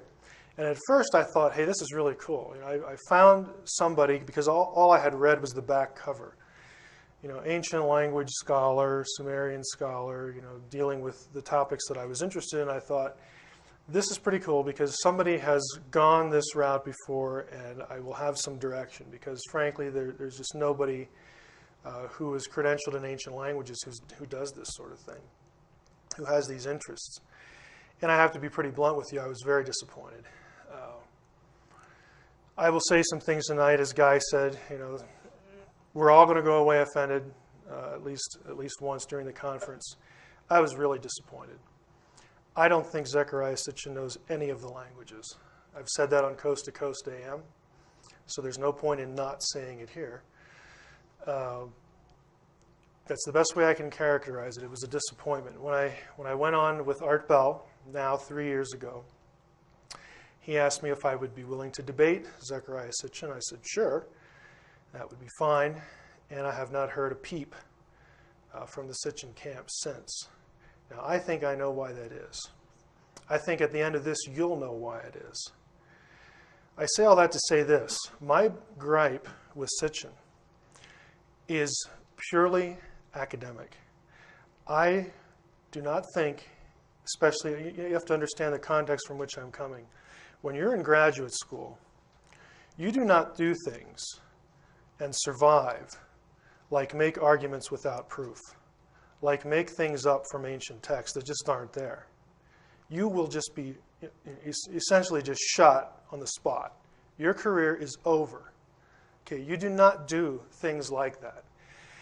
And that's what I encountered in Sitchin's works, and plus all sorts of just plain mistakes. Now, I want to preface our beginning here by saying, in reference to my title, why you should care about honesty and scholarship. The reason you should care is because maybe there's one of you out in the audience here who has studied an ancient language or two, or maybe has a degree in it, but by and large, someone who picks up Zecharia Sitchin's works or goes to a website or looks at this material on the internet, you have no idea how to interact and how to critique this material because it's not your field. You all have different fields. You all have different interests.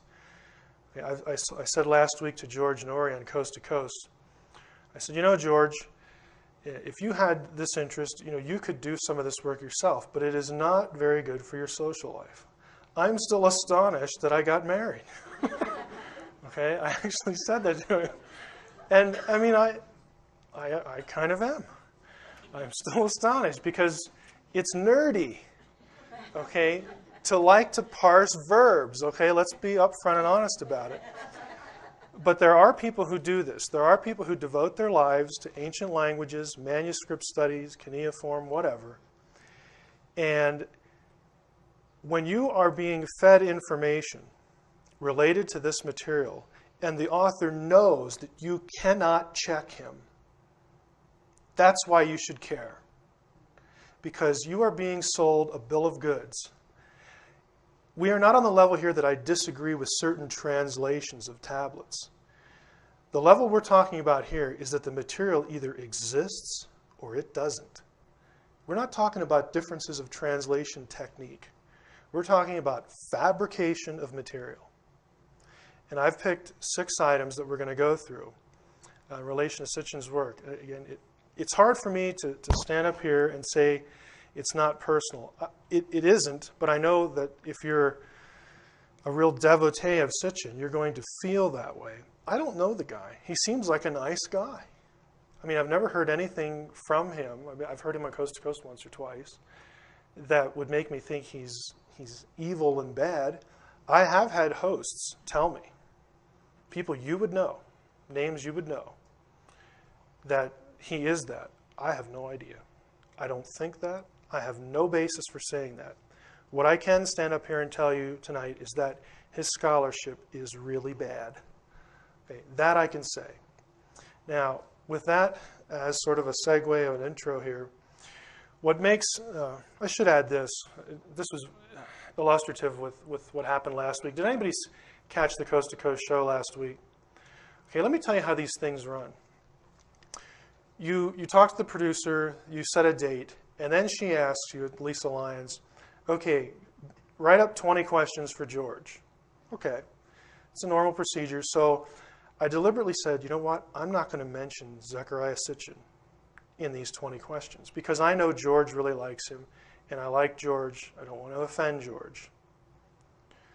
If you were listening to the show, we're not 30 seconds into the show, and he's asking about Sitchin. The board op, they call you about 5 or 6 minutes before the show, make sure you went to the bathroom. They said, well, George really wants to talk about angels. He doesn't really want to talk about, Jewish texts. Fine, whatever George wants to do. And I'm telling you, 30 seconds in, there it is. And he kept bringing it up. Okay, so I wanted to tell you, I didn't initiate that. It just happens. And so I'm willing to take the heat for it, and I'm also willing to do it because it needs to be done. Why, you might ask, do you think, Mike, it's important to speak out about what somebody else teaches? Is it any of my business? Isn't it mean? Are you just bored? I do get bored. I could have put here, don't you just want to make money off Zecharia Sitchin? I've been accused of that publicly by William Henry. And what I did for William was I posted my income tax returns on the internet for the last 3 years. Now, I blacked out the names and the social security numbers, and I said, here you go, William. Do you think you or Zecharia Sitchin will do the same? William removed his rant against me off his website. Okay? I am not in this for money. You don't believe me? Ask my wife. Okay? She wishes I was. What if I was a lawyer and your friend, and I knew that the lawyer you had hired to represent you wasn't very competent in an area of the law critical to your interests? Should I say nothing? Should I let you get taken? Is that what you'd want? What if I was a doctor and a friend of yours and I suspected that your doctor was unaware of or hesitant to tell you about an experimental treatment that might save your life? Should I just shut up? Would you want me to say something? What if I was a financial advisor and I knew that an associate in my office who was managing your account was not getting you the return that you could be getting? Would you like me to say something? Okay, I'm none of those things. I'm also not a minister. What if I was a minister, though, and you came to me with a theological question, and I only gave you enough information to steer you toward my view? Is that honest? Is that fair? No, it's not. So my dilemma and my task is, on the one hand, I do acknowledge that a knowledge filter exists in academia and that you do have some cause to be suspicious of academics. I'm an academic. I understand that. Academics don't want to touch this stuff with a 10-foot pole. As Richard Dolan told me today, I finally got to meet him. He said, we are in an academic ghetto. Okay? And there's a lot of truth to that. But there are those of us who think that the subject matter is important enough to just step outside of our own little world and quit pretending these things don't happen to people, I acknowledge that people's experiences are real. Okay, I am not a debunker. Okay, I know that what happens to people in this area, this is real stuff. Yeah, I can't claim to know exactly what is happening. I have my suspicions based upon my own area. When it comes to my own area, I can tell you what is up to snuff, and I can tell you where you're getting just hoodwinked and flim-flammed, okay, in this area. Another problem I have is I know that a lot of you aren't interested in language stuff.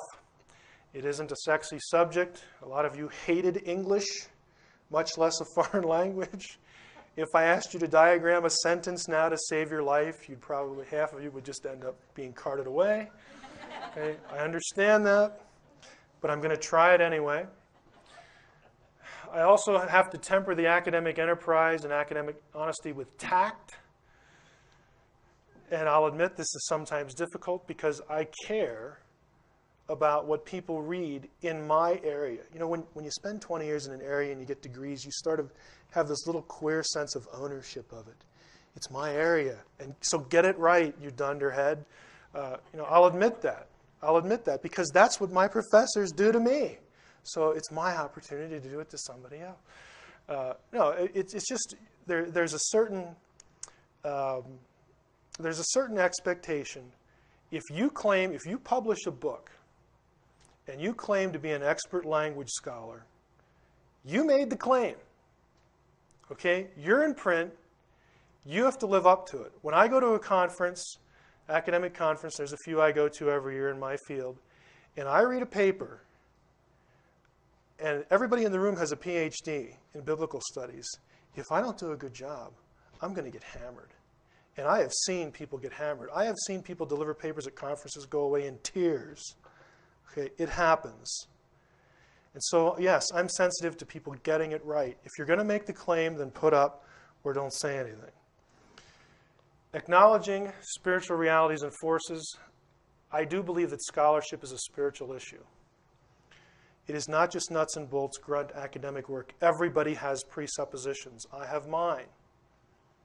Okay, you know about some of them. I'm a theist. I believe there's a God. If I believe there's a God, I believe he can actually do something. Okay, what would be the point if I didn't? I believe that he can actually supervise people to write things down for posterity, both what we would call scripture and not. That, you know, in providence, he wants preserved. I operate with certain presuppositions as a theist. I don't believe Zecharia Sitchin is wrong in his analysis of ancient text. I know he's wrong. And I can empirically show you, and I will tonight. Okay, I know it's not very hard if you are in the field. Now, my challenge is to you, go ahead, check my credentials out. I don't have any phony degrees. They're real. My resume is on the internet. Ask yourself if it makes sense as we go through this material to believe what Mr. Sitchin says about the ancient texts against what the ancient Mesopotamians say. And I'm saying this for a specific point in the lecture. I will come back to this. But at some point, you're going to have to accept what he says over what the scribes themselves say. Now, my money's on the scribes. Okay? Ask yourself how Mr. Sitchin's work can be considered credible in light of its demonstrable errors. And ask yourself why Mr. Sitchin has refused to debate me since 2001. That's a little self-serving, I'll admit it.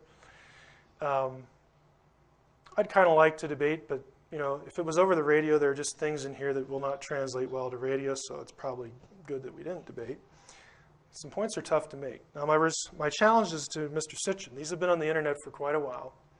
Show me proof of your ancient language training. I mean, I'm at the point now where I don't want to see a degree. I want to see a class. I want to see one semester of anything. Explain why your word meanings are superior to those in ancient cuneiform dictionaries. Yes, believe it or not, the scribes themselves created dictionaries, and they're bilingual. Sumerian on one side, Akkadian on the other. We have literally 50 to 60,000 words in clay tablet dictionaries made by the scribes. We don't have to guess at what a word means and what they thought it means. They've told us what it means. And so often Mr. Sitchin's translations, and I use that word loosely, defy the Sumerian scribes themselves. I don't know of any other way to put it. Explain the language and translation errors in your books.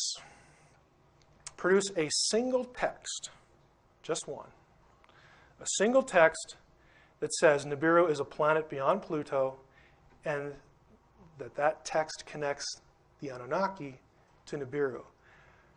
There is no text, none, zero, nada. There is no line of any cuneiform text that has that in it. That is entirely contrived. If you don't believe me, I have bibliography on my website. There are articles on Nibiru that account for every place it ever occurs in any tablet. And you can look them up for yourself in English translations. It ain't there. Explain why your God-planet correlations are contradicted by all cuneiform astronomical texts. I will explain that as we go. So let's get started here. 2 areas I want to hit on with 3 subjects in each. Sitchin and Mesopotamian astronomy. We will talk about the cylinder seal that he says shows that there's 12 planets. We'll talk about planet-God correlations and the identification of Nibiru. We'll explain those when we get there. And Sitchin in ancient languages, we'll discuss 3 terms that occur in his books a lot: Elohim, Nephilim, and the word Shem. Start with cylinder seal VA 243. The VA is, this seal is actually kept in the Forter Asiatica Museum in Berlin. That is the Museum of West Asian Antiquities. It's seal number 243. You've probably seen this. Now, here's the other reason I like this one. Actually, I just got this. My laser pointer. I get to play with a laser pointer. I better switch hands for this. This is delicate work. You see this right here? Zecharia Sitchin says this is indicative of 12 planets. He says this is the sun, and these dots around the sun, if you add them up, 4, 6, 7, 10, one over here, 11, I think, did I do my math right? He says that plus the sun was counted as a planet, so he says there's 12 planets. Now, in the ancient world, it's true, sun and moon were counted as planets. And so if you take the 9 we know about plus sun and moon, that's 11, and he says this seal says there's 12.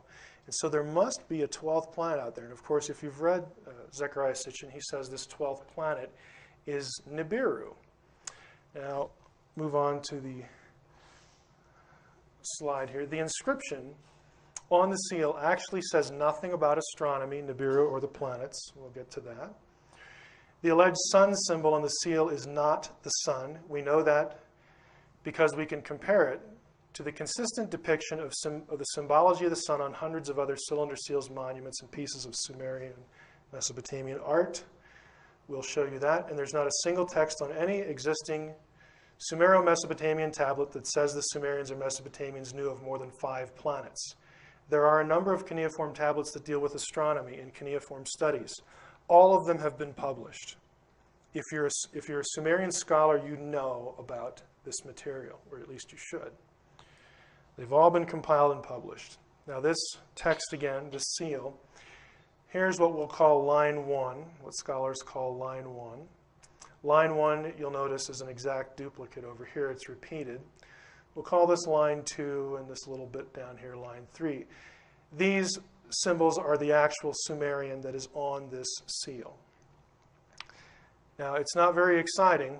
Again, here is the publication. You want to look it up? Go ahead. I will give you the information. I always try to give you the bibliography. This is the West Asian Cylinder Seals, 1940, by Anton Mortgott. He's an expert on Sumerian cylinder seals. It's in German. If you read German, you're most fortunate. Line 1, Dubsiga is a personal name. Ili Ilat, another personal name. This is German Dein Knecht, for your servant. So that's what it says. Dubsiga, Ili Ilat, your servant. That's all the seal says. It has nothing to do with astronomy. Again, the translation's published since 1940. Zecharia Sitchin should have known about it. In simplest terms, the alleged sun seal in the upper left corner of the seal isn't the sun. And so the artwork doesn't depict the sun and our solar system. It's a star. We know this because of the consistent sun iconography of Sumerian Mesopotamian art. In case you're thinking, well, the sun's a star, the Sumerians and Mesopotamians distinguished these bodies in their artwork. This is your typical sun symbol. You'll notice there's usually a central circle, and of course you have points, which the symbol on the seal that Zecharia Sitchin has, VA243, has. But the key here is that sun iconography consistently has these wavy lines, the rays of the sun. Here's an actual example. You'll notice the wavy lines here. One of the most common artistic motifs is in Sumerian Mesopotamian art, they will depict the sun, the crescent moon, and the star together. And I bring this up to show you that they distinguished the symbols. Here's one example. Sun, wavy lines, crescent moon, star. Star, sun, again, wavy lines, crescent moon. This is the complete, we just had this one on the last slide, this is the complete stela. You notice these symbols. This is a common zodiacal symbol, the Sumerian Mesopotamian zodiac. This is the complete zodiac. And you'll notice again, star, crescent moon, sun, wavy lines, and the rest of the symbols in their zodiac. Another zodiac.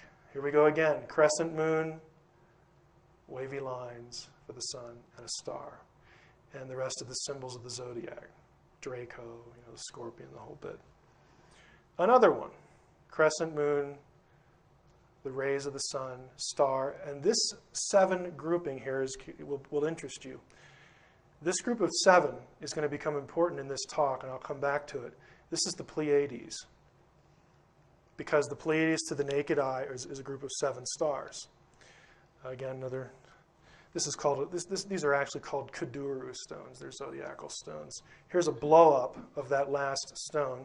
Crescent moon, wavy lines, star. Now, stars. There are several styles in Sumerian art. This is the one from VA243, the Sitchin seal. You'll notice they have different numbers of spokes or points. Here's 6, here is 7, here is 8. The Sitchin thing has 6. We'll get to the dots later. Here are the Pleiades. The reason this is important is you'll notice in this piece that they aren't always consistent in the way they are done. You have a certain number with points. This one didn't really, maybe 1 point you can get out of that. Some of the others, you can't discern a point on them. Here you have, again, the Pleiades, pointed stars with the crescent moon up here as well. This is well-known iconography. Here is our familiar grouping of 7. They're balls. Take note of that. They're just little balls. Here, more star iconography. Now, the reason that that's important, I should go back here. You say, well, how can that be a star, Heiser? What are the things around it? They're also stars. What this is a certain constellation. I don't know enough astronomy to tell you what it is, because the seal doesn't have any inscription on it that tells you. But just because they're balls does not mean they're not stars, as noted by the familiar Pleiades constellation. By the way, the Pleiades constellation shows up a lot in Sumerian art. So we talked about cylinder seal VA243. Let's talk about planet-god correlations. There are a number of cuneiform tablets whose contents concern astronomical observations and planetary theory. In fact, you can buy a very exciting dissertation called somebody out there's laughing. Okay, I was a little facetious. Called Babylonian, or actually Sumerian and Babylonian planetary theory. It's all been published. Okay, there's nothing secret. No men in black came and stole the tablets. And okay, it's all been published for years. There are a number that deal with this. These texts, again, are accessible if you know the material. Here is bibliography. I'm not going to bore you by reading the bibliography. If you want it, you can get the disc in the back. Some technical works. These are all the major works. Theory of the planets. It's all published. Now, the reason this is critical to understand and get into is that Sitchin places a highly literal interpretation on the epic of creation. That's the title of a Sumerian Babylonian epic. Sitchin's reconstruction of Earth's creation and our solar system requires the names of gods to be substituted for those of the planets as he has them. Here's what I mean by that, said in a little better way. Sitchin knows, or knew when he wrote, I guess, I have to make this presumption, that it was very common in Sumerian Mesopotamian mythology and epic literature, just as it is for the Greeks and whoever, that the celestial bodies to them corresponded to divine beings. Okay, so they would name them. Well, that star over there is Marduk. That star over there is Ea. That star over there is Anki. And they would create correlations in their astronomical texts. They would associate stars with divine beings. And so when the Sumerians did their rather boring work of astronomy, and they literally did the math. They could tell you when the lunar eclipse was going to happen. They knew 5 planets plus sun and moon. There are always only 5 in every astronomical cuneiform text, only 5 planets that they knew about, plus sun and moon. But they could trace their movements. They understood constellations and things like this. And they associated them with different deities in their pantheon. Okay, Sitchin knows that. So what he does is he goes back to Enuma Elish, the epic of creation, or Atrahasis, and he says, well, these gods in these stories must correspond to the planets in our solar system. And he creates these correlations and then rewrites, essentially, what these epic tales are telling us. And he has created an entire counter-mythology, an entire counter-literary work that has a 12th planet coming into our solar system in ancient times, essentially colliding with a planetary body, some cataclysmic event that out of which comes Earth and Mars, and then this Nibiru planet goes away for a while, and it comes back in every 3,600 years. And he says that the Sumerian literature is actually describing these events, that when Nibiru came through, that the Anunnaki left their planet, or their ship that looks like a planet, came down here and genetically engineered us. Okay, the way his entire theory depends on his matching certain planets with certain gods. Well, guess what? His matches don't agree ever with any of the actual Sumerian correlations between planets and gods. Here's the table. I just summarized that. There are 5 planets, sun and moon. That is Mul Apin, the cuneiform astrolabe. This isn't very, you can't really see this very well, but I've sort of done something with the next slide, but I just want to show you something. Here on Mul Apin, the planets, and they include sun and moon, are listed. They knew of Saturn, Jupiter,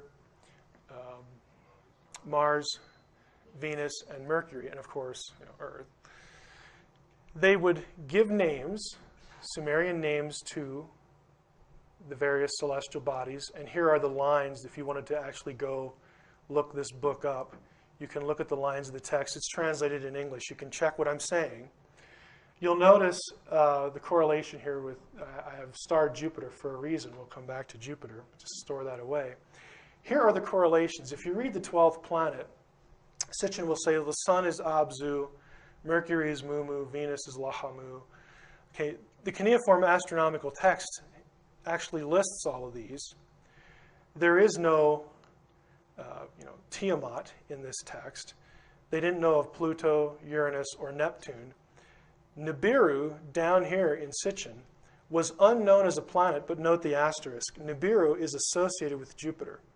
It's also associated with Mercury in one text, and it is also just called a star. And that might give you the impression, well, did they know what it was?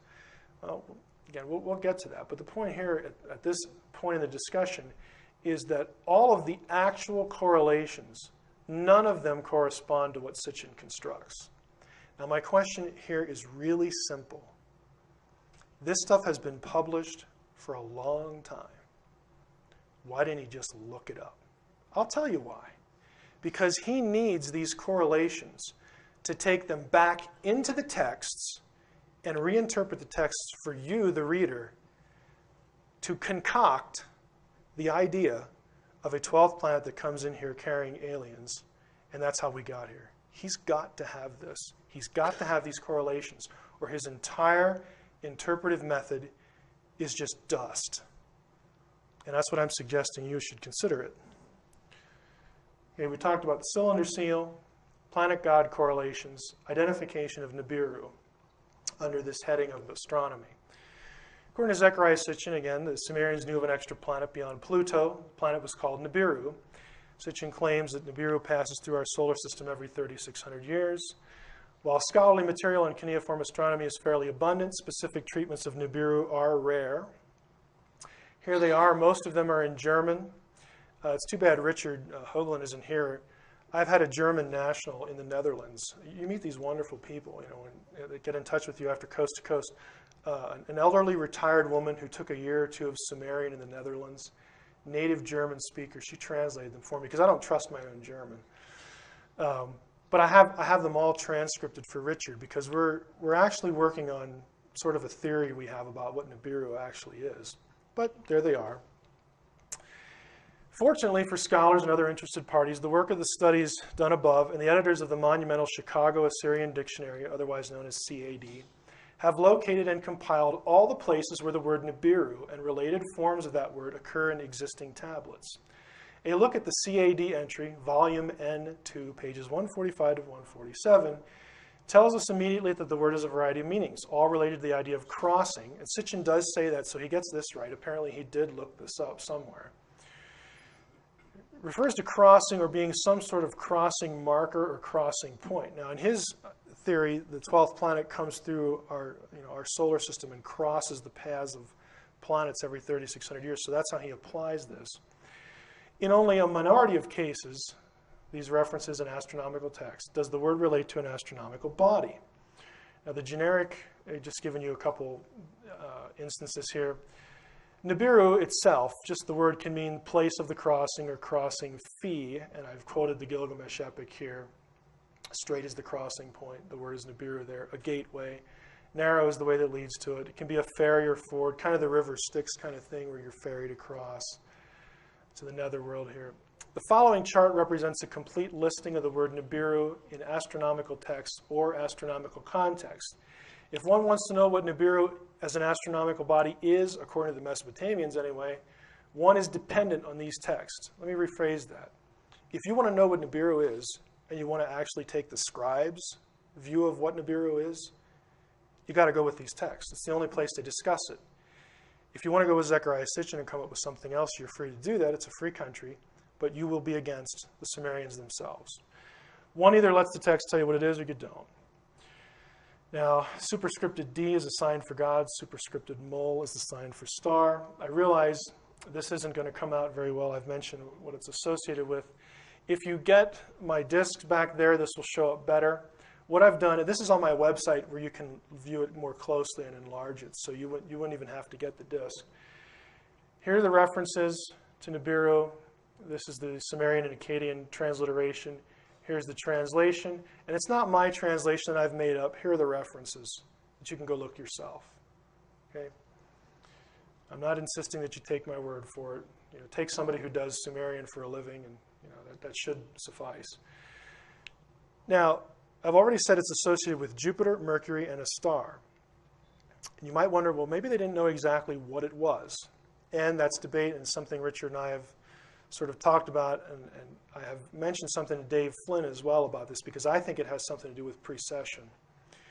And I don't understand astronomy or precessional cycles well enough to really know that. But now that I have the, what I consider reliable German translations of the German articles, I can go back and ditch my own and go back and look.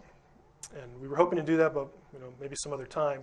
One thing is certain, though, from the text. Nibiru is never, ever, ever, okay, never identified as a planet beyond Pluto, ever. In fact, in Mol Apin, if you actually plot out what Mol Apin says about the calendar months and the association of certain stars with those months, here is Nibiru. It is associated with Marduk in this month. Now, in the Babylonian calendar, the appearance of Nibiru was associated with the beginning of the new year. That means that Nibiru, whatever it is, was spotted. It could be visually spotted every year. Not every 3,600 years. Every year. Again, I'm not claiming to know what it was. I do think it has something to do with constellations and precession. But this is the verdict of the texts themselves. Bankruptcy of what he's saying in the 12th planet. VA 243 does not prove the Sumerians knew of 12 planets. It runs counter to Sumerian iconography. There isn't a single cuneiform text for Sitchin's planet god correlations. There isn't a single cuneiform text that has Nibiru as a planet beyond Pluto. It shows up every 3,600 years, but there are texts that specifically contradict that. There isn't a single cuneiform text that links Nibiru with the Anunnaki. Let's move on to the ancient languages part. Sitchin's misunderstanding of the Hebrew word Elohim. Again, this is very common in the discussion. When I go on shows, we discuss this. We'll talk about Elohim, we'll talk about Nephilim, and Sitchin's fabricated meanings for Sumerian Shumu, Akkadian Shamu, and Hebrew Shem. If you don't get what those are now, just hang on, we'll get to them, and I'll slow down and go through them. Let's talk about Elohim first. Now, Sitchin claims the following about the meaning of the word Elohim. He says Elohim is a plural in the Hebrew language. That's true. He says Elohim always means gods, plural. That is false. In fact, most of the time, Elohim occurs a little under 2,300 times, and the plural usage it's quite unusual. Elohim refers to like foreign gods in the Hebrew Bible. Then there it's plural. But when speaking of something to do with Israel's religion, the plural is extremely rare. It's very, very, so rare, in fact, that dictionaries actually list them. It's so rare. Again, you can just go look it up. Elohim is morphologically plural. Morphology refers to the shape, our word morph, or construction of a word. It's form, how it's spelled, how it's written. While Elohim is plural in form, the question is it plural in meaning? Elohim can be either singular or plural in meaning, depending on three things. Grammatical indications elsewhere in the text that help you to determine if the singular or plural is meant. Grammatical rules in Hebrew that are true in the language as a whole. And historical or logical context. By itself, Elohim is ambiguous. You need context to tell you what it means. We have words like these in English. Sheep and church. Illustration. The sheep is lost. Now, if I say that to you, the word is tells you something. It's a singular verb. You know when you read this sentence, I have to be referring to one sheep because of the verb is. The grammar tells you which one it is. I wouldn't say, I are lost, unless I was a dunderhead. You would use a verb that goes with a singular subject. I am lost. So the verb, the grammar, tells you which one it is. Hence, if I say the sheep are lost, the word are is a plural verb. It tells you immediately what sheep means, singular or plural. We're going to church this morning. Emperor Diocletian made it his mission to persecute the church. This one, intuitively you know that we're going to a singular church. We're not going to go visit a dozen. Okay, we're going to church. We're going to one building to do our business there, to worship. This one, however, is collective. It's plural. Diocletian just didn't pick on one church in the ancient Roman world. He picked on as many as he could find. Context, logical context tells you what the word means. Like English or any language, Hebrew operates by grammatical and logical rules. The word Elohim, while plural in shape, derives its meaning from grammar and logical context. The best verse in the Bible for this is Psalm 82:1. Now notice this. God, Elohim, stands, we'll get to this, in the divine assembly. This is the classic divine council verse. Among the divine beings, Elohim, or among the gods, he pronounces judgment. Now look at this. It's the same word in the Hebrew text. This one has got to be singular. Why? Because this is a singular verb. Specifically, it's the PL stem, third masculine singular. This one has to be plural because this preposition, among, you can't be among one. You got to be among at least two. Technically, grammatically, more. So you have the same word. The grammar tells you this one's singular, this one's plural. You have the same shape, same morphology, same word, but different meaning. Most of the time in the Hebrew Bible, roughly, again, 2,300 times, the word Elohim is singular in meaning. And I'm not saying that because that's what I like to say. That's what the grammar says. It's the exact opposite of what Sitchin says. This is because Elohim is so commonly used. You know, it kind of bloats the statistic. It's so commonly used as the proper name for Israel's God. Now this gibberish, I mean, this illustrates the extent that I try to go for an audience or people on the website. This was actually a gift from some people at home. I now have the most, how can I say this, the premier Hebrew lexicon, Hebrew dictionary there is in the world. I have it on CD now. It's really cool. And this is an entry from it, so now I get to put it in PowerPoint. This is actually what it says. Elohim becomes singular, blah, blah, blah, blah, blah, God, deity, Babylonian, Assyrian, Ugaritic, here's how it's spelled. Formally construed as a plural. It's so rare to have Elohim as a plural when it's not referring to like foreign gods, but something to do with Israel's God or Israel's belief system, that they list them. Okay, these are just abbreviations. Elohim, Hayim, Niglu, Ha-Elohim, so on and so forth. I mean, they list them. And this isn't the first time they've been listed. I mean, again, he could have looked this up. Sitchin also claims that the form Ha-Elohim, notice the H, this is the He in Hebrew, on Elohim, is always, quote, always plural. Again, this is just wrong. Not only in light of the dictionary entry, but I'll give you two examples that are quite illustrative. Deuteronomy 4:35 is kind of a classic. It has been clearly demonstrated to you that the Lord, that's Yahweh, and I hope I'm not offending anyone by pronouncing the name, the Tetragrammaton, YHWH, that the Lord alone is Ha-Elohim. There is none beside him. Third masculine singular pronoun. Isn't this exciting? Talk about pronouns. You go to a UFO conference, talk about pronouns. Okay, but here's the point. The text tells you it's one person, the Lord, Yahweh. The Lord our God is one, Deuteronomy 6:4, the Shema of Israel, the guts of their theology. There's only one of these, and he is Ha-Elohim. What it means is he is the God, par excellence. There is none beside him. Another example, Genesis 26, this is Yahweh again speaking to Pharaoh.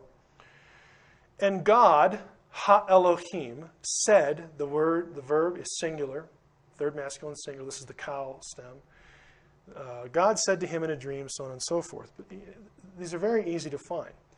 Finally, the most telling blunder in Sitchin's treatment of Elohim, and this just still astonishes me. The same phenomenon, morphological plural word that is used to denote a singular God, shows up in cuneiform, in Akkadian and Sumerian. It happens in the Elamarna texts over 100 times, just in one corpus of text. The Elamarna texts, if you're not familiar with them, were obviously discovered in Elamarna, which is in Egypt, and in the 13th century.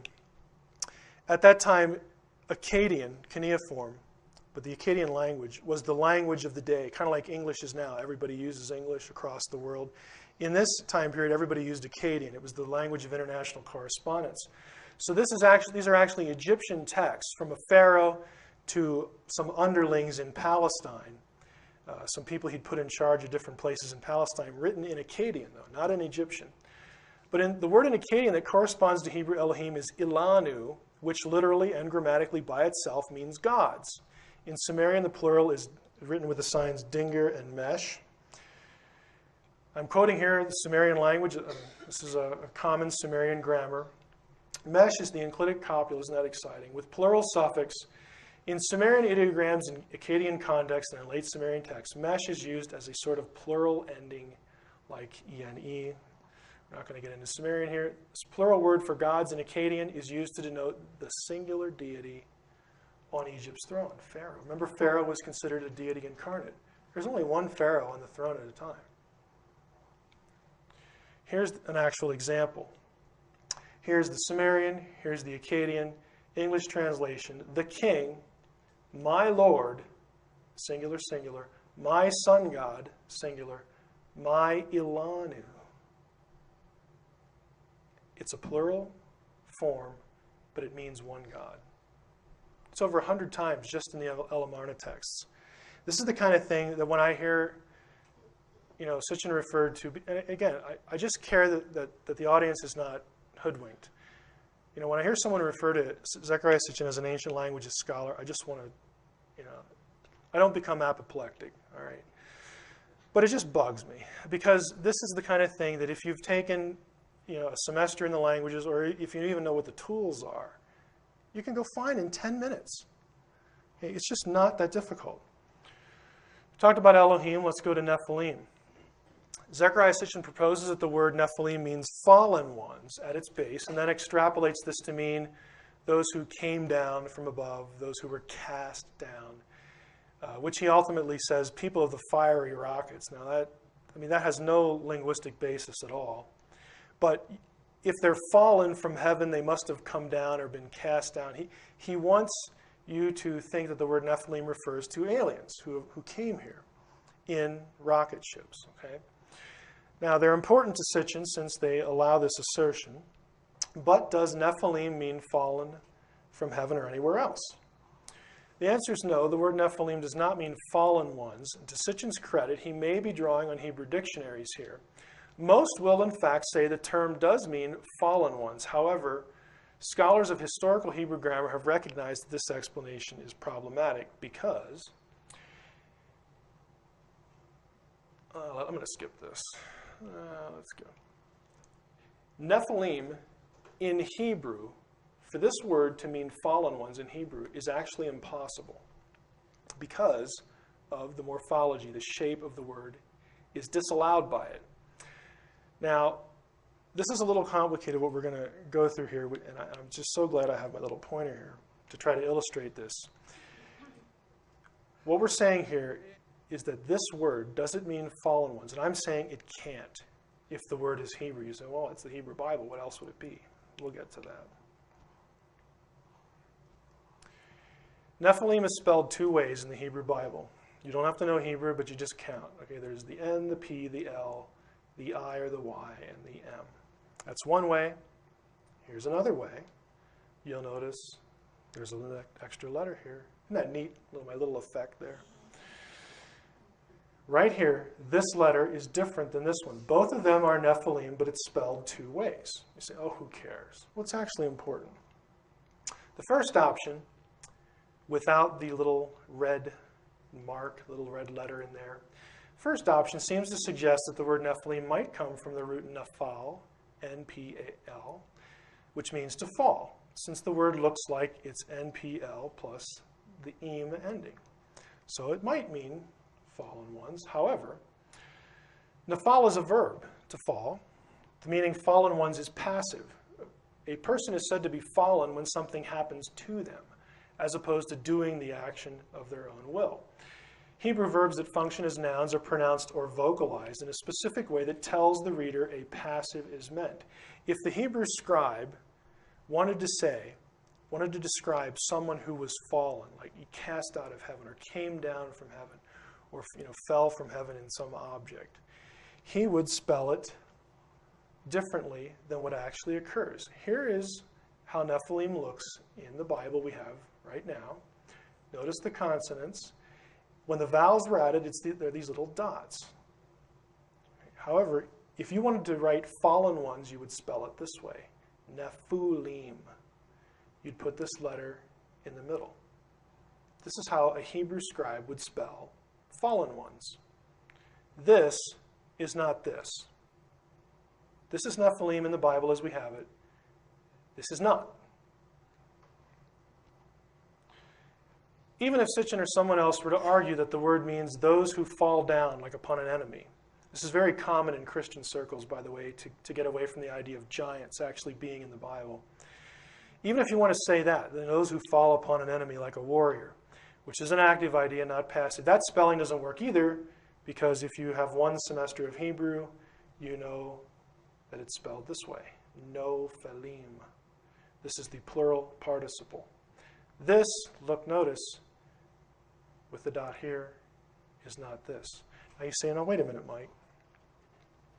Okay, it doesn't have this, Nephilim, or Nephilim. Doesn't have either of those. It has this, Nephilim, with the I in the middle. That's the way it's spelled. How do you know, since Hebrew had no vowels initially, how do you know that we need this I here? How do you know that this is the correct spelling and not any of the other ones? Because of the second spelling. This little letter proves, it tells us that this is the correct spelling because Hebrew did not have vowels initially. So what they did, they started to use consonants to do double duty, to function as vowels. Like we use the letter Y, either as a vowel or a consonant. They did the same thing. And since this spelling shows up, it requires that you have the middle I.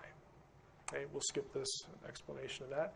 This is the correct spelling and the most ancient way, prior to the invention of vowel marks, that Nephilim should be spelled. This is the correct meaning.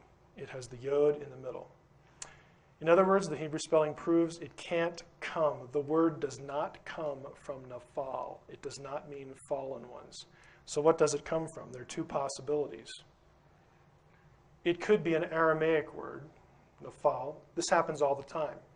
Aramaic was brought into the Hebrew Bible, many Aramaic words, because when the Bible was finalized in its final form, that was done during the Babylonian exile. The Jews were living in Babylon, and they spoke Aramaic. So that could be a possible explanation. We've already covered this. The stronger possibility, though, right here, is that it comes from the Aramaic noun Nephilah, which, guess what, means giant. The word would be Nephilim in Aramaic when it was brought into the Hebrew Bible. The final ending was changed for proper Hebrew, and it means giant. This is why every ancient, and I mean everyone, every ancient Jewish text in or out of the Bible that discusses Nephilim says that they're giants. Everyone. I mean, they know what they're doing. Consequently, the very meaning that Sitchin rejects in his books is the only one that's possible in light of historical grammar. Amazingly, this very word, Nephilim, occurs in a text that Sitchin discusses in his book, Stairway to Heaven.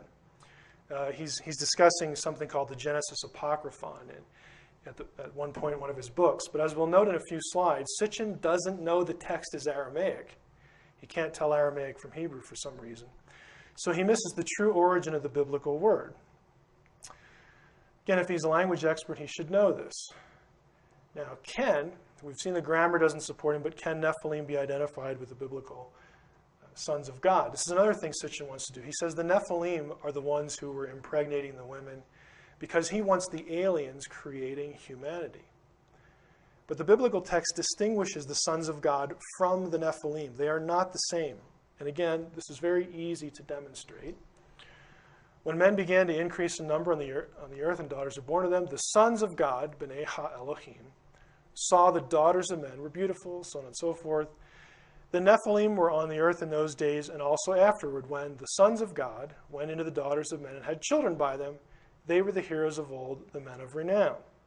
The key question is, when the text says they were the heroes of old, the men of renown, is that phrase speaking of the sons of God or the Nephilim? Sitchin argues that all the phrases in Genesis 6, including this one, refer to the same beings and equates the two. Reasons why that's not so.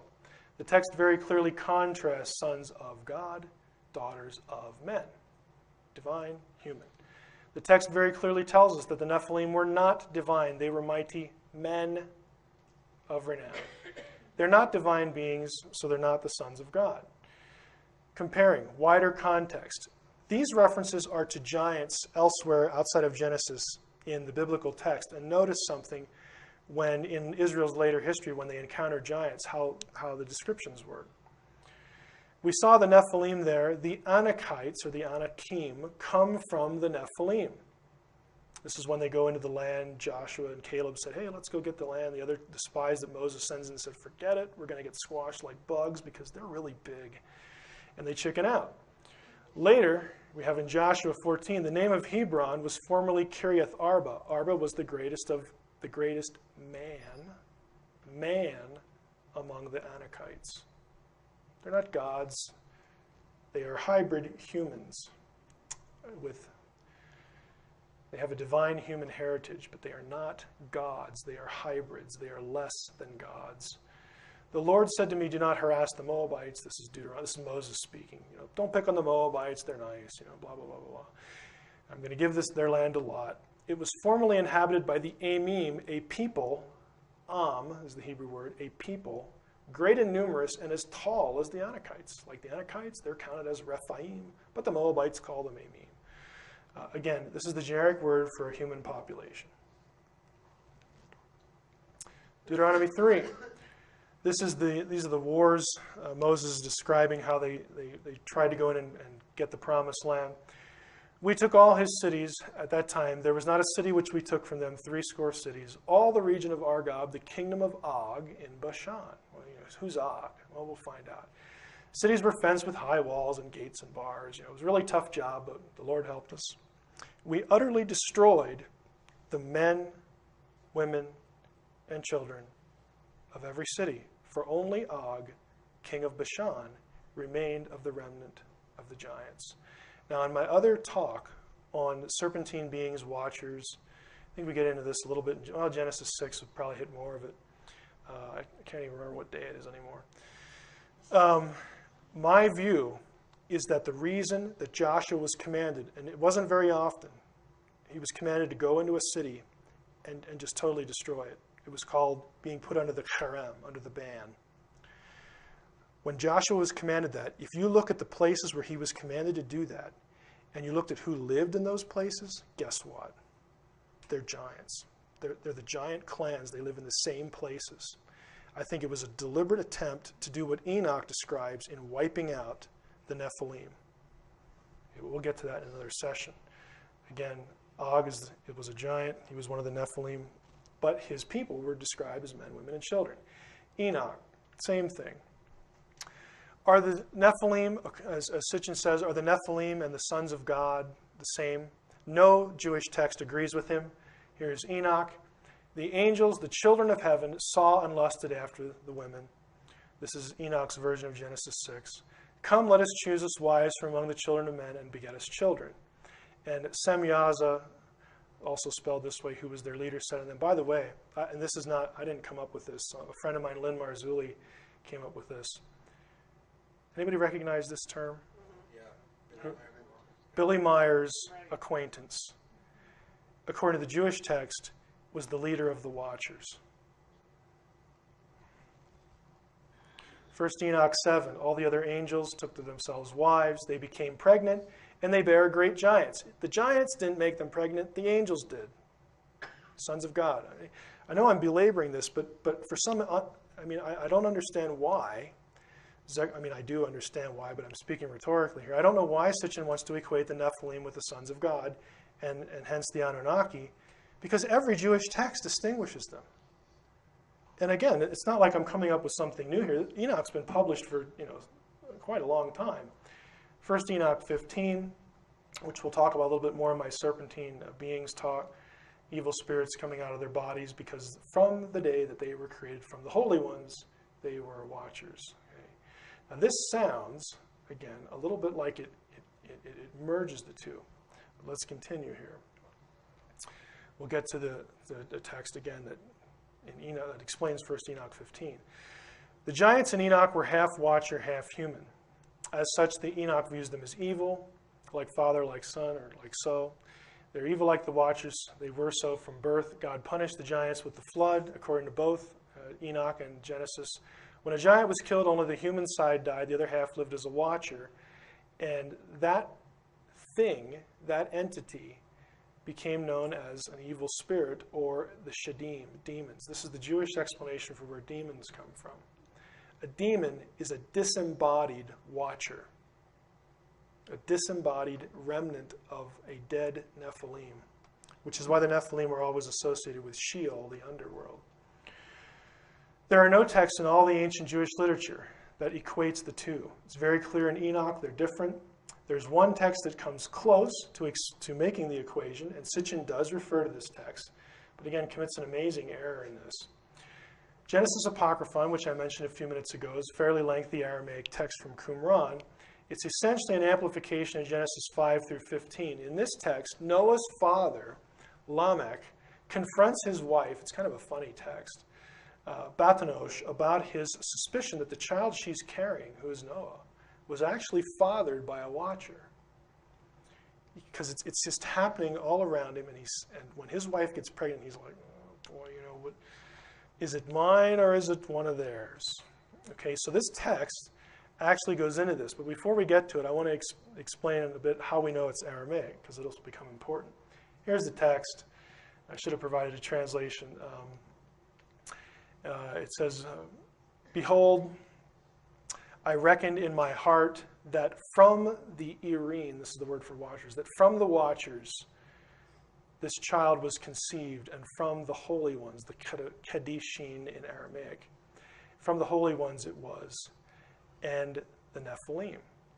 Now it looks, here it's all in white, and there are some words that are underlined, and some things in yellow. Underlined words are unique to Aramaic. They do not occur in Hebrew. Yellow endings are the typical Aramaic ending. Now there's a point to this, so stick with me. Some would translate the text as follows. Behold, by the way, this was discovered among the Dead Sea Scrolls, this particular text, the Genesis Apocryphon. Behold, I considered in my heart that this conception was from the watchers, from the holy ones, and from the Nephilim. So, some would want to translate it that way, and the rest of the line is gone. We just don't have it. Translation seems to equate the watchers and Nephilim, but the translation is erroneous for several reasons. Notice the enlarged words here. Okay? Behold, colors match here. I considered in my heart this conception was from, this is the word from, it's min in Hebrew, from the watchers, and from the holy ones. This is different. It doesn't say from the Nephilim, even though Sitchin wants to translate it that way. It is a different word. It's actually a preposition, one letter. It means with respect to the Nephilim. This is a separate subject, separate entity, separate group than these other two. And we know that because the prepositions don't agree. There the three are. Later in the text, Bathanosh, she's confronted by her husband. Is it mine? Is the kid mine? Or is it one of these divine beings, one of these watchers? And she says, I was troubled in my heart because of the child. And she says to her husband, I swear to you by the Holy Great One, the King of Heaven, that this seed is yours, and that this conception is from you. This fruit was planted by you, and not by a stranger or watcher or by any of the sons of heaven. It's noteworthy she does not include the Nephilim in her denial, because the Nephilim are different than the sons of heaven. They are not the same. This is just about watchers. Watchers are consistently referred to as holy ones in the Bible. Holy one, holy one, holy one. Again, linking that. Now here's my point with Sitchin here. At any rate, Sitchin's understanding of the text is highly suspect by virtue of a startling blunder. On page 111, at the bottom of his book, Stairway to Heaven, it's my 1980 edition, I know it's been reprinted, so the pages may not match, but Sitchin notes correctly that the sons of God, which he translates incorrectly, the sons of the gods, he says they're watchers, he's right there. He then proceeds to enlighten the reader as to what, and this is a quote, the original Hebrew term is that has been translated watchers or giants in the ancient versions. He doesn't like that translation. Then he says on page 112, but as we examine the Hebrew original, we find it does not say watchers, it says Nephilim. He refers to the Hebrew original, but the text isn't Hebrew. It's Aramaic. Again, because of the endings, because of this word here, ending. He says the line doesn't say watchers, but right here's the word. Here's Nephilim, here's watchers. I mean, I just don't know how you can make a mistake like this, or two of them on the same page.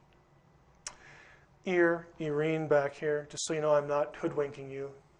Look at the first three letters, this one, this one, this one. Here's my neat little CD-ROM dictionary. Here's the entry, ear, watcher, angel. Gives a few examples. Plural, Irene, watcher, meaning angel, Daniel 4. I gave you those texts. Again, I'm not making it up. We talked about Elohim, Nephilim, and finally tonight, Sitchin's Shumu, Shamu, and Shem. This is where he gets rocket ships. Comes from Genesis 11 in his mind. Everyone on the earth had the same language. This is the Tower of Babel story.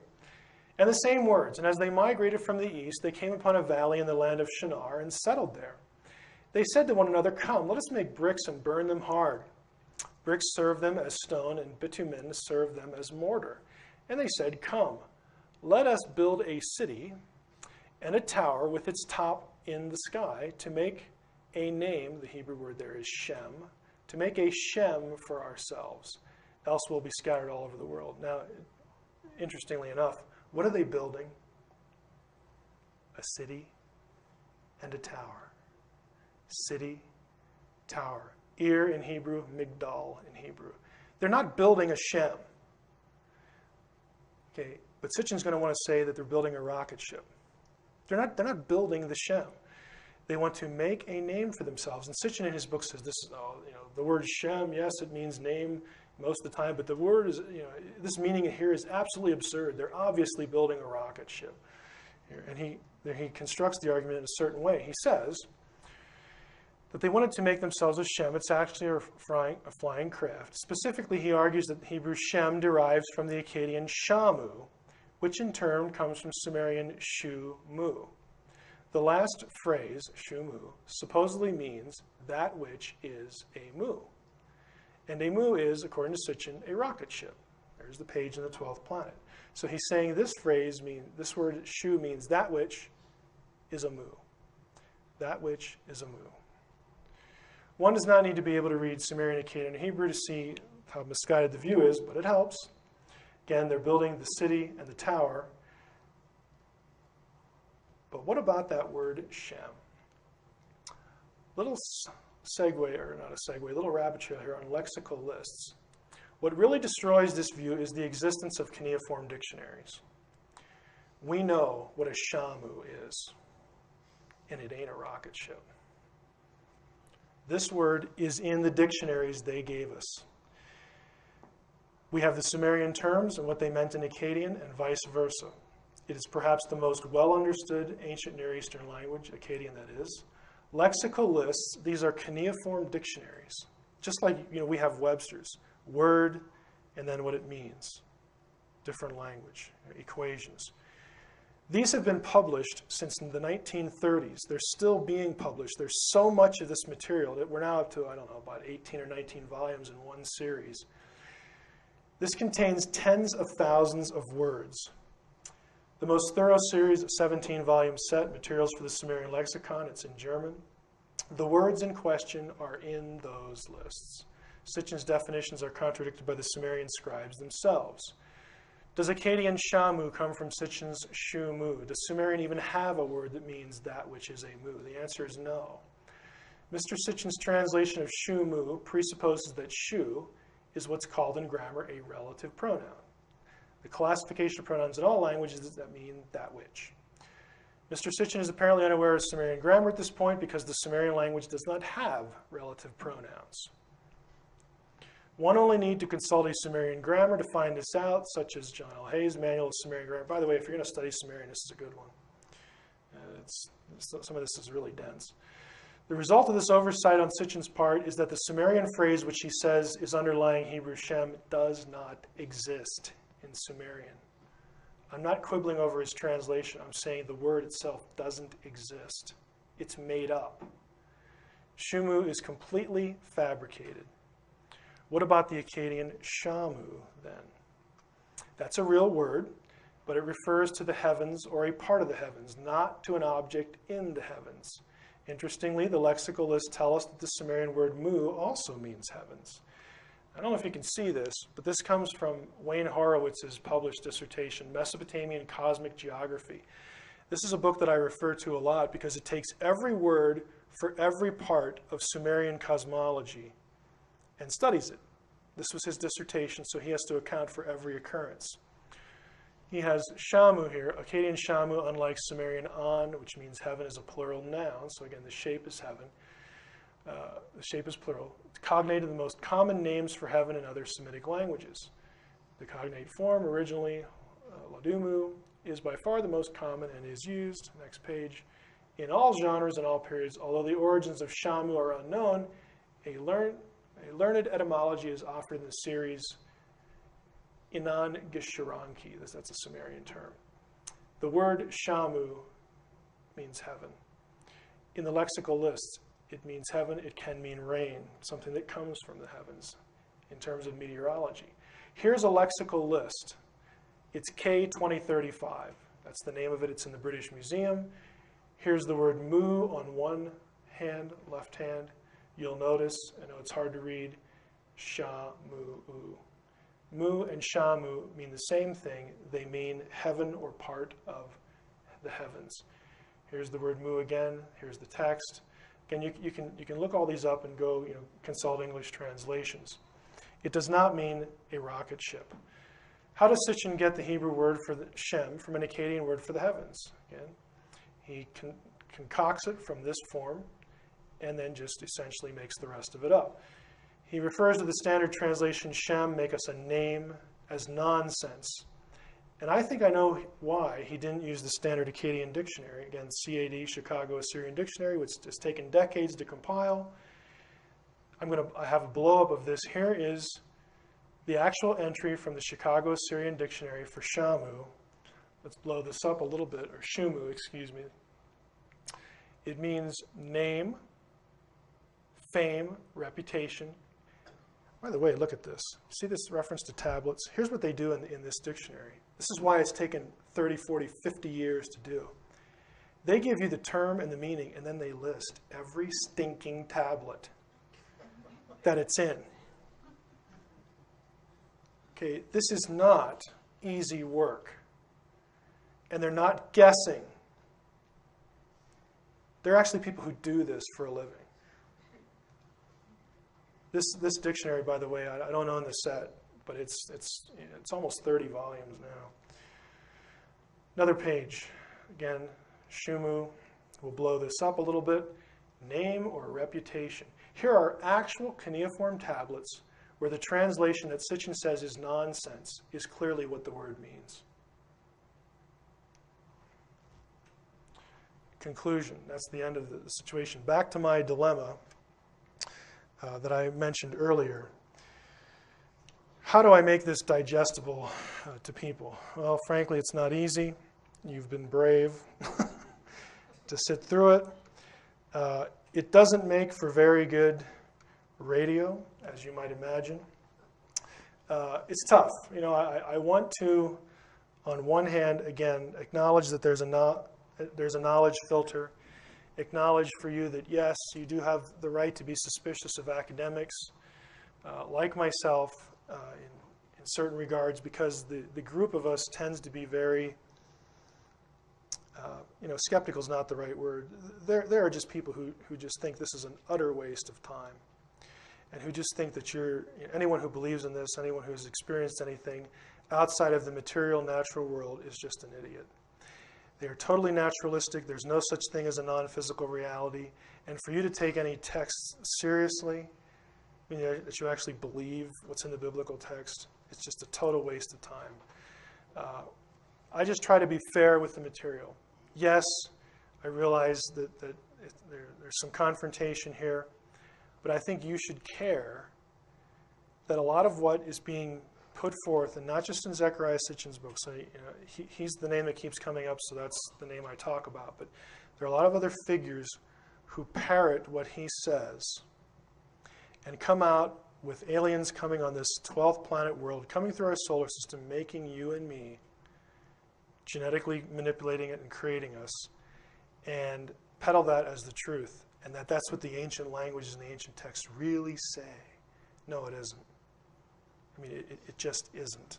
I'm not claiming to have all the answers, but I can tell you this, it ain't that.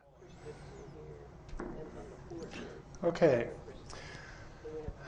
Well, today we're going to go through a short presentation on Ezekiel's heavenly chariot throne vision. And I should say, by virtue of the title, you may not have thought of it or heard it characterized in such a way. What Ezekiel saw is actually something that was known in his day and quite a bit before. Something actually pretty common in literature of the ancient world, including the Bible, and also the iconography of the ancient world and the Bible. What I mean by iconography, you will hear me use that term throughout the session, is essentially, in simplest terms, the artwork. Usually sculpture, carved reliefs, pictures of the day. I refer to them as the Polaroids of the day. People, wonder and speculate, well, what did Ezekiel see in chapter 1? And the vision is also actually repeated, not identically, but very close to being identical in chapter 10 of Ezekiel. What did he see? Was it a flying saucer, like we associate today? And there have been attempts to argue that what Ezekiel saw was sort of the classic saucer UFO, or something with a high degree of similarity. And I'm going to suggest to you that no, that isn't what he saw at all. We know what he saw because of the iconography of the day. Now, we got into this in the last Coast to Coast show a couple weeks ago, and some of you may have heard that show, or have heard me deal with this topic before. I just want to be clear from the outset. I do believe that it's quite possible that you had flying craft, technology that was capable of flight, let's just put it that way, in the ancient world. I think the Vedic texts are a good example of this with the Vimanas. I mean, it just says point blank that these things were flying around and people were in them. It would be ridiculous to just look at a text like that in the Vedic literature and try to say, no, that's not what it says. I mean, that's exactly what it says. My argument here, while I accept what the Vedic texts say, I think high technology is possible. If we want to take Enoch seriously, when Enoch says pretty specifically that high technology, and even more specific than that, technology for warfare, was handed down, the knowledge of how to build this, the principles of how to make these things and how to make them work, was handed down by the Watchers. If we take that seriously, then we should expect that to show up somewhere in the ancient text. And in the Vedic case, you do have, again, serpentine beings flying around in these things. It's there in the literature. My position here is this is not what Ezekiel's describing, because the descriptions just don't match. 1, and 2, we know what he saw because of the iconography. So I'm not excluding, completely this idea from ancient literature, but in this chapter I'm just not buying it for a variety of reasons. Now, what follows here is a very brief verse-by-verse commentary. I'm just going to comment on a few things as we go through Ezekiel in regard to try to discern what he saw, whether it was some extraterrestrial craft, as some like to argue, or something else. We don't need the interpretive drawings of certain authors today to figure out what he saw, because we pretty much have them. Now my position, my arguments are these. Now look at these carefully so you know what I'm saying and what I'm not saying. All the elements of the Ezekiel vision can be accounted for by referring to, again, the Polaroids of Ezekiel's day. The well-known iconography of throne chariots, flying or otherwise, flying or stationary, spread throughout the ancient Near East in sculpture, paintings, and inscriptions. Let me just summarize that. I'm saying all the elements of Ezekiel's description can be accounted for in the iconography. There is no iconographic representation of the thing that Ezekiel saw, because what he does, is actually kind of interesting, is his vision is an amalgamation of familiar iconographic motifs in the artwork of the day. It changes a little bit in chapter 10, and where it's really significant as far as the changes was when you get to the book of Revelation, when John refers back to Ezekiel's vision. There are some changes there that I think are noteworthy. And also in the book of Daniel, you have the same kind of throne. And we'll go into a little bit of this today. So the issue is not in biblical literature that the visions always stay the same. They differ, and I think there's a reason they differ. And I'm going to tell you right now that I have not worked this out to my own satisfaction. I've been influenced to think about some things differently by Dave Flynn's work. And I will call what I will give you in these areas my understanding of why the pictures change and what they mean. And I will tell you that right now I'm speculating. What I'm not speculating on are the elements of the vision. Those are all accounted for in the artwork of the day. Now, novel translations, my second argument, offered by those who want a UFO in Ezekiel 1 and 10, can be shown to be linguistically and contextually flawed. Third, the UFO view is, I believe, simply unworkable in terms of the logical analysis of the text in English when assuming a technology so advanced to travel great distances in space. I'm not going to elaborate on that at the moment. When we get there, you will be able to discern what I mean more readily. Other comments. I think it's inconsistent to argue that the Bible is a borrowing of ancient Near Eastern literature on one hand, that it borrows the literature and culture and religion, and then ignore the thousands of depictions of throne chariot iconography from those cultures in Israel itself when interpreting Ezekiel's vision. What I mean by this is, on the one hand, you have people who, again, go to conferences like this and speak at conferences like this, and researchers who write books on the Bible and UFOs and Ezekiel's vision. And one of the arguments that they'll use is that there's a consistency, or at least a correlation, between the biblical description, the biblical text, the biblical stories, the biblical content, the biblical religion, and Mesopotamian, Egypt, and so on and so forth. Everybody in the field knows that. Fine, I will give you that because it's affirming the obvious, but I'm saying it's inconsistent for you to affirm that and then reject the fact that Ezekiel's vision, the elements thereof, are in that material. That is just inconsistent. That's trying to have your way with the text and not being honest with the data. Second, using ancient Near Eastern images and literature for theologically polemic purposes was a common practice for biblical writers. I give you an example there with the Baal epic. What I mean by this is, if you've already thought while you're listening to me here, well, why would Ezekiel use imagery known to the Egyptians, to the Babylonians, to the Phoenicians, to the indigenous population of Canaan?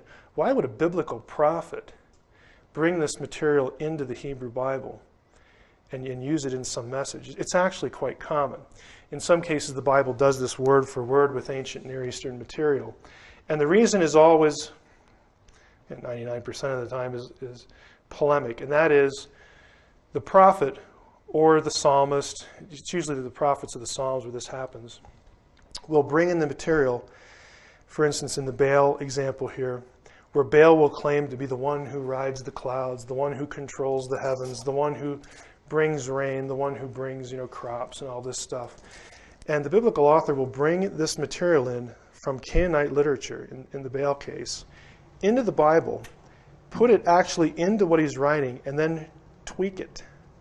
He'll change the name from Baal to Yahweh. And the purpose is this: no, you dunderheads, it's not Baal who controls the heavens. It's the God of Israel. He's using material they know to make his theological point. We often do this in modern discourse as by way of illustration. So in Ezekiel 1:1, I'm not going to go through the whole vision. The introductory verses are setting the vision in the precise time of the exile. If you go down to verse 4, the only thing I want to note in verse 3 is he's by the Kavar Canal, the river Kavar in some translations. So we'll come back to that a bit. But verse 4, he says, I looked, and lo, a stormy wind came sweeping out of the north, a huge cloud, and flashing fire surrounded by a radiance. And in the center of it, in the center of the fire, a gleam as of amber. Now note, we have to assume at this early point that Ezekiel saw a cloud glowing within, since Hebrew has a word for cloud, and it's used here, just a generic word for cloud. He could have said silver disk or silver circle, but he doesn't. Hebrew has words for silver, for disk, for round, for window, okay, even for little people in window. I mean, all of these things, a Hebrew writer in the 6th century could have just said it. They have the words. All you got to do is buy a Hebrew grammar and look at the index, and the words are there. Okay, buy a guide to Hebrew vocabulary. I mean, it's very simple. If you have a computer program, you can even do it faster. He has the words in his vocabulary, but does not use them, doesn't use any of them, in fact, in the entire chapter. So people who want to put these elements into the vision are just doing that, exactly that. They're putting them in for Ezekiel. In the center of it, that is the cloud, were also the figures of 4 creatures. Now, these are identified as cherubim in Hebrew, in the vision in chapter 10. He doesn't identify them here, but he refers back to it in chapter 10.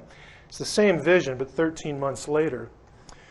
This was their appearance. They had figures of human beings. However, each had 4 faces, and each of them had 4 wings. The legs of each were fused into a single rigid leg, and the feet of each were like a single calf's hoof, and their sparkle was like the luster of burnished bronze. They had human hands below their wings. The 4 of them had their faces and their wings on their 4 sides. Each one's wings touched those of the other. They did not turn when they moved. Each could move in the direction of any of its faces. So whatever direction they moved, they all moved in unison. Each of them had a human face in front. Each of the 4 had the face of a lion on the right. Each of the 4 had the face of an ox on the left. And each of the 4 had the face of an eagle on the back. Such were their faces. As for their wings, they were separated above. Each had 2 touching those of the others, while the other 2 covered its body. Now to this point, we see the beings here, and here are the relevant features. They have a human or humanoid appearance, at least partially. 4 animal faces, 4 wings, 2 touching the others and 2 covering each of their bodies. Their legs were fused into a straight leg. The feet were like calf's feet. It was sparkling with bronze. Again, it's just, it had some kind of shiny material. And they had human hands. Now my question initially here is, do these creatures resemble any UFO occupants in the literature? Do they resemble any craft component? I think it's pretty obvious. The answer to both is no. Remember, for deep space travel and the necessary velocity and or hyperspace capability, we can't have the lunar module or flying animals for that matter. I've seen pictures of this and people drawing the lunar module. Well, I'm sorry, but the lunar module just will not do interstellar travel. Note, while Ezekiel does not use the word like, or does use the word like a lot, and he could therefore be searching for ways to describe what he sees, he does not say the creatures look like animals. He clearly identifies each animal face. So the old argument that, well, Ezekiel's just so overwhelmed with this alien, he can't, how do I describe this guy? Well, he's like this, he's like that. That's not what he does. He clearly says it was a cherubim. There were 4 of them. He knows what cherubim are. Why? Because practically everywhere you go in the ancient world, you run into them in the artwork. They're cherubim, and here's the kind of faces they had. He clearly identifies each face. Okay, he's not struggling for words here. Each creature moved straight ahead. Wherever the spirit would go, they went, without turning as they went. As for the form of the living creatures, their appearance was like burning coals of fire, like the appearance of torches. Torches here, this is just a side note, likely refers to divine beings. Now, some commentators aren't going to agree with me there. I have a verse quoted below for precedent there. Since one, it is a common description of angelic beings, or angels, or lesser gods in ancient Near Eastern religion, fiery beings. And two, verse 14 has creatures shooting back and forth like lightning. This really can't refer to the first four creatures, since earlier it was said that their positions were fixed and coordinate with each other, and that their wings touch. So these things flitting back and forth, these fiery torches or whatever, I think it's possible that they could be other angelic beings, but again, that's just a possibility. Psalm 104:4 below here, he, God in context, fashions his angels as winds, his servants as fiery flames. It is a biblical idea, and it's a broad ancient Near Eastern idea as well. It, the fire, darted to and fro between the creatures like a flash of lightning, and the fiery creatures shot back and forth like sparks. As I looked at the living creatures, I saw a wheel on the earth beside the living creatures, one for each of the four of them. So there's four wheels here. As for the appearance of the wheels and their construction, their appearance was like the gleaming of beryl, and the four had the same form, their construction being something like a wheel within a wheel. And that's likely concentric. Again, there are other possibilities, but it seems to be, and the consensus seems to be in scholarship, that he's probably describing something concentric. When they moved in any of the four directions without veering as they moved. Their rims were tall and awesome, for the rims of all four were full of eyes all around. Now, again, think of you have four chariots, four cherubim. They're positioned actually in a square because their wings have to touch. So they themselves are in a square formation, and beside each one of them is a wheel. So you have a four-wheeled kind of thing, and the rims of the wheels are covered with eyes. Again, it defies the classic UFO description, and I think when we get to the actual pictures, you'll see what he's thinking of pretty clearly. Note here, it is the rims of the wheels that are full of eyes.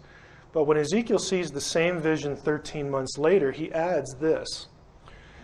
The cherubs moved in the direction in which one of the heads faced without turning as they moved. Their entire bodies, backs, hands, wings, and the wheels of the four of them were covered all over with eyes. Now this is going to be significant for a specific reason later. So in chapter 10, it's not just the wheels, it's everything. All the creatures are covered with eyes. It was these wheels that I had heard called the wheelwork. Hebrew there is Gilgal. When the living creatures went, the wheels went up by them, and when the living creatures were lifted up from the earth, the wheels were lifted up. Whithersoever the spirit was to go, they went. Thither was their spirit to go, and the wheels were lifted up over against them. For the spirit of the living creature was in the wheels. When these went, these went. When those went, these went.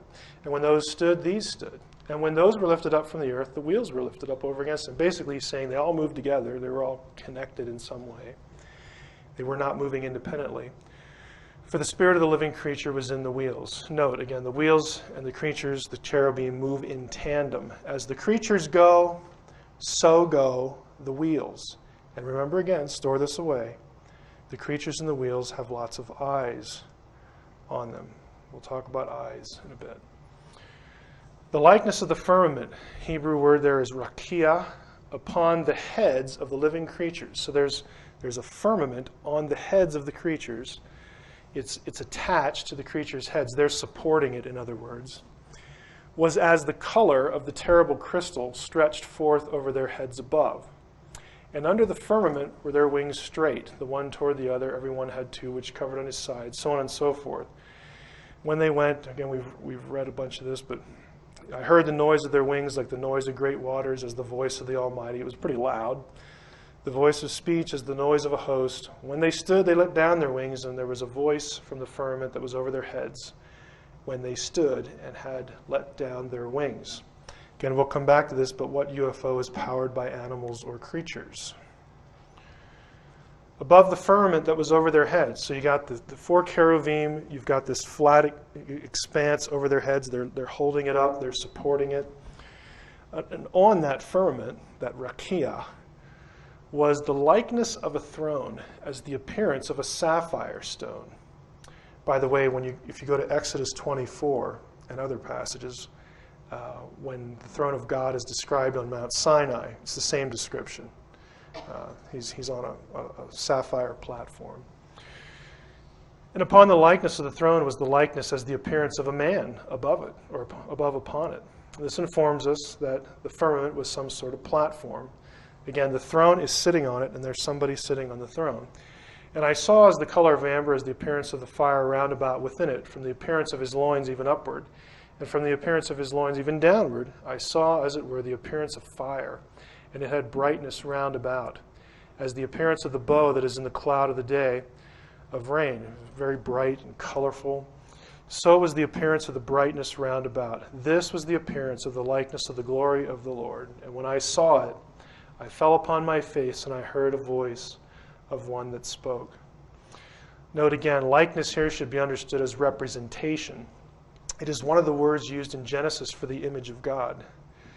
The object was constructed as some sort of throne or seat and was at the very top, again on top of the rakia, the platform, the expanse, the firmament. Now in Daniel 7, usually people who do research on Ezekiel 1 as a UFO, they never seem to get to this passage. That this object is indeed a throne is indicated by the other passage in the Old Testament where we see such a wheeled object. This is Daniel 7. This is one of the classic divine council passages, by the way. As I looked on, again, the scene is in heaven. Thrones, note the plural there, thrones were set in place. So there's more than one throne in heaven. Thrones were set in place, and the Ancient of Days took his seat. Now, I'm not going to go into the Ugaritic comparisons here, but everyone agrees the Ancient of Days here is God. In the Ugaritic version, it's El. His garment was like white snow, and the hair of his head was like lamb's wool. His throne was tongues of flame. That sounds familiar. Its wheels were blazing fire. A river of fire streamed forth before him. Thousands upon thousands served him. Myriads upon myriads attended him. And the council sat, and the books were opened. Specifically, this is the vision. Daniel sees four beasts here. The four beasts show up in Revelation, as again does the heavenly throne. Summation so far. Human or humanoid appearance of creatures. The creatures have, again, these features that we saw before. There's a platform supported by the four creatures, and there's a deity atop the platform. Now, examining all those features against the iconography. Again, as I try to do, I want you to know that I'm not making it up. I'm not just going to stand here and tell you that people have studied iconography and can account for the features. You want to confirm it, you want to check me out. Hope you can read German. These are the major works. Now there are smaller works, and some of Othmar Kiel, he's probably the world's expert on ancient Near Eastern iconography, at least as it relates to Syria, Palestine. He's still alive and still writing, and a number of his works have been translated into English. Unfortunately, this one has not. But here is the title in English. I've translated that much for you. But he has lots of nice plates and pictures and hand drawings of original sculptures in it. He's hundreds and hundreds of them. The other one, Martin Metzger, none of his work, as far as I know, is translated into English. But the title here is Royal Thrones, King's Thrones, and Divine Thrones. throne forms and throne portrayals in Egypt and the West Orient in the 13th and 12th millennium, 1200s, before Christ, and their meaning for the understanding of the Aussagen is sort of portrayal or description concerning the throne in the Old Testament. So this is a book that deals with the very subject we're talking about, a complete scholarly monograph devoted to the subject. So my argument again is that all the elements are well known in Ezekiel's day and are part of the political and religious context, and that this fact, coupled with the absence of exegetical arguments and the logic, the illogic, in favor of a UFO answers the question of what Ezekiel saw. Now, I'm just going to take you through a few examples, and again, there's no one image that is Ezekiel. But again, the motifs are very common. And I literally could have put hundreds of these on here, but my laptop does not have much space, and frankly, we don't have that much time. So here is a four-faced deity. Obviously, you can't see the face on the other side. Here are, these are actually Mesopotamian cherubim, but if you look at the legs, the hooves, the sets of wings, okay? We'll come back to these guys in another presentation.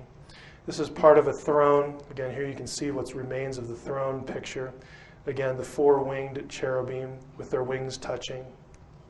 Underneath, the rakia, the platform, atop which is the throne. Here's a nice example of cherubim. Again, it's very common to have four in a circle like this. The rakia at the top, the platform, could be round. It often was. Sometimes it's square, sometimes it's round. Again, just cherubim that form a seat. Very, very common in the ancient world. Again, the deity or the king is seated upon the cherubim throne. Here's another example. This, by the way, I don't know if Dave Flynn here, this is from the coffin of Hiram of Tyre. We actually have his coffin. And there's an inscription on it that I had to translate for my preliminary exams in grad school, but it gives you a nice idea. And Hiram, if you remember, was the one who Solomon went to design the temple. The throne of Yahweh, cherubim seat. Okay. Again, we're getting into some wheels here. It was common to have wheels underneath the feet of the cherubim. Here's just a wheel, a throne with a wheel. This is a four-faced cherubim, okay, a body of an ox in this case. This is Egyptian. Four wings, four faces. Again, four faces with the wings. This only has two, but again, the ox feet. I really like this one because this almost has every element in it. You'll notice carefully here, if you look at this, you've got cherubim, there's the wings touching. They have faces and multiple faces pointing in different directions. The legs are fused into one. They're actually hooves of a calf with wheels. This is a throne platform, again, Syrio-Palestine. Deity it's obviously a phallic deity, but we've got the four-winged cherubim, again, with eyes covering it. What I'm going to give you here is the standard view, but I'm going to disagree with part of this, but with the iconography.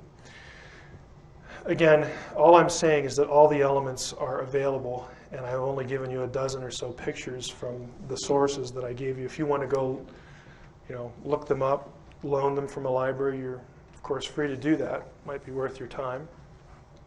But what about the logic of the UFO and Ezekiel hypothesis? What do I mean by that? Simply that if we assume Ezekiel is describing a flying saucer from another world, the narrative itself undermines the idea. Does it make any sense to have a craft from space powered by animals? The description of fire and flames is often presented as evidence that we are dealing with a flying alien craft. Flame indicates a combustion engine. No physicist, no matter how charitable their attitude toward alien life, would defend the idea that a combustion engine could navigate the expanses of space, attaining the necessary speed, or succeed in utilizing and surviving a wormhole if that were even possible.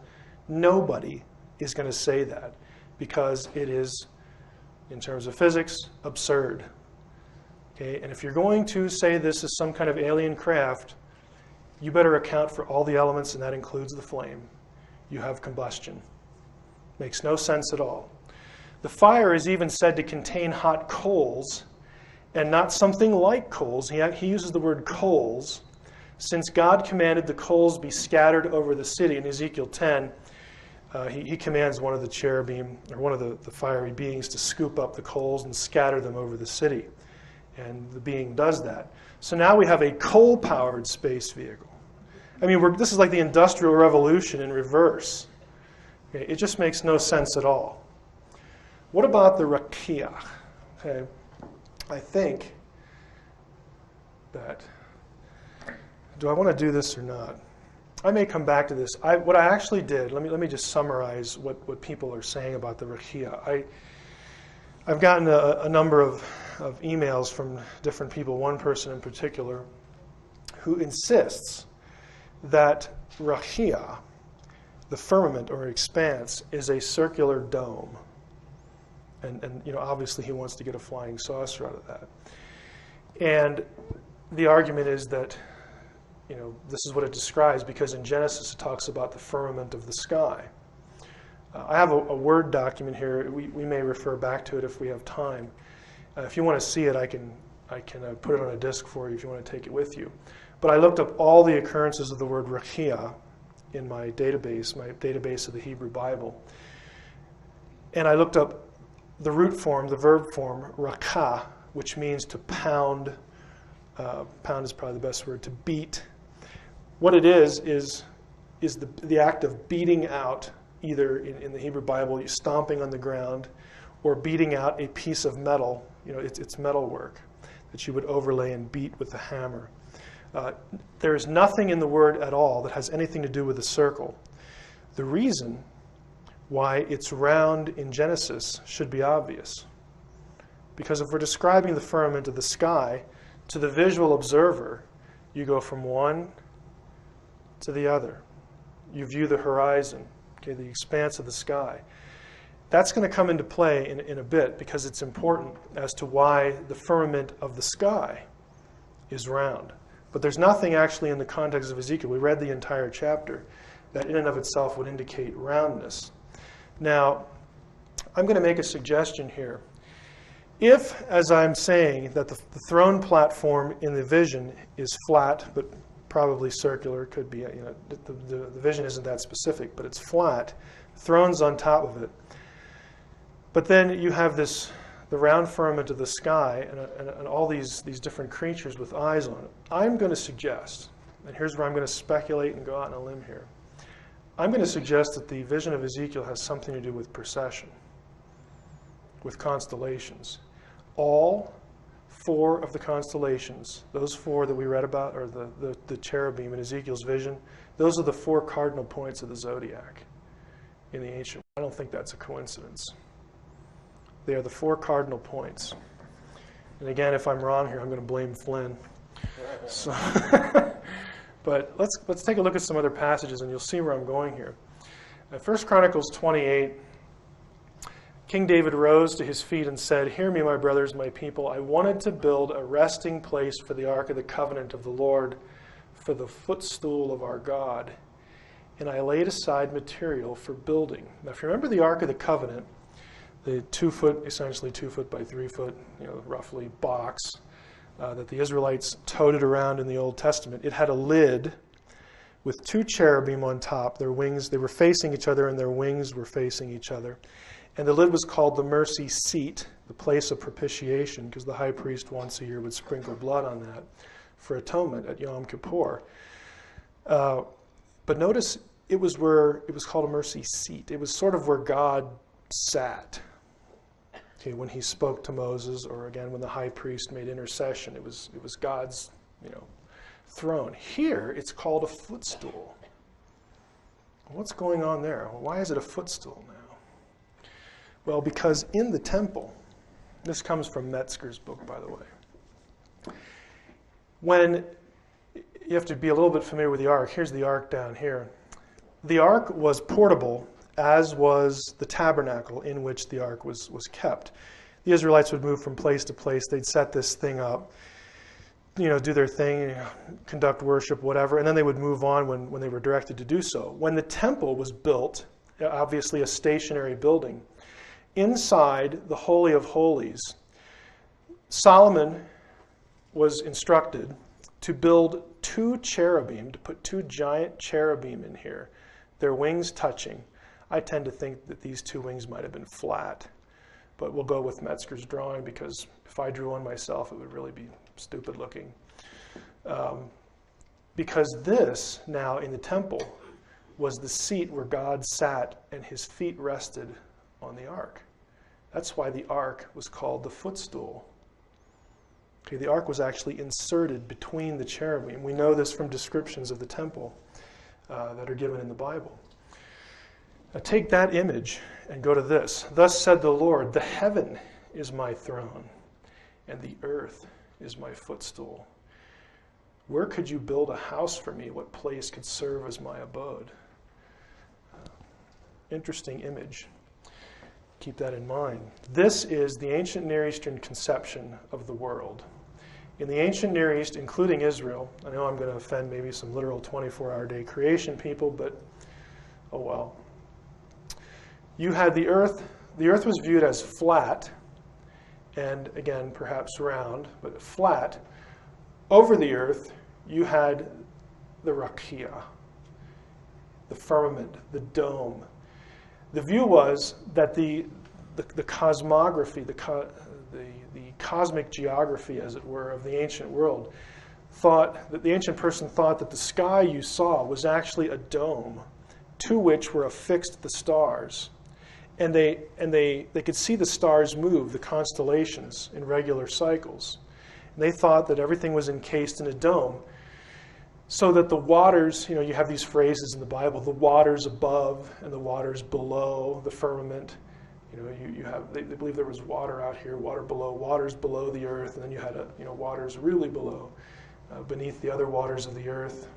This was Hades, the nether world, or hell. Of course, the heaven, or the highest heaven. The reason this is kind of significant is when God says, the earth is my footstool. There are verses in the prophets that have God sitting above the heavens, looking down upon the earth. Now here's my suggestion. Is it possible that Ezekiel's vision, if we superimpose Ezekiel's vision on here, you would have wheels on the sides, and I think the reason there are 4 is because of the 4 cardinal points, but that would mean that you have wheels rotating in this direction if the wheels in fact were set right here. I think it could be an ancient Israelite description of precession. And why precession? There are the wheels. Because again, in the vision, man and cherub, it's man in chapter 1, cherub in chapter 10. Cherub, as we have seen, is a humanoid being. These are the 4 cardinal points of the ancient Near Eastern zodiac. They correspond again to the cherubim in Ezekiel. Notice that in 10, the eyes were in the creatures and also the wheels. In the ancient world, eyes, the word eyes, was often used as a description or a euphemism for guess what? Stars. Now, you go back here, again, to these guys. Again, this is, again, sort of the humanoid appearance. The man and cherub, again, taken together. But that's my suggestion. So to conclude, what I think is going on here is not a UFO, but I think it really could be the key to linking the processional idea that is very common in classical literature, in the Greek world, in the Hellenistic world, to the Bible. I mean, to a vision, and especially of Flynn's suggestion that essentially what the ancients when the ancients looked at the universe, and they thought essentially it was a clock, it was a chronometer, the universe as chronometer. If that's the case, and I don't have I can't really take this any further, what I'll say here, but it really fascinates me to wonder if The time when the vision is given is when the exile began, and of course Ezekiel is told that the exile is going to end. But the fact that it shows up in Revelation later, and it shows up in Daniel in connection with the four beasts, which are identified as four kingdoms, again, which are taken up in Revelation, could it be that precession has something to do with prophecy, and prophecy has something to do with precession? Because when it shows up in Revelation, it's the beasts again. John says, I looked up into the heavens and I saw the throne of God in the heavens, and the four beasts on the throne, and they were filled with eyes. Okay. I think if you take it literally, it might mean exactly what he says. I looked up in the heavens is where God's throne is, the earth is his footstool, and I saw these creatures, and they were filled with eyes, and they surrounded the throne. Again, just a suggestion, but something I'm going to be playing with for probably the next year. And if we do something related to that next year, you might hear a little bit more. So that's all I have for that. And I think they're going to take Q&A afterwards. So what do I do now? Actually, we do have time to go ahead and ask a couple of questions right now on Okay. the subject. And there will be a Q&A mic, so get that set. Okay, however that one you want that to be done. Any questions? Yes, sir. Yeah, I cannot Check. get ahead of it. How did that fly? Well, I don't think the point of the vision is that the throne was literally flying. I mean, when Ezekiel sees it, it's in the air. Okay. But how did it get in there? Because that's where it appeared. See, Everything I know. right, but you're thinking that it is a vehicle or a contraption.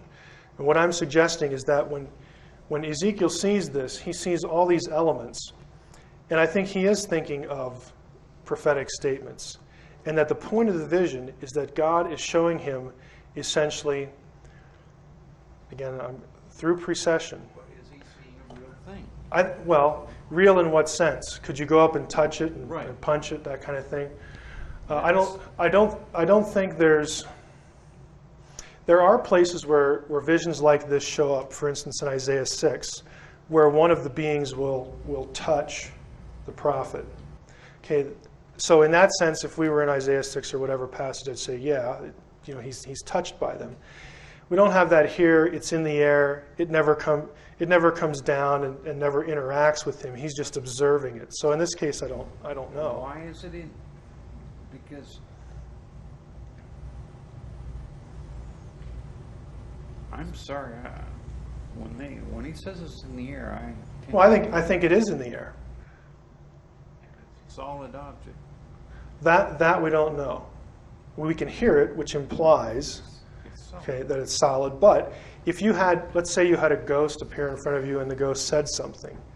You hear something, but that doesn't mean you can go up and grab it and touch it. It doesn't mean it's corporeal. In other words, when a vision may be just visual, or it may be something solid. And I'm saying in other contexts, we're actually told something in the text where we could conclude that it is solid, but in other cases it might just be, again, something purely visual. I don't really think it matters because I think the point of the vision is prophetic. I think he's telling Ezekiel that the time of the exile will end in 70 years. I think, again, the point is that I control the future. If you want to know when these things are going to happen, follow, I hate to make it sound this way, but follow the stars. I mean, I really think that if you match this to Daniel 7, which everyone who studies prophecy knows is a significant passage. You've got the four beasts, again, in Daniel 7. You got Daniel 2 with the image, you got Daniel 7, you got Ezekiel 1, you got Ezekiel 10, you've got Revelation. In Revelation, John just merges them all together into one massive heavenly vision. I think the point is that the God of Israel controls the future. And if you want to know what his timetable is, relatively speaking, in terms of epochs, you look at precession. But that beast has got to be an actual thing. Which beast? You're talking about the beast in Revelation? In any, There has to be a reason why the beasts selected correspond to the zodiac. And by the way, I do believe the beast, the Antichrist, is a person. Okay. But what we're dealing here with is the throne of heaven, the fact that the Lord as sovereign controls time, controls the progression of events, and is giving Ezekiel a glimpse into the fact that, yeah, you're my inheritance. You're sitting here. If you read the whole thing of Ezekiel, they're sitting there by the river Kivar. They've just been taken into exile. And there are certain psalms that refer back to this episode where their captors are taunting them, saying, hey, sing us one of the songs of Zion now. Tell us how impenetrable Zion really was after we just basically kicked your butts all over the earth and brought you back here. And they're wondering, what are we doing here? Isn't God supposed to be on our side? And Ezekiel has sent this vision to basically say, yeah, he still is. He controls the future. You still have a future. You're here, it's your own fault that you're here. If you remember yesterday, we read the covenantal passages about following the other gods and what's going to happen to you. God says, well, you didn't listen. You're in exile now, but you are still mine. And there's going to become, I know the future. I know the future.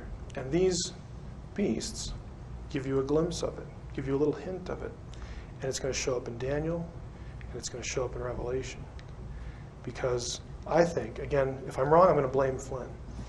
But nobody does this. I only know of one New Testament scholar who's actually a credentialed scholar in the field who nowadays takes Revelation as astral prophecy.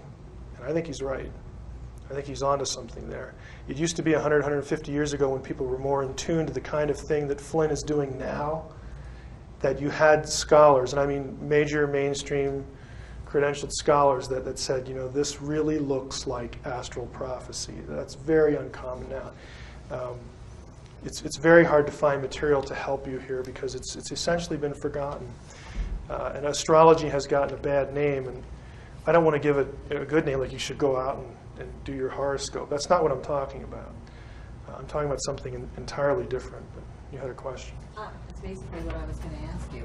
You're using astrology here simply as a measurement of time. Mm-hmm. Is that correct? Right. Certainly not the astrology of reading your horoscope. No. Right. I mean, it's clearly forbidden in the scriptures.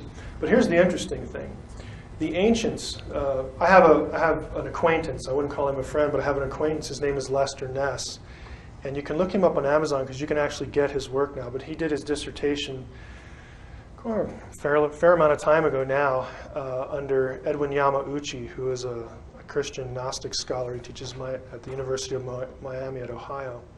He did his dissertation on zodiac mosaics in Jewish synagogues. Mm-hmm. And there's a lot of them. Exactly. And not only that, but in the early church, the early church fathers, and the villain or hero here, depending on your perspective, is Origen, yes. Origen. Really looked at Revelation as astral prophecy, because what they were doing, what the rabbis were doing, is they're saying, look, God created the universe, it has order, it is his map of the heavens, it is a chronometer. The glory belongs to him. We're not sitting there, who should I date, who should I marry, and what day should I have my bar mitzvah, or something like that. They're looking at it as a map of where God is going in human history. That's why they did it. And it was a very ancient and honored practice. But again, as astrology started to get a bad name in the ancient world because of frankly, the silliness of it. Right. And also, I think as the knowledge of the divine council was either lost or stamped out because of the whole divine plurality problem. And again, the guy here is Augustine. Mm-hmm. Augustine, when he became a convert to Christianity, he linked up with the Manichees and had a bad relationship with them eventually. They held the Book of Enoch in esteem. And when he split from the Manichees, this isn't my guess, there's a lot of scholarly literature on this. When he split from the Manichees, he said, I want nothing to do with Enoch, I want nothing to do with this council stuff. And he became so influential in the early church that is when the Sethite view of Genesis 6 came up, because he created it. Uh-huh. Okay, he is the pivotal figure in church history for why all of a sudden the church just sort of moves away from this, and what people like Flynn and what eventually I hope to contribute here is essentially we should go back to our roots. We should go back to what the early church was thinking, we should go back to viewing Christianity through a Jewish lens, and ultimately through an ancient Israelite lens, and then take a look at what biblical theology is. I'm not saying we're going to come out completely in some other direction, but I think it will sharpen the focus and lend a lot of clarity to some things that right now people are just pulling their hair out. Who knows what this means? So yes, in the back. 2 questions. I didn't hear you say the word theophany, which is what I thought was the prominent Christian view of Ezekiel. And then the second one it is a theophany is just an appearance of God. They're usually anthropomorphic, but not always, like the burning bush. But go ahead. So do you believe that the Ezekiel vision was a theophany, or was it? Did he was actually? It a Christophany? No, a theophany. Okay. Or what's the alternative you're going to give me? or he actually saw the throne, a vision of the throne of God. Well, he says he sees the throne and something like a man sitting on it. So yeah, I would call it a theophany. Some Christians would want to say, and I'm not saying there's not merit to this. I don't know if you can say it every time, but some would want to say that anytime you have the God of Israel, because of aniconism, the resistance against images, thou shalt make no graven image. Some people would say anytime in the Bible when you see God pictured in human form at all, even if it's like just his feet, that's Christ. That's like a pre-incarnate appearance of Christ. I don't have any trouble with that. I'm just not sure that that's the case. But yeah, I would use the word theophany. And then the second question is, how did you offend the 24-day literal or the 7-day literal creation? Because when you say that the ancient Near Eastern worldview, including Israelite, has a flat Earth, a lot of them aren't going to like that. And by the way, if you want to read somebody who, if you are a conservative Christian or a conservative Jew in the audience and you're wondering, well, how do we square this with ideas like biblical inspiration, biblical inerrancy, I could say subscribe to my newsletter, but I won't. I'll tell you where it is. There are a couple articles by a guy named Paul Seeley, S-E-E-L-Y. He's done 3 of them on this subject. 2 of them are in Westminster's Journal. And you can buy the major theological journals on CD by going to a place called Galaxy Software. But he's done work on this, and he essentially takes John Calvin's view of inspiration and inerrancy, where he says that there are places in the Bible where God, to get across a very difficult intellectually concept to an ancient people, will accommodate himself to the beliefs of their day to get the message across. And he says this is an instance of that. Yes. Here in the black here.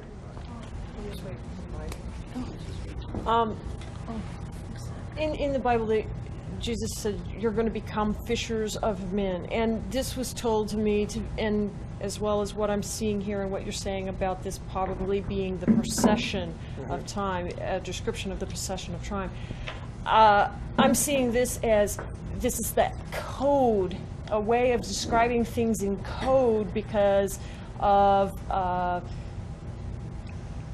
not only they didn't want people, such as the Gentiles, to understand what it was that they were talking about, but also to prevent the works or their words being misconstrued by those that don't understand it, to be used against them also.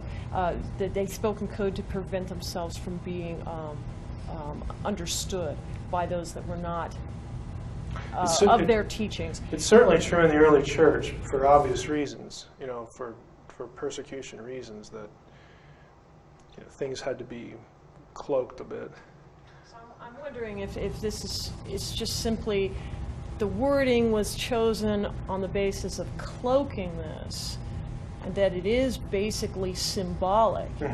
And being that this is symbolic, isn't that leading one to believe that a lot of things in the Bible might also be symbolic? Some of this question goes to the issue of hermeneutical schools in the ancient world, and there were certainly schools that developed in the New Testament era, and even before that, in the rabbinic, I shouldn't say rabbinic, in the Second Temple era, where methods of exegesis approached the text just like you're saying, that it was metaphor and that it was allegory, that kind of thing. Without discounting that, I think what we need to do is I'll just speak personally here. I accept that that may be the case, but what I need is I need some sort of check and balance system so that I don't just go to the text and say, well, this symbolizes this and this symbolizes that. I mean, I just see so much of this, and because there's no controls. Anything can symbolize anything else. So what I think what we need to do to honor that idea, because I do think that idea is there in exegesis and in history, is look for what, in terms of their world, where the symbology lines up, the commonly accepted symbology. What I mean by that is, in a case like this, again, it's very obvious that you're dealing with the cardinal points of the zodiac. Well, that comes from somewhere, and it means something. So in those symbols, I'm going to look for correlations and treat them symbolically. By the way, symbolically doesn't mean that it's not going to play out on Earth. It refers to what plays out on Earth, what exactly is going to happen. But I will look then for, okay, what did the symbols mean in Babylonia and in Canaanite religion, in Israelite religion? Because I know Israelite religion uses so much of this.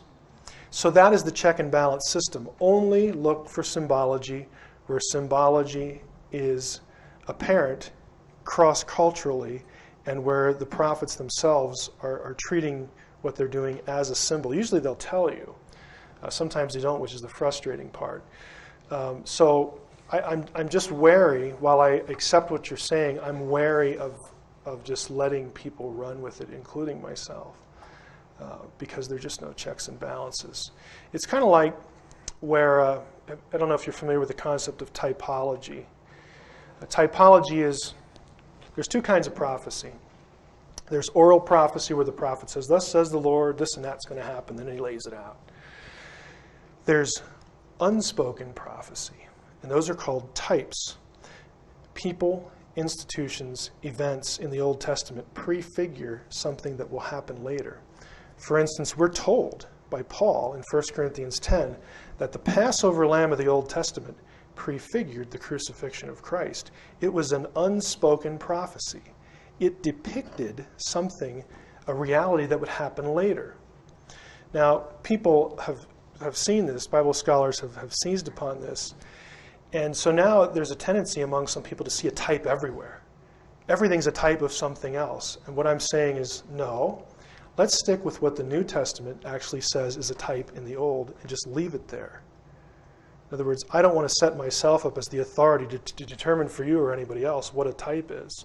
I'm going to go with the ones where they actually use the system, and I can see that they're using it because of something that appears in the Old, what they do with it in the New. Relating to you, the Jews in the intertestamental period would use stuff like this, and they understood it astrally, especially at Qumran. And when John does the same thing in Revelation, I'm thinking, okay, there's a stream of tradition there, okay, that I should follow. I'm not going to make up any of my own, but I'll follow this one. Okay, and that's the check and balance that I think we need. But are we ready to do something else? Or I guess I should do something else here. Okay, I'm gonna have to get it up here. Okay, we're going to switch gears a little bit here, and this is something I did it last year, but it was kind of I don't want to say thrown together because that makes it seem like I got up one day and just sort of did it on a napkin. But I talked about this last year, and a guy wanted me to do it again this year. And so I agreed. What we're going to talk about here is, let's just assume, for the sake of discussion, that the extraterrestrial as creator of humanity. Now, none of the literature I'm familiar with has ETs claiming to have created the universe. I don't know anybody that says that. But they do often want to position the extraterrestrial or whatever entity, whatever channeled message they receive. There's often this talk of how extraterrestrials created humanity. And so what we're going to do here is essentially say, okay, if this is true, if that's true, that we were actually created by extraterrestrials who are now essentially abducting people and experimenting on them, and if it's true that Zecharia Sitchin's views are correct, and of course you know that I don't think that, but again, if it is, if the Mesopotamian text actually describes some extraterrestrial race creating us, what would that mean? Okay, how would that work out in terms of a worldview? And is that something to get really enthused about?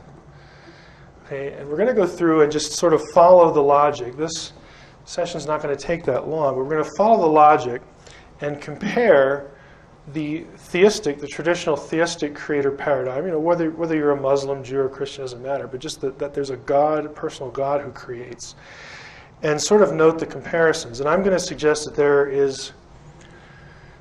this reveals the dark side of believing that the design of us, the design of our civilization at the hands of ETs is a dark thing. It's not a very optimistic thing. So, for the sake of the session, let's presume for a moment, if this teaching is indeed correct, we'll presume that humanity was created by ETs who came to Earth long ago. We'll presume that these ETs and their creation of humanity is described in ancient Mesopotamian texts, whose content is often mirrored in the Bible, and that these ETs are therefore the God or gods that humanity has become accustomed to thinking about. If the ET creator view is true, then where would that leave us? Is that something to celebrate or get enthused about? Should we, as they did in Independence Day, go up to the top of buildings? Oh, you're wonderful. You're finally back to bless us. Let me suggest several implications that logically extend from those assumptions. First, if this is true, then you, as a member of the human race, have no inherent dignity. This conclusion extends from the fact that if ETs are the gods of the ancient creation stories, then we were created as slaves by the Mesopotamian ET gods, the Anunnaki, because that's what the texts say. Okay? It's point blank what they say. This is Atrahasis, Tablet 1. When the gods instead of man did the work and bore the loads, the gods' load was too great, the work was too hard, the trouble too much. Right there, that should tell you that the conception of a god in Mesopotamia is quite different from the conception in the Israelite religion. God doesn't need a lunch break, or much less a slave race to do work. The great Anunnaki made the Igigi carry the workload sevenfold. Anu, their father, was king. Their counselor, warrior, Elil, their chamberlain was Ninurta, their canal controller, Anugi. They took the box of lots, cast the lots. The gods made the division. Anu went up to the sky, and Elil took the earth for his people. The bolt which bars the sea was assigned to far-sighted Anki, so on and so forth. The last line, the Anunnaki of the sky made the Igigi bear the workload. The gods, pity them, had to dig out canals, had to clear channels, the lifelines of the land, so on and so forth. For 3,600 years they bore the excess. Hard work, night and day. They groaned and blamed each other, grumbled over the masses of excavated soil. And then they decide, let us confront our chamberlain and get him to relieve us of our hard work. Come, let us carry the Lord. Let us carry the Lord, the counselor of the gods, the warrior, from his dwelling. Let's go and grab him, take him out of his house. And made his voice heard and spoke to the gods, his brothers. Why are we blaming them? Their work was too hard. Their trouble was too much. I'm abbreviating this with the ellipses. They said, let's go get that God. Then they go and confront him, and then listens to their complaint and says, well, I guess we can't blame them. Their work was hard. Their trouble was too much. Every day the earth resounded. The warning signal was loud enough. We kept hearing the noise. There it is, and the text breaks off there. And so they go to the creatress. Belet Ili, the womb goddess, is present. Let her create a mortal man so that he may bear the yoke, the work of Elil. Let man bear the load of the gods. Nintu shall mix the clay with his flesh and blood. Then a god and a man will be mixed together in clay. They answered yes in the assembly, the great Anunnaki who assign the fates. Now, if this is the case, you are all owed reparations by the gods. I mean, that's essentially what you've got. You are a slave, your father was a slave, and so on and so forth, all the way. We're all slaves. In other words, we have no inherent dignity. We are the low end of the totem pole in a divinely ordained caste system. That's what we are. We are chattel, if this is true. Now, this divine image idea, which is biblical, aren't we created in the image of the gods? Again, it's a biblical theistic concept. It is not part of the Mesopotamian concept. If we go back here, let her create a mortal man so that he may bear the yoke, the work of Elil. Let men bear the load of the gods. Zecharia Sitchin tries to, and it's kind of amazing again, he tries to take these phrases, bear the yoke, bear the load, and he tries to argue that yoke, and load here actually refers to the image of God. Of course, the problem is that the biblical word for image is tselem, Akkadian is tsalmu, and that is not the word used in any of those three lines in that text. So contrary to what he says, this is not a creation that has the gods, the Anunnaki, creating humanity in their image. No, the text actually means what it says, that we were created, in their view, as slaves. We are strapped with their burden. Well, that's not what the alien who abducted me told me. Well, if you were told about how special you were, think again, or abandon the Sitchin worldview, which you could do and still retain, an extraterrestrial worldview. Two questions. How do you know his message, the ET, can be trusted? How do you know that? Doesn't he know what his ancient offspring wrote about him? Okay, again, we're presuming that this is true, that the extraterrestrial gods created us. Well, doesn't the ET who abducted you know what the ancient Mesopotamians wrote about him long ago when he supposedly created you? Did he forget that? The bottom line is that in the ET creator view, we were created as slaves, and our makers wanted it that way.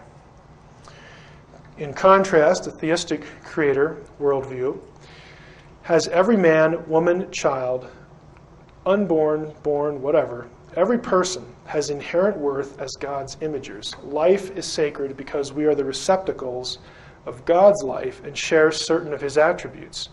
Humans are Yahweh in effigy. That is, we are his representatives. We're not gods, but we are placed upon the earth, as I said before in another session. We are God's representatives. We are to rule and steward, take care of the world, not to rape and pillage it.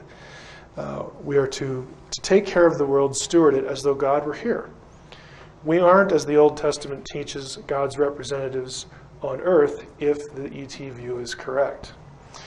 Also, if it's correct, there's no higher purpose for your life, since there's no concept of eternal reward in a personal heaven from a personal loving God. That idea is completely foreign in Mesopotamia. If you read any introduction to Mesopotamian religion, Mesopotamians were the most pessimistic of all ancient people about the afterlife. The only semi-positive thing they have to say about death and Sheol and the underworld is that if you're a king or a peasant, you wind up at the same place. So the ground is level in Sheol. But everyone in Sheol endures what the best description I've ever seen of this is, I think it's from Jean Bottero, who's an expert in Mesopotamian religion. He referred to it as a cadaverous existence that never ends. Ooh, I can't wait. This is not a good place.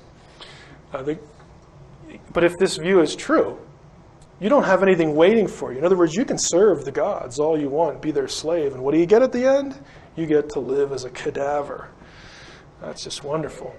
The conclusion follows again from the fact that if ET is God, then his status as a created being himself means that all the universe that is real is the material. There's no spiritual reality beyond the material, and again, the Mesopotamians weren't looking forward to anything beyond that anyway. Pantheists and those who want to give the universe itself life or treat it as a living being or biocosm are left with this reality. No matter how spiritual they think the universe is, it's still just matter, beyond which is nothing. There's nothing beyond that. Because if you say there's something beyond matter, something outside creation, you've just dumped your pantheism. Typically, those who speak of the universe as its own creator do so to avoid the idea of a personal deity that transcends creation, because that idea comes from religion or the Bible. And they want to avoid the personal accountability that the biblical worldview entails. No matter how badly you want to deny the theistic creator view and yet keep a feeling of personal destiny beyond the material, these two ideas are contradictory in terms of philosophy. If matter is all there is, then matter is all that is. Okay? If something is beyond matter, that thing can't be material. The Big Bang doesn't create itself. It's a result, not a cause. If there's no higher purpose for your life because there is no immaterial, non-physical, non-material place that you go when you die, if there's no higher purpose, you have nothing to look forward to, you are simply a higher form of animal. You might be lesser than the aliens who made you, whose only purpose was to have you serve them. And if you imagine that there are multiple races of aliens, some who want to aid us in achieving our high potential, then some questions follow. You might say, well, maybe only the bad guys treat us as slaves. What about the good ones? How can you tell the taskmaster alien from the benefactor alien? Again, if you read the abduction literature, this is not, that is a legitimate question. We know from Sitchin's account of the conniving escapades of the gods of Sumer that they behave just like we do. The point is, they are fully capable of deception and self-interest. So how do you know they can be trusted and who to trust? I mean, if this is reality, again, the polytheistic Mesopotamian Anunnaki scenario, if that's the truth, how in the world do you know who to trust? Because they're constantly going behind each other's back and conniving and deceiving and lying and cheating. I mean, who are you going to trust? If alien abductees are to be believed, how are the violations they undergo benevolent? I know, it's rhetorical. Why is it that Dr. David Jacobs, leading authority in alien abduction, has concluded the alien motivation is not our benefit, but for their own? Again, he's not the only one. The theistic view, in contrast, has an ultimate purpose for humanity. We are to image God, which we've talked about before, to work in his stead, to be his representative. And what that means down here, this idea is actually the basis in Reformation theology, that all work, any gainful employment, is godly. All work has value. There should be no distinction. Let me phrase it correctly. I don't want to say there is no distinction. In God's mind there isn't, but there should be, in our mind, no distinction between what we think of as secular and sacred. It's all sacred in God's mind. It makes God happy when we are creative and industrious, and God wants us to find work that we enjoy and then revel in it. We are to put our trust in him for our eternal destiny by obeying his plan for our salvation, so that the practice that's a typo there. So the practice of our lives is, as the Westminster Confession puts it, to love God and enjoy him forever. That is the point of why we're here in God's mind, the biblical God, not the Anunnaki gods. The outcome of this is eternal sonship or eternal childship, to become the sons of God, the children of God, to replace what has been lost through the progression of evil. This is what John says, point blank. See what love the Father has given us, that we should be called children of God, and that is what we are. The reason the world does not know us is that it did not know him. Beloved, we are God's children now. What we will be has not yet been revealed. What we do know is this: when he is revealed, we will be like him, for we will see him as he is. Question: what is the destiny? What is your destiny at the hands of ET? to be ramped up into the collective consciousness? Okay, what proof do you have that E.T. has changed from the self-interested taskmaster he was in the days of Mesopotamia? The third logical implication to the E.T. creator view, we've talked about 1 and 2, and number 3 is the idea of racial superiority and inequality is true. It's absolutely true. This conclusion logically extends from the Mesopotamian texts that tell us that the gods created kingship for humankind. If you read Sitchin closely, he will refer to 2 creative acts with respect to humanity.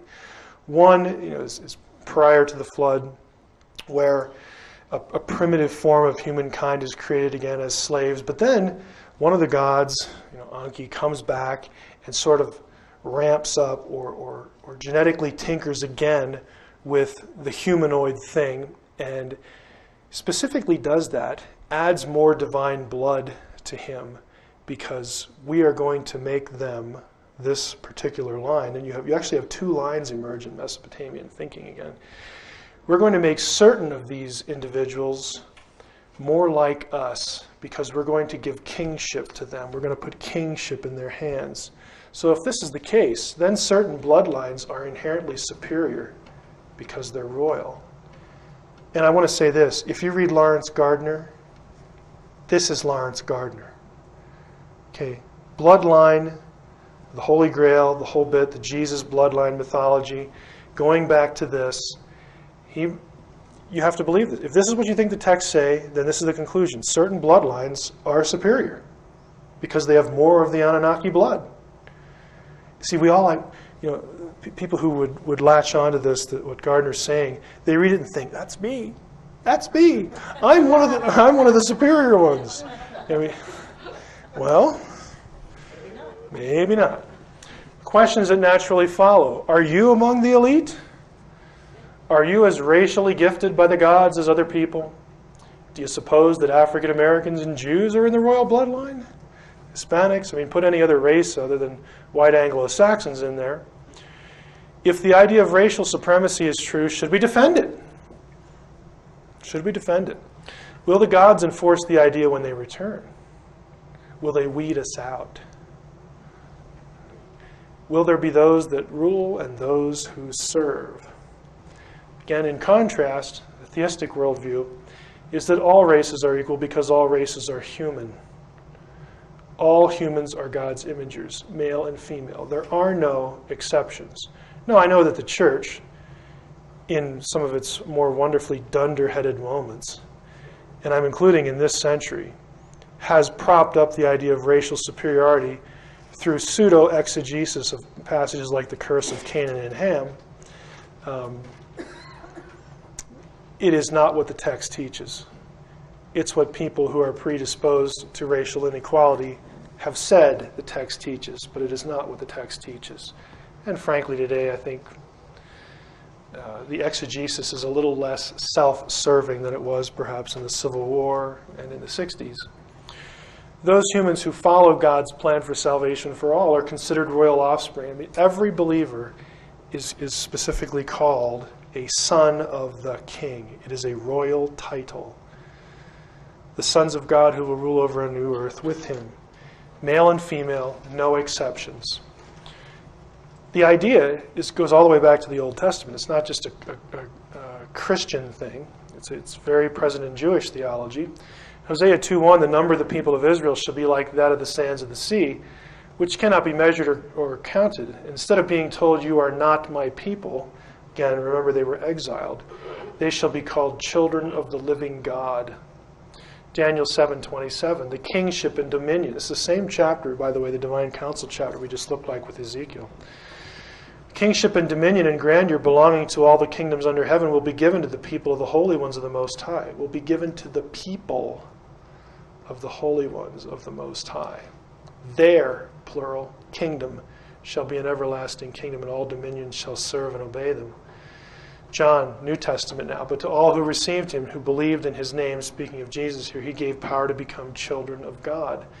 Galatians 3:29, if you belong to Christ, then you're Abraham's offspring and heirs according to the promise. the promises given to the Jews above in Daniel. 1 John 3:1 we've already looked at. The fourth logical implication to the ET creator view, again we looked at 1, 2, and 3. The dignity, no higher purpose, and racial inequality. And fourth, then the ET gods are your creator masters, not your brothers. Now this is a little repetitious with the first one, but it's a different angle. They're not your brethren. If ETs created us, they have the right. They have the right of ownership over our bodies, souls, and children. We are theirs by right, if this is true. What that means is that whether you like it or not, royal kingship is a monarchy. It is not a democracy. You have no right to complain or gripe about what happened to you in your experience. You got to take the whole package, in other words. The elite command, the rest of us submit or suffer. Don't complain then that you have been abducted and abused. You have no right to demand justice, for the alien has legal claim over you. Period. The theistic creator worldview, again in contrast. As noted already, in a biblical worldview, we are all destined to be kings under God's sovereignty. The image, the sonship, the rulership is democratized. It is not kept for a select few or for a certain bloodline. It's not even kept for beings in heaven. As Paul said, don't you know, 1 Corinthians 6, that you'll rule over angels? Think of the council. God of Israel, sons of God, angels. Paul says, don't you know you're going to rule over angels? You're the middle slot. You are the royal household of God. You will command them, not the other way around. This is the biblical worldview. Jesus, as incarnate God and Redeemer, is our brother, not our owner. Now, I realize that Christ is Lord in Christian theology, but that's not where it ends. He is also our brother, as Hebrews 2 says very, very plainly. What are human beings that you are mindful of them, or mortals that you care for them? You have made them for a little while lower than the angels. You have crowned them with glory and honor, subjecting all things under their feet. Now, in subjecting all things to them, God left nothing outside their control. As it is, we do not yet see everything in subjection to them, but we do see Jesus, who for a little while was made lower than the angels. He was made human. Now crowned with glory and honor because of the suffering of death, so that by the grace of God he might taste death for everyone.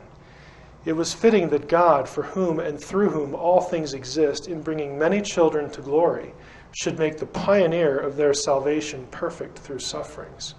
For the one who sanctifies and those who are sanctified all have one Father. For this reason, Jesus is not ashamed to call them brothers and sisters, saying, I will proclaim your name to my brothers and sisters. In the midst of the council, I will praise you. It's not all about ownership. Concluding focus, two summative questions. I'd like to ask you, does ET love you, and how do you know? Pretty simple. Well, they tell me so. They tell me I'm specially chosen. They want humanity to survive in the future and to evolve toward a greater self-enlightenment. Really? If the stories about the gods in ancient texts are true, why are those stories so different than those messages? Can these beings be trusted? What kind of love do they feel for you? Is it a sacrificial love? The kind of love you would have for a puppy or a car or your favorite thing at home? At what level is the emotional attachment that you think they have for you? To use an illustration, as your creator, do your ET gods love you as a child? Do they really? If ET loves you, then why create you as a slave? Why create you and leave? Why create you or hide? The fact is, at best, we're an experiment. not a loved child. The God of the Bible has an emotional investment in us, and I want to ask, where is E.T.'s emotional investment? The truth is, there is no emotional investment from E.T. It's a scientific curiosity at best, and a pretty detached one at that. At best, E.T. is an absentee parent. At worst, he is a cold, detached researcher. Is this the way you love your children? Is this how you want your children to remember their childhood? Probably not.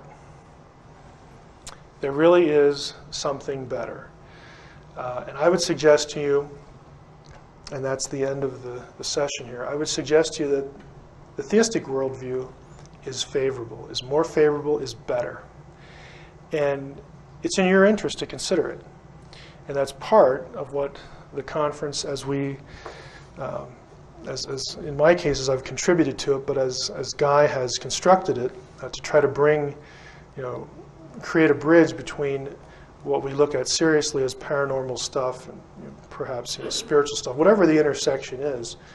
One of the goals is to get you to consider that if you opt out of a Christian view of this stuff and you embrace the other side, what it really means. Have you thought through it to the end conclusion? Or have you not? Perhaps not. Okay. Switching gears yet again. The last session that I'll do, and please hold your applause at the last session, has to do with serpentine beings, watchers, and the netherworld in the religion of ancient Israel, Judaism, and Mesopotamia. The subtitle, kind of misleading here, but sort of to the point. What Zecharia Sitchin isn't telling you about the Anunnaki. Now, I'm going to have to translate this a little bit for you. What I'm going to do in this session is I want to go through some passages in the Hebrew Bible that deal with serpentine beings, also known as watchers, mostly in the literature of Middle Judaism, and also the netherworld, and then sort of create a description of who these beings are, what they do, where they live, that kind of thing. And then ask the question, is there any evidence, is there any suggestion that the Anunnaki of Mesopotamian texts match this description? I can preview it this much for you. There are a number of overlaps. They're not, there are some gaps, let's put it that way, but there are a number of overlaps. So this is just kind of an exploratory session just to compel your thinking a little bit in this direction. Because, frankly, when it comes to the Anunnaki, there are things that Sitchin does not go into that I think robs you, the reader, and the thinker, the researcher, of the complete picture. Let's see. So some preliminary thoughts. Again, as the title suggests, there's more to this than you might have heard. I'm not going to worry about dealing with some errors that Sitchin makes in some of his statements. That is the Sitchin overview session. So we're not going to worry too much about that. Rather, the third point here, the focus is discerning several noteworthy overlaps between the watchers of biblical theology and later Judaism and the Anunnaki. And again, I'm admitting that there are differences between the groups, but there are some pretty noteworthy similarities too. Now, toward drawing attention to these, this is the order I'm going to follow, and hopefully it will be coherent for you. We want to actually review, since most of you have probably heard my session on Genesis 3 and Genesis 6, where we talked about the Nachash, the serpent, a little bit, but we'll go through that. Then we'll take a look at serpentine beings elsewhere in the Hebrew Bible. Again, note the sons of God and the watchers, the relationship between Genesis 3 and 6, and descriptions of the Anunnaki. Now, this session obviously has some overlap with other sessions, but again, to get it all in one session is our strategy here, is the goal. Again, Genesis 3 is the biblical account of the fall. Now, the serpent, ha-nakash in Hebrew, the nakash is the terminology I'm going to use, was the shrewdest of all the wild beasts that the Lord God had made. He says to the woman, did God really say you should not eat of any tree of the garden? The woman replied to the Nakash, We may eat of the fruit of the other trees of the garden. It's only the tree of life in the middle of the garden that God said, you shall not eat of it or touch it, lest you die. Which is kind of ironic, because elsewhere in the Old Testament, God wants humanity to have eternal life. But here, it's clear that he doesn't want them to do certain things and so on and so forth. There's this debate about, is God being mean here or whatever. We're not necessarily going to rabbit trail into that, but both ideas are actually present in the Old Testament. But restricting ourselves to this passage for the moment. Then Nakash said to the woman, you're not going to die, but God knows that as soon as you eat of it, your eyes will be opened. You will be like divine beings who know good and evil, or good and bad. The Lord God said to the woman, what is this you have done? This is after she eats. The woman replied, the Nakash duped me and I ate. Then the Lord God said to the Nakash, because you did this, you're going to be cursed more than all the cattle, beasts, and so on and so forth. And then he says in verse 15, I will put enmity between you and the woman, between your offspring or your seed and her offspring or her seed. And I made the comment before that you can take this as a personal he, third masculine, or impersonal it will strike at your head and you shall strike at his or its heel. And that depends upon how you think the prophecy gets played out in the New Testament. Observations. You can probably tell, again, by this time that I don't think the Nakash was a snake. There's no indication that animals had the gift of speech in Eden. The fact that Eve was not surprised when the Nakash spoke to her must be explained exegetically, not by speculation. I've read all sorts of things here that we have some sort of weird animal then that we don't have now, and it had legs and it stood upright and it talked, or animals could talk back then. The text doesn't say any of that. The two parallel passages, as we shall see momentarily, to the fall in the Garden of Eden require, that's a strong word, but I'm going to use it, require that the Nakash be viewed as a divine being and not a snake. Now, where we're going to go here is that you're dealing with a divine being that had some sort of serpentine or reptilian appearance, was also luminous, very intelligent, very beautiful at the same time. So, can this idea that the Nakash is a divine being and not a snake be established in the text here? And does that rule out a serpentine appearance for the Nakash? And the second one I've already played my hand. No, it doesn't. But again, the word itself, 3 consonants in Hebrew, the nun, chet, and shin, Nakash, can function as a noun, verb, or adjective in the Hebrew Bible. If you take it as a noun in meaning, it would just be translated serpent. Again, perfectly workable, as we've mentioned before. If you take it verbally, with its verbal meaning, the word would be translated deceiver or diviner. Again, the practicing of divination, the act of deception, perfectly workable. But I'm suggesting that we ought to take it because of 2 other passages we're going to go to today. Okay, I'm trying to triangulate them and see them consistently together. That's the reason I'm saying that if we take it as an adjective, the word would mean shining one, because Nakash, as an adjective, when it's used to describe nouns, objects, it means to shine or to be brilliant or luminous or something like that. We get there's the Hebrew word nekoshet. Okay, you just add the T to the end to form the noun. It means polished brass, burnished brass. So again, the shiny effect. Interbiblical parallels, I think, establish this, and I take it this way primarily because of parallel passages to the fall. Ezekiel 28, Isaiah 14, where a brilliant, shining, angelic, or divine being is cast out of Eden. Neither of these passages have a snake in the story, and the context of each passage with Genesis 3 is the meeting place of the divine council. What I'm saying here is that Genesis 3, Isaiah 14, Ezekiel 28, these are the 3 passages in the Old Testament that deal with what happened in Eden. All 3 of them take place in the location where the divine council meets, and there are certain motifs that we're going to go into today that establish that fact. And also all 3 of those passages need to, in my mind anyway, need to cohere together, and 2 of them don't have a snake, and I'm suggesting the one that appears to, we might want to just translate that word as shining one instead of serpent. to, again, make them fit together, to have them cohere. So first, considering the context of the three passages before getting into the specific parallels. Again, the divine counsel, if this is new to you, in as brief a definition as possible, is a concept known throughout the ancient Near East. For instance, it's mentioned in Enuma Elish and Atrahasis with the Anunnaki. It very plainly said the Anunnaki of the Great Divine Assembly said this and that. 4 or 5 times in that story that the divine council, the divine assembly is mentioned.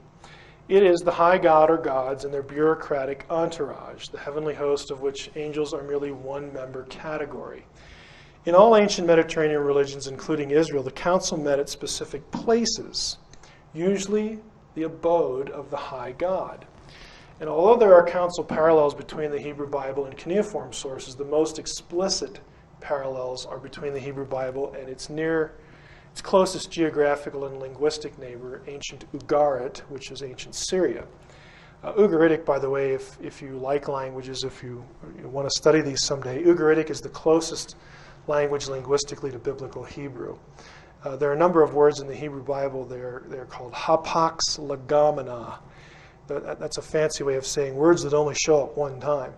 And you've heard me saying that meaning is determined by context. Well, if you only have a word that shows up one time, how do you really know what it means? Because you don't have anything to compare it to. Well, when the Ugaritic tablets were discovered, a lot of those words that only show up one time in the Hebrew Bible were in that language, consonant for consonant. And so Semitic linguists looked at that and said, boy, this will really give us some help here, because there's such a close language overlap here between the two. So it's been very useful. And it's especially useful in parallels of this kind.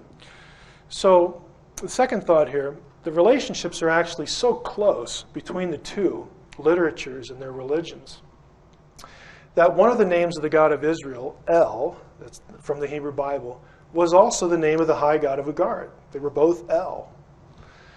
El's vizier, or his vice-regent, who was called the ruler of the gods, was Baal. That's a title he gets. This proximity and terminology was one reason why Baal was the chief nemesis of Israel's prophets. Israel also had a second power in heaven, a second god, if you will, a second vizier in the Old Testament. I don't want to rabbit trail too much, but this is my dissertation, and I like to talk about my dissertation, even though it was such a point of suffering in my life for so many years. But it actually has value. No, what happened was, in the Israelite religion, in the Israelite version of the council, you can't have Yahweh and another god separate from Yahweh ruling the cosmos. So what the Israelites did, which was really kind of neat, kind of clever, was they said, the second person is Yahweh's essence manifested in a different form. So you don't have Yahweh competing with another god. You have Yahweh and then his essence manifested differently. There are some real plain examples. The name, that word, the phrase, the name. There are passages in the Old Testament where the name does this, the name does that, the name goes out to battle. It's sort of euphemistic, but the technically correct term is that this is a hypostasis of Yahweh. It's Yahweh's essence manifested separate from him. It is him, but it isn't. This is the basis. It's the basis. It's the beginning point for binitarianism in Jewish thought. Now later the Spirit of God is going to be spoken in the same way. That's where we get Trinitarianism. It's actually Jewish. I mean, it's not something the Christians invented. It's well known in Middle Judaism. The Malach Adonai, the angel of the Lord, God says, this angel is different than all the other ones because my name is in him. Okay, my essence is in him. And that's why the angel of the Lord and Yahweh are interchangeable in a number of passages. Because he is Yahweh, but he kind of isn't. He is and he isn't. It's that sort of difficult binitarian, Trinitarian problem that we look back at in theology and struggle with. But, by the way, hypostasis was also a common institution in other religions of the ancient Near East, Mesopotamia, Egypt. Each god had one or a couple hypostases. But in Israel, it was the consistent pattern in the council. But anyway, let's take a look at the Council of El to get an idea of how close the council's ideas are between the two religions, because this is the point today. Because I'm going to try to establish that Ezekiel 28, Isaiah 14, and Genesis 3 are divine council settings. Now, at Ugarit, the location of the meeting place of the divine council went by these descriptions. At the source of the two rivers, in the midst of the double deep fountain. These are the places where heaven and earth meet. Mount Safanu, that was Baal's mountain. The Mount of Assembled Council, and again, there were a variety of sacred mountains that are mentioned as where the council shows up and has a meeting. Now, you'll notice Safanu and this Pukhru Mo'ed.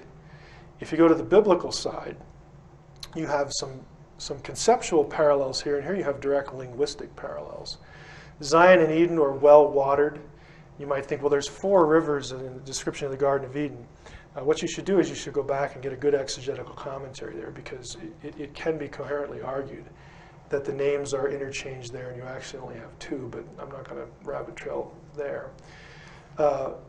Zion and Eden, again, where God lives, is Mount Zion, where the temple was, are described as well watered. And you get this watery language here in these passages. Let's go down here. Mount Sinai, Mount Zion. Again, God lives on a mountain in Israelite religion. It's very familiar. And Eden is called the mountain of God and the garden of God in Ezekiel 28. You actually have Eden called a mountain. But back here, Zion is called the heights of Saphon in Isaiah 40 or Psalm 48:2 and Isaiah 14. It's exactly the same term, Saphon, Saphanu. The vowels are different because Ugaritic's a different language. They use different vowels. Mount of Assembly, Isaiah 14. Look at the passages. Isaiah 14, Ezekiel 28. Okay. The Har Moed, the Mount of Assembly. By the way, this is free. I wish I would have put this up here in the PowerPoint itself. If you were to you see this little kind of backward parentheses here? That is a letter in Hebrew that we don't have in English. It's a r. That's how you pronounce it.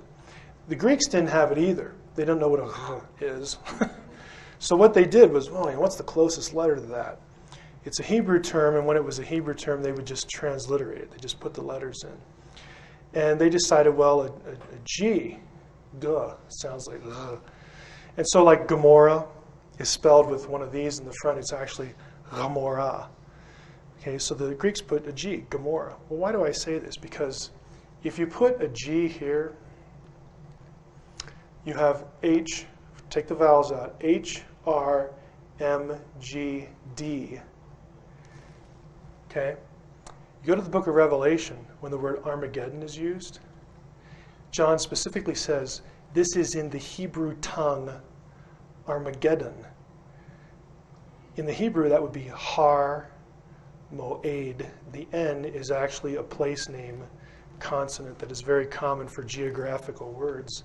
What I'm suggesting is the Battle of Armageddon is actually a battle on Mount Zion because it is the Battle of the Mount of Assembly. It's the war, as the Qumranites put in the war scroll, it's the war of gods and men. Read the war scroll sometime, then go read the book of Revelation. It's kind of shocking. But anyway, that's a little off the beaten path. Description of the divine council meeting place. Continuing here. At El's house, El's abode, decrees were issued from the tents of El. This is Vad-il in Ugaritic. El and the gods lived in tents, Ohalim, and tabernacles, Mishkanot. El's abode is a dwelling, Methav and Mazilel, the shelter. El and the council meet in a house, temple. Baal's palace had paved bricks and a court and stones like lapis lazuli. If you look over here, the parallels are just kind of amazing. Yahweh lives in a tent, same consonants. Okay, the tent of meeting, the tabernacle, it's the same thing. The pavilion, the dwelling, again, the conceptual parallel. These are exact terms. The beit, the house, the heichal, the hakalim. Okay, in Exodus 24, Yahweh's abode is described with a courtyard, Same word, chatzer, made of bricks, levanot. And if you actually read Exodus 24, the pavement was like sapphire. Okay. Same thing here. The language is very tight. Now, I showed you that as preparatory to this. When you look at these three passages, what you've got going on are divine council scenes. So what happens is something happens in the council, some sort of event or rebellion that, associated with the fall of a divine being and also the corruption of humanity. So both passages in these two, we'll go back to Genesis 3 in a moment, are not about divine beings per se, but about evil tyrant kings. You'll read this in commentaries, and that's true. What's going on here is that the prophets are railing against, in one case, the king of Tyre, in another case, the king of Babylon, and they're just going off on them, telling them how bad they are. And they both get the idea, I'll show you how bad you are. I'm going to compare you, foreign king, you wicked king, to a tale about a divine being who fell from paradise in rebellion against God. I'm going to illustrate your arrogance by comparing you to this being. And that's what they do in these passages. Let's go over here. Let's take a look at them. Ezekiel 28. The word of the Lord came to me, O mortal, O human one, O son of man, literally. Intone a dirge over the king of Tyre and say to him, Thus says the Lord God, you were the seal of perfection. You were full of wisdom and flawless in beauty. You were in Eden. Now we know the king of Tyre was not in Eden, so he's describing the king of Tyre in light of this story for the sake of illustrating his arrogance. You were in Eden, the garden of God. Every precious stone was your adornment, and he lists them. I created you as a cherub with outstretched shielding wings, and you resided on God's holy mountain. So he's in Eden, God's holy mountain. You walked among stones of fire. You were blameless in your ways from the day you were created until wrongdoing was found in you. By your far-flung commerce, you were filled with lawlessness, and you sinned. He starts going off on him again. So I have struck you down from the mountain of God. I have destroyed you, O shielding cherub, from among the stones of fire. You grew haughty because of your beauty. You debased your wisdom for the sake of your splendor. I have cast you to the ground. I've made you an object for kings to stare at. Isaiah 14, you're going to see a lot of similarities. Here the rant is against the king of Babylon. He's such a tyrant and such a jerk. And so Isaiah says, Sheol below was astir to greet your coming. I mean, you think you're something special. Well, that's where you're going to end up. Rousing for you the Rephaim of all earth's chieftains, raising from their thrones. The Rephaim are on thrones in Sheol. Remember that. Raising from your thrones all the kings, Hebrew, the M-L-K-M. It's not Mal-Akim, angels. It's different spelling there. There's no Aleph here. All speak up and say to you, so you have been stricken as we were. You've become like one of us. Your pomp is brought down to Sheol. And the strains of your lutes, worms are to be your bed, and maggots your blanket. By the way, that's a real good description of the Mesopotamian underworld. How are you fallen from heaven, O shining one, son of the dawn, shining one, son of the dawn? How are you cast down to earth, O vanquisher of nations? Once you thought in your heart, I will mount to the heavens. I will mount to the heavens. Higher than the stars of God will I set my throne. I will sit in the mount of assembly, on the summit of Zaphon. Your English Bibles will say north. North is Zaphon. Why? Because that's where the mountain of El was in the north, the geographic north. I will mount the back of a cloud. Yahweh's title, Baal's title, the cloud rider. I will match the Most High. Instead, you are brought down to Sheol, to the bottom of the pit. Now, parallels. Let's take a look at some of this in a parallel structure. Genesis 3, I'm suggesting Nakash means shining one. Shining ones in the Garden of Eden, where God walked. Okay.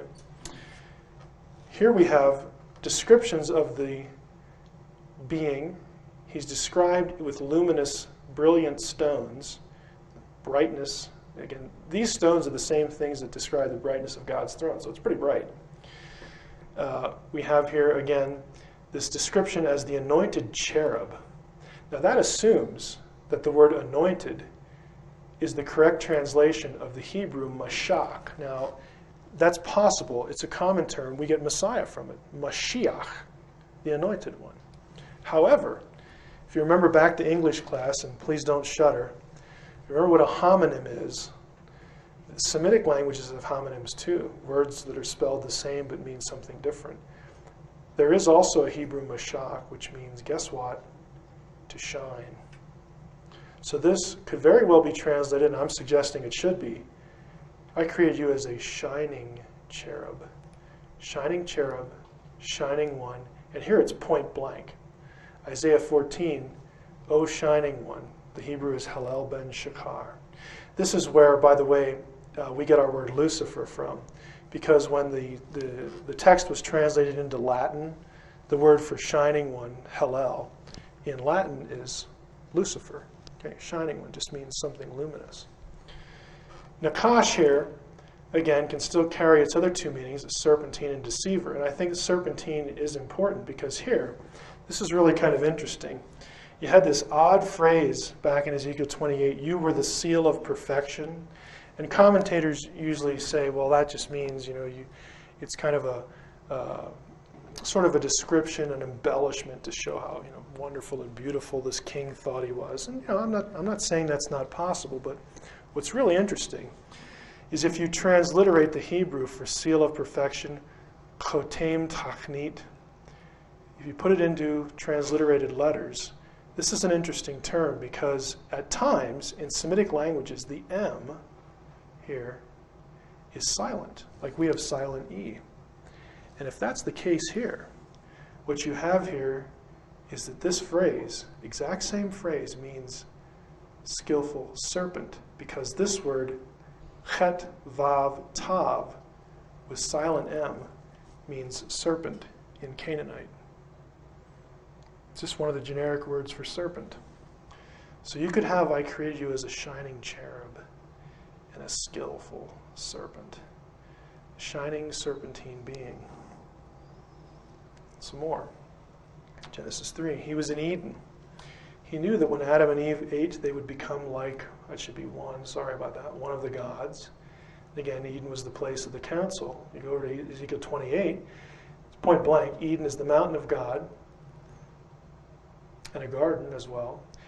He walks among the stones of fire, but was thrown out of heaven, the place of the stars. Now that is interesting. He gets thrown out of heaven, and that helps inform us what stones of fire are. Stones of fire are considered by experts in ancient Israelite and Near Eastern religion to be either planets or stars, which of course for the sake of this conference is really interesting, really cool. And divine beings were considered celestial objects, or perhaps, it goes either way. Stars to the ancient person were either divine beings themselves or they were inhabited by divine beings. It varies, but you'll see both. The stars of God, in Isaiah 14:13, and at Ugarit, and in Job 38, the stars of God, anybody remember Job 38 from a night or two ago? Where were you, Job, when I set the foundations of the earth? When the stars of heaven, the stars of God, the sons of God shouted for joy, the morning stars. Stars of God are divine beings. They're members of the council. They're Elohim. They're the B'nai Elohim in Job 38. Again, we have the shining one here. He wanted to set his throne on the mountain of God. Mountain, mountain. Eden is a mountain here. On the mountain of assembly, the place where the council meets, above the stars of God. What he's saying is, I want to be supreme, and I'm going to be supreme in council. I'm going to kick El off the throne, and I am going to subsume that position. I will be like the Most High. I will be above all other gods, above the stars of El. I will supervise the Mount of Assembly. I, and so on and so forth. And again, this phrase, the mountain of God, is the summit of Tzafon, which we've already seen has parallels for the divine council. Nakash, again, serpentine, seal of perfection, and whatnot up here.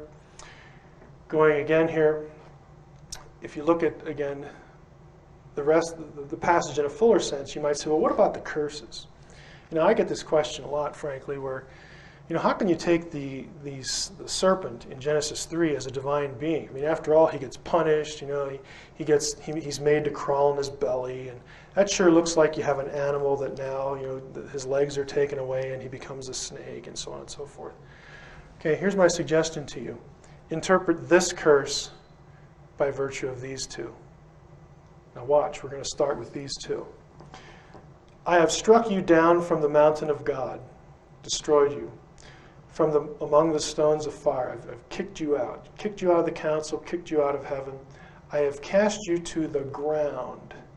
It's a critical word. It's arts in Ugaritic. Notice the consonants. There's that parentheses, the R, and then the S with a dot. We would say arts in Ugaritic, eretz in Hebrew. It's a generic word in the Hebrew Bible for earth or ground. In Canaanite dialects, though, it means the netherworld. The aretz is Sheol. It's a synonym for Sheol. It's the place of the dead. I have made you an object for kings to stare at. So in Ezekiel 28, the divine being gets kicked out of the council. He gets kicked out of heaven, so to speak, the place where the gods meet, the realm of the gods, let's put it that way. He gets kicked out of the realm of the gods, and he gets sent to the lower realm, the realm of the dead, the realm in Sheol, the netherworld, the aretz.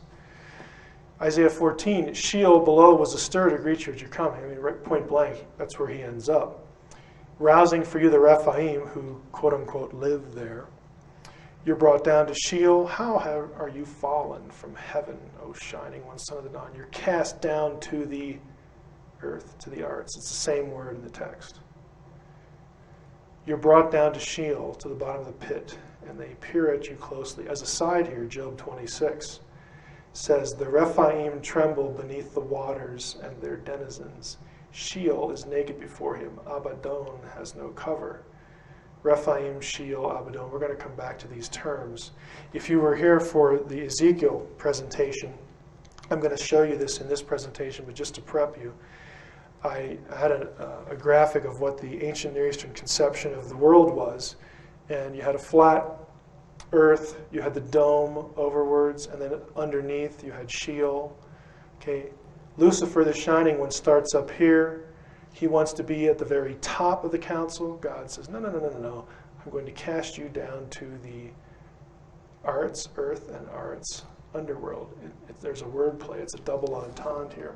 This is why Satan, in later theology, is the god of the world, the god of the earth, and he's also the god of hell, the leader of hell, because of the word play here. Point of comparisons. The three texts describe a divine being who was a member of the council but who was kicked out. He also has a serpentine appearance. So again, there's a demotion here. There's a serpentine appearance. He's cast down to the ground, again, the netherworld in Canaanite mythology. He's under the earth in Israelite and Canaanite cosmology. Again, later when you get to the Satan in Job, this being, the shining one, is said to run to and fro throughout the earth, to accuse people before the Lord, and is called the God of this world by Paul. Going back here, again, to the curse. Serpents don't eat real dirt. They don't eat dirt at all. And not all women and humans fear them. I don't think that the curses should be taken literally. I think they should be taken, pardon the term, mythologically or metaphorically. The point is that the Nakash is cast down to the ground, just like he is here. And what that means is, just as it means here and here, that the Nakash, the shining one, is sent down to the human realm to rule and affect and interact with humans. He's kicked out of the divine realm, and now he rules hell, he rules Sheol. That's exactly what the point of the curse is here. If you take it literally, then you have to explain why snakes don't eat dirt and why all humans aren't afraid of them. If you take my suggestion, those aren't issues. But again, it's just my suggestion. By the time Isaiah and Ezekiel wrote, Sheol was associated with dead giants, the Rephaim, whose spirits were alive in the netherworld. Again, if you missed the session on Genesis 6, it's a word for giant, for one of the giant clans. Isaiah 14, Job 26, and other places, Ezekiel 32 is another one, I didn't put that up here, have these guys, just like Enoch does, residing in the pit. Additional note, it is interesting to note that in the Gilgamesh epic, tablet 11, a snake steals the immortality of humanity, line 283. After which Gilgamesh laments that this is a really weird phrase in Gilgamesh. Gilgamesh laments that the earth lion, in Akkadian Neshu Shah Kakari, had stolen his chance at eternal life. What in the world's going on here? Why? The story has a snake, it's Bitsuru here, and when Gilgamesh is sitting down feeling sorry for himself, he refers to this thing as an earth lion. Well, what the heck is that? Earth lion is the same way that Greek expresses the word for chameleon. Kamai leon. Kamai is on the ground, on the earth. Leon, lion, earth lion. That's what chameleon literally means. Noted cuneiform scholar Ake Joberg has suggested, and it's just a suggestion, but I think it's worth thinking about, it may be possible to connect Akkadian Neshu with the Eblaite Na'ish, and that word with the Hebrew Nakash. Now, why do I bring this up? Because Neshu, okay, Nakash. And what that leads to is the significance of this possible connection is that one would have a serpentine being in an Eden-like story who was a changeling. Chameleons change their appearance, don't they? This might resonate with 1 Enoch 19:1, where the Watchers were said to be able to change form, and perhaps 2 Corinthians 11:14. This is the verse where it talks about Satan being able to be transformed into an angel of light. He can appear as something brilliant and wonderful when he actually is not. The identity, we talked about this, was our first point, identity, nature, and fate of the serpent. Let's talk about serpentine beings elsewhere besides the one we think of, the Nakash in the garden. Some tentative comments and speculations, and again, I'm deliberately saying this because, quite frankly, I'm still thinking about some of this. I don't know quite what to make of it. Trust me, folks, this is, pardon the expression, virgin territory. It's not like I can go look up a commentary or go ask some scholar to think in these terms. It's not going to happen. And so, I'm still cogitating on a good bit of this. The reference to the shining being in the Garden of Ezekiel as a shining anointed cherub is interesting, but rarely received much thought, since scholars assume that cherubim and seraphim are different. Many scholars assume that seraphim means burning ones, from Hebrew saraph. That cherubim are sphinx-like creatures based on ancient Near Eastern divine throne iconography. Now, if you were here with the Ezekiel session, you know that there's a lot of cherubim that look like sphinx-type creatures. That's true. The question is that all they are? Is that only what they are in the Semitic mind? Now, I think all the assumptions are open to question, and some observations might come to fruition here, or at least contribute. The relationship of cherubim and seraphim is uncertain. If one removes the four-faced cherubim from the category, and you know my view now that I don't think the point is literal cherubim, I think the point is the four faces of the zodiac. So if you accept that and accept EXCEPT, the two-faced cherubim of Ezekiel, which again, if Flynn is correct, that's also precessional. If you exclude the precessional stuff, then cherubim normally described elsewhere are simply winged creatures. On occasion, the description of a cherub includes features that are not in the iconography of the ancient world, such as the hands of a man, but which are shared with seraphim. Here I'm suggesting maybe there's a relationship between cherubim and seraphim. Again, it's possible, I'm still thinking about it. The function of both could be called guardianship of the council or the throne of God. Seraphim, of course, are the ones that guard the throne in Isaiah 6.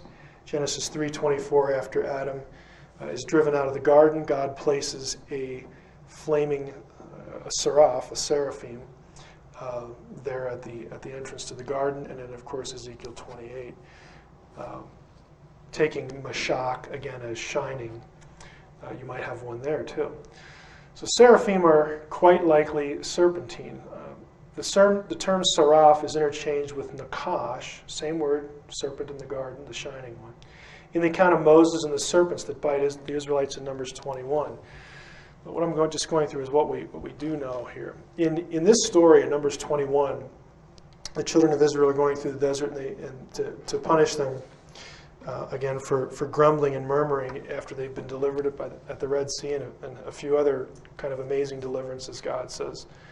You know, the people are grumbling, again, despite the fact that I've done these amazing things for them, and he sends serpents that bite the Israelites. The serpents in that account are called both, they go by both terms.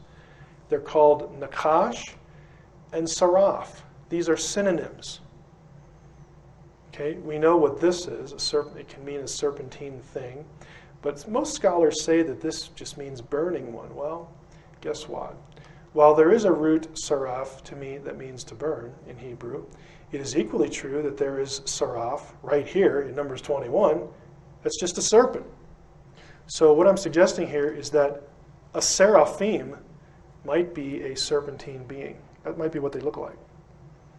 Okay, again, still thinking about this. In Egypt, seraph, Egypt actually combines the features. A seraph in Egypt is a shining or flaming serpent, so they sort of dovetail both possibilities in Egyptian literature and Egyptian iconography. So we've talked a little bit about both of these, identity, nature, fate, and possible serpentine beings elsewhere. Sons of God and the Watchers, again, by this time you should be familiar with Genesis 6. I'm not going to read this whole thing to you, but sons of God with the daughters of men, bearing the Nephilim. Again, sons of God are often called watchers in later Jewish literature. I've had these passages up before, but again, they are distinct. The watchers come down to the earth to teach the sons of man, and they end up committing sins with the daughters of men because they began to mingle themselves with the daughters of men so that they might be polluted. Again, we're familiar with all this. Watcher is not just a later Jewish term. It does show up in the Bible. So don't leave here and get the mistaken notion that watcher is just an Enochian term. It actually does show up in Daniel. And it's always accompanied with the phrase Holy One. So a watcher is a holy one, which means by this time in Daniel, in Israelite history and theology, you have good watchers. Okay, it's not the point is not that they're all evil. The ones in Genesis 6 are viewed as evil, but here you have three examples where they're good guys. In the vision of my mind in my bed, Daniel says, I saw a watcher, that is a holy one coming down from heaven. This is when he's going to interpret Nebuchadnezzar's dream, and he gets, the edict passed down, the decree passed down by the watchers as to what's going to happen. The watcher, that is the holy one whom the king saw descend from the heavens, saying, so on and so forth. Here's the phrase, watcher, holy one. Daniel 4:23, a sentence is decreed by the watchers. This verdict is commanded by the holy ones. This verse is really interesting because it really gives them power. Okay, the point is not that they've come up with a sentence that God doesn't know about, but the point is that they are council members, and the council has decided, in Daniel 7, you have that council meeting, that this is what's going to happen. So there's some degree of participation, decision-making here in the council. In the book of 1 Enoch and other intertestamental Jewish texts, the watchers are evil. We know about that. You've heard enough about that. In 2 Enoch 18, the number of the fallen watchers is put at 200. That's an interesting number that we'll see later. They were sentenced to imprisonment within the earth for their corruption of human race. Again, we've seen these motifs, so I'm not going to read this whole thing for you, but they are reprimanded here. Down here you have, from henceforth you will not ascend into heaven into all eternity, and in bonds of the earth the decree has gone forth to bind you for all the days of the world, so on and so forth. 1 Enoch 18, I saw a deep abyss with the columns of heavenly fire, and among them I saw columns of fire fall. This place is the end of heaven and earth. This has become a prison for the stars, angelic beings, and the host of heaven. Let me go back here. 1 Enoch 20. Uriel, one of the holy angels, who is over the world and over Tartarus. That's really interesting. Uriel is the one who is over Tartarus. which is the place of the abyss where the watchers get sent. And here we have a reference to Gabriel, one of the holy angels who is over paradise and over the serpents and the cherubims. This appears to separate the categories. Maybe they are. Maybe this is just what we call in literature a hendiadys, which is a repetition. Other references to the place where the watchers get sent. 2 Peter, God did not spare the angels when they sinned, but sent them to Tartarus, committed them to chains of deepest darkness, so on and so forth. The nature of their sin is somehow linked to sexual activity.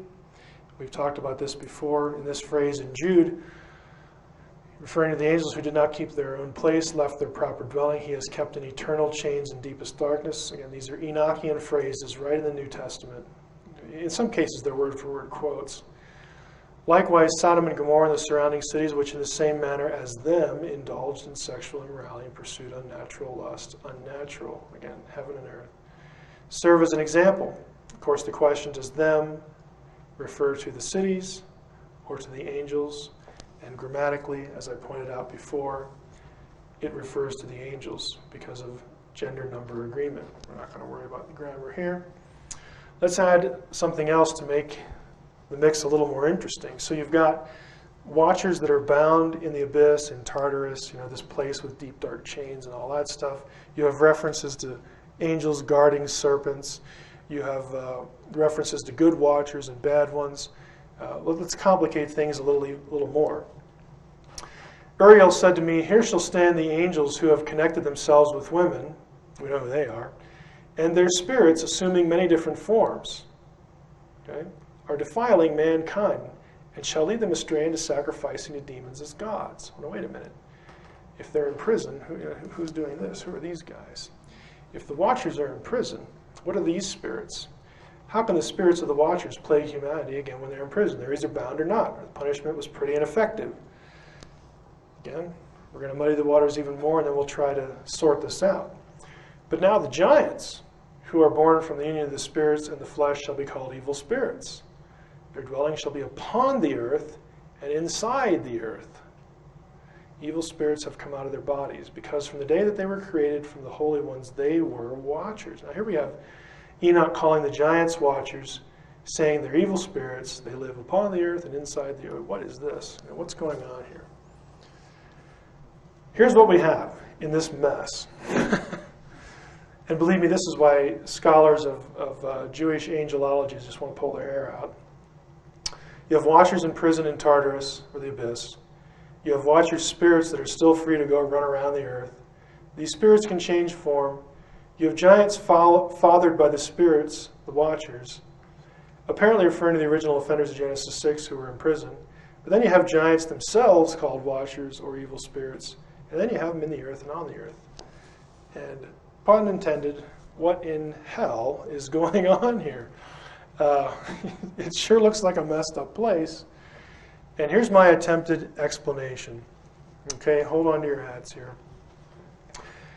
The original watchers who committed the sin of Genesis 6 are in prison according to all these texts. All the traditions, including the Greek Titan story, puts them there until the end times. Okay, that's one group. The offspring of these watchers, who were the Nephilim giants, were half watcher and half human. Thus, it is true that they are watcher from birth. Okay, at least half of them, they have that line. As such, when a giant was killed by flood, cannibalism, Enoch refers to this a couple times, or an archangel, only the human side died. The spirit, the watcher half, lived on as a watcher. The spirit or watcher who came out of their bodies. These subsequent generation watchers were also called Shadim, the demons. And again, I've said before, this is the Jewish explanation for where demons come from. These watcher demons may be in the abyss, but they may also be upon the earth. They're not imprisoned, only the original ones are. And I have here a cross-reference to Mastema, who is the leader of the watchers in one Enochian text. This word can be linked to the word Satan, and so this might be Satan, but I'm not going to worry about that now. They are thus in the earth and upon the earth. They can assume many forms, and they want to be worshipped as gods. They solicit and receive sacrifice as gods.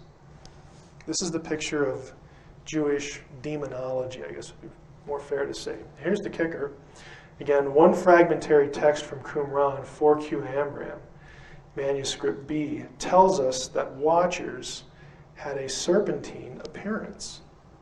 Now here's the text. This is fragmentary. I'm sorry this isn't very clear. I couldn't find a way. Well, actually, didn't have access to a good photocopier when I needed to do this, but could have enlarged it. This line here, this is the scroll from Qumran. It's Aramaic.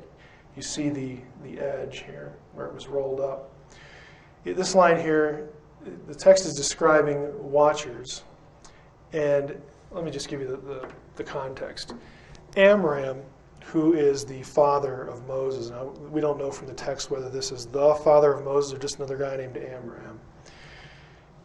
He sees two watchers fighting, essentially, over his body, over his person, whether either before death or after death, or this is part of the death process. You know, like, where are you going to go? Who's going to rule over you? And he has two watchers, and one of them says to him, you know, who do you want? Which one of us do you want to rule over you? That's significant because in the New Testament, there's actually a passage where Satan and Michael are fighting over the body of Moses. Okay, it's a different situation there. People have wondered if this relates to that passage, that odd passage. But this line says that one of the watchers, his appearance was fearsome like a serpent. And this line down here says, again, in his appearance, he was, let me read it here, he was like an asp. An asp, of course, is a different kind of serpent. This is the text transliterated here, but we're not going to take the time to go through it. This book, by the way, the most accessible place you can find this text is in a book by Michael Wise and Robert Eisenman called The Dead Sea Scrolls Uncovered. Okay, it has a nice little couple paragraph write-up on it. Problems. If watchers can be and still are good, are even the good ones serpentine naturally? I mean, is that just what they look like? Keep in mind the watchers are the sons of God. I still have questions about this. What's the relationship between the watchers and the sons of God and the seraphim and the texts just aren't clear on this. And if not, what's with the serpentine thing? 1 Enoch 20 distinguishes the original watchers in the abyss or Tartarus from serpents. We saw this text. Okay, so there may be a distinction here. However, it's obvious that the fallen Nakash is serpentine and that he rules in the earth, the arts, where the watcher demons operate. So moving on, again, I realize we're covering this rapidly. Discuss a little bit between the relationship of Genesis 3 and Genesis 6. Again, the issue is the seed of the Nakash. Are the seed of the Nakash literally the watchers in Genesis 6? We talked about this in my Genesis 6 presentation. Since we have a fall in Genesis 3 initiated by a divine being, another fall from grace initiated by divine beings in Genesis 6, are they related? The problem is the biblical text never explicitly says that, but Jewish writers did connect them after the at a certain point in their time. You know, Jewish writers disagree, but let's just go through this as quickly as we can. Up until the 1st century AD, the events were unrelated by Jewish writers. In fact, most Jewish writers saw Genesis 6, not Genesis 3, as the introduction of evil into the human race. They didn't have a concept of a fall. By the way, if you're familiar with the Old Testament, I think it's noteworthy that if this is really a fall into moral guilt, if that's really the point of the passage, I'd like to know why Genesis 3 is never brought up again in the Hebrew Bible. I mean, nobody ever refers to it, but this idea, you know, really picked up speed in Jewish circles. We're dealing with a loss of immortality. Again, that's my own position rather than moral guilt. It's really apart from what we're doing here to talk about what constitutes the need of atonement, the need of redemption, and we can talk about that later. But again, there's a lack of an explicit connection. You do have, you know, some relationships here. Let's just describe a few. In 1 Enoch 69, that text describes one of the angels this way. The third angel was named Gadriel. He it is who showed the children of men all the blows of death and led astray Eve. Now, wait a minute. Led astray Eve. This Enoch names this one who led astray Eve Gadriel. What's with that? Showed them weapons of death, so on and so forth. Elsewhere in the book of Enoch, the angel who taught humankind warfare was Azazel, and he has nothing to do with Eve. So the Jewish texts are going to disagree. They're just as confused about the connection as we still are today. There's just no certainty here. The discrepancy is an indication of the nature of the book of Enoch. Enoch itself is a composite text, so is there a direct relationship or not? We don't necessarily know that. However, we could say this. You could argue this way. Since this text is the first to link the being who deceived Eve with the Genesis 6 episode, that text in Enoch, it's the first time you see them definitely linked. You have these two named Gadriel, Azazel, the well-known leader of the Watchers to the Jewish readers, is put back into the garden as though he were the Nakash. So what they're doing here is they're looking at the Watcher story, and they're obviously, in Jewish thinking, evil. And they think, well, surely, these guys are so bad. You could say maybe they're Serpentine. In the Jewish mind, the mind of the people at Qumran, people in the intertestamental period, they thought, well, surely one of these guys, maybe the leader of the Watchers, was probably the being who caused Eve to fall. They're frankly just guessing here. But this is what they're believing. This is what they're saying. And in creating that link, the later writers also link the sexual sin of Genesis 6 with what happened between Eve and the serpent. I point this out because of people like Gardner. There's a reason why later rabbis came up with this idea that Eve fell. She's in a perfect environment. She's sinless. She fell, though, or she committed some atrocity. And they say the only way to explain this is to have this third person, this third being, the serpent, the Nakash, whatever. They began to argue and speculate, and soon their speculation became doctrine in some Jewish circles, that Eve and the serpent had sex, cohabited, and then that was the fall. The text never says that. You never actually find a text that does, but again, they're trying to understand, they're trying to link the two chapters. And Gardner and other Gnosticism has this view in its classic form. I've already been through this thing about Gardner, so I'm going to skip this here. He tries to prove that the Bible actually teaches this by quoting Genesis 4:1, which he quotes as saying, I have gotten a man from the Lord. Hava is Eve. Of course, the problem with that is he deletes 2/3 of the verse for his readers. He only quotes from here over. This part says, and she said, I have conceived a man, I have obtained a man, which Gardner wants to translate with the Lord, she's having sex with the Lord. So not only does he delete the first 2/3 of the verse, but he also assumes that Yahweh here, the Lord, is the serpent, is Satan. Again, he's thinking in purely Gnostic terms here. Which is the arrow is pointing to, is a particle. And it can mean with, but most of the time it's silent. It marks the direct object in a sentence and is not even translated.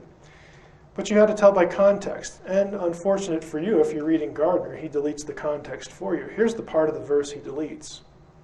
Now Adam knew Eve, his wife, and she conceived and bore Cain. And she said, I have acquired a man from the Lord, not with the Lord, like you're having sex with the Lord, but she's saying, God's given me a son. It's very clear. The text is very clear. Adam is knowing Eve, very common sexual euphemism in the Hebrew Bible. So Gardner just deliberately misquotes the verse. But anyway, you have two options as far as the relationship of the seed of the Nakash. Remember, I will put enmity between your seed and the seed of the woman in Genesis 3, and the sons of God. You can either have direct lineal children, direct genetic link, or a representative. And you know from my other session that I don't think the biblical text takes the first view. There's no text that says the serpent, the Nakash, actually fathered anything or anyone or any being. Okay, so the biblical view you're really driven to is that the seed of the Nakash is any being, divine or human, any evil doer who acts in agreement with the Nakash's purposes. And this is the way the Bible sort of uses the phrase. In Isaiah 14:29, the stock of the snake, literally the root of the Nakash, is, again, speaking of Assyria, and the next conqueror, Babylon. These are just evildoers who hate the people of God, and so they get associated with the serpent, with the Nakash. Phrases like, your father the devil, you brood of vipers. This is the way the biblical text uses the idea. And so the seed of the Nakash, I think, are just evildoers who oppose God's plan. Now in Genesis 6, you have the attempted corruption of the messianic line. The seed of the Nakash trying to do that. Remember the text in Jubilees that we quoted that specifically says, again, this isn't a Christian idea, this is a Jewish idea. The text in Jubilees that I had in Jubilees 5 specifically said that the reason that the Watchers came down and cohabited with human women was to pollute them. Okay, just point blank. And that was the way that the Jews understood it. So again, recalling our discussion of the Nakash and the judgment of the rebellious divine being in Ezekiel 28 and Isaiah 14, one text in Enoch that may link that being to Genesis 6's Watchers thematically, is that Jubilee text. Now, here's kind of a summary of where we're at. Both the Nakash and the original Watchers inhabit the abyss. Inhabit's kind of a generous word because they're imprisoned there. Both had humanity targeted for destruction. Both the Nakash and the second generation Watchers are described as serpentine. Both the Nakash and the second generation Watchers are free to roam the earth. If Watcher refers to throne guardians, both are spoken of in those terms too. Both have transformative powers in terms of being able to change their appearance. And again, an even tighter summary, the sons of God and Watchers are the sons of the high God and have high standing in the council, but they become evil prior to the flood. There were 200 of them according to Enoch, at least one text. They father giants who are divine human hybrids. They inhabit the netherworld and they're serpentine. Now the question is, what about the Anunnaki? Are any of those things associated with the Anunnaki? Is there a correlation between them and the Watchers, the sons of God? The name Anunnaki, let's start here. Contrary to what Sitchin says, the word Anunnaki does not mean they who from heaven came. He's in the ballpark, but he wants the came part because he has the Anunnaki as ET gods from another planet. Rather, the word means the gods on high or princely offspring or seed. Now, I'm going to show you this. Again, I try to do this because I want you to know I'm not making it up. This is the most current Sumerian dictionary. Unfortunately, only the first 3 volumes are published. It's still in process. You ain't going to see it anytime soon. Because as I showed you with the other Chicago Assyrian dictionary, these people must just be on something. Okay? Because they literally, when they construct a dictionary, they want to give you the word meaning, the possible word meanings, and they literally want to list every blasted tablet that the word occurs in. And that takes a lot of time. So I wish they wouldn't be so exacting, but I guess in some regards I'm glad it is, that they are that way. This is the Sumerian dictionary from the University of Pennsylvania. I went here for one of my degrees, and the project had been started by that time. This is the entry for Anunnaki. Now, Anunnaki, if you can make this out, generally means princely seed.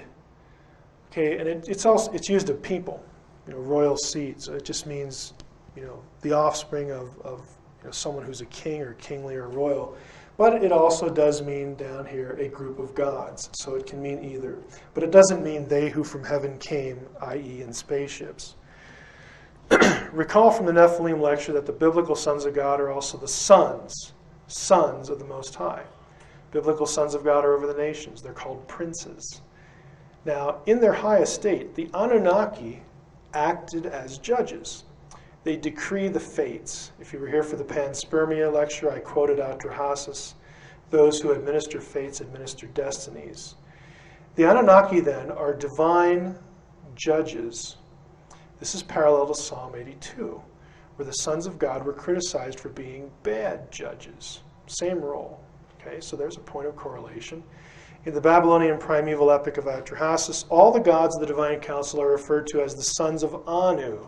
Now, Anu was the high god, so they're the sons of the high god, sons of the Most High. Again, this is a correlation between the biblical sons of God and the Anunnaki. There are strong parallels here. As a sidebar, since the Anunnaki are the sons of Anu, the high god, they are completely divine in Mesopotamian religion. They are not hybrids. They are not the Nephilim. I don't know why, well, I do know why Sitchin does this, but it's just so, I mean, it's just a blunder. That's the only way I can describe it. He just wants this equation because he thinks this is, coming down in rockets or something. So he's wrong on linguistic grounds not only, but he's also wrong in Mesopotamia. They're completely divine. They're not hybrids, but that's a minor point. The Anunnaki, curiously enough, are demoted in Mesopotamian religion. In Mesopotamian texts, you actually have conflicting descriptions of the Anunnaki. Some texts have the Anunnaki as being gods of the highest rank under Anu, they're his sons. At the very beginning of Atrahasis, they're the gods who make the other gods, the Igigi, work in forced labor. This is all the more significant when you understand, again, Mesopotamian cosmography. And the main English source here is Horowitz, Mesopotamian Cosmic Geography. It's a great resource. He covers every term in every text in cuneiform that has to do with any part of the heavens or anything like that. It's just a wonderful source. There are three levels, different abodes: on high, earth, and the abyss. But in the Mesopotamian version, there were also three levels in heaven. Anu reigned in the highest level. The next tier down was the seat of Marduk, who was surrounded by the celestial gods. Part of this comes from Batero, religion in ancient Mesopotamia. The Igigi. So the Anunnaki would have ranked higher than the Igigi with their father Anu. The lowest heaven was for the stars and the constellations. Now, at some point in Mesopotamian religion, and we are not told why, the Anunnaki were demoted. Eventually, they were consigned to the netherworld, believe it or not.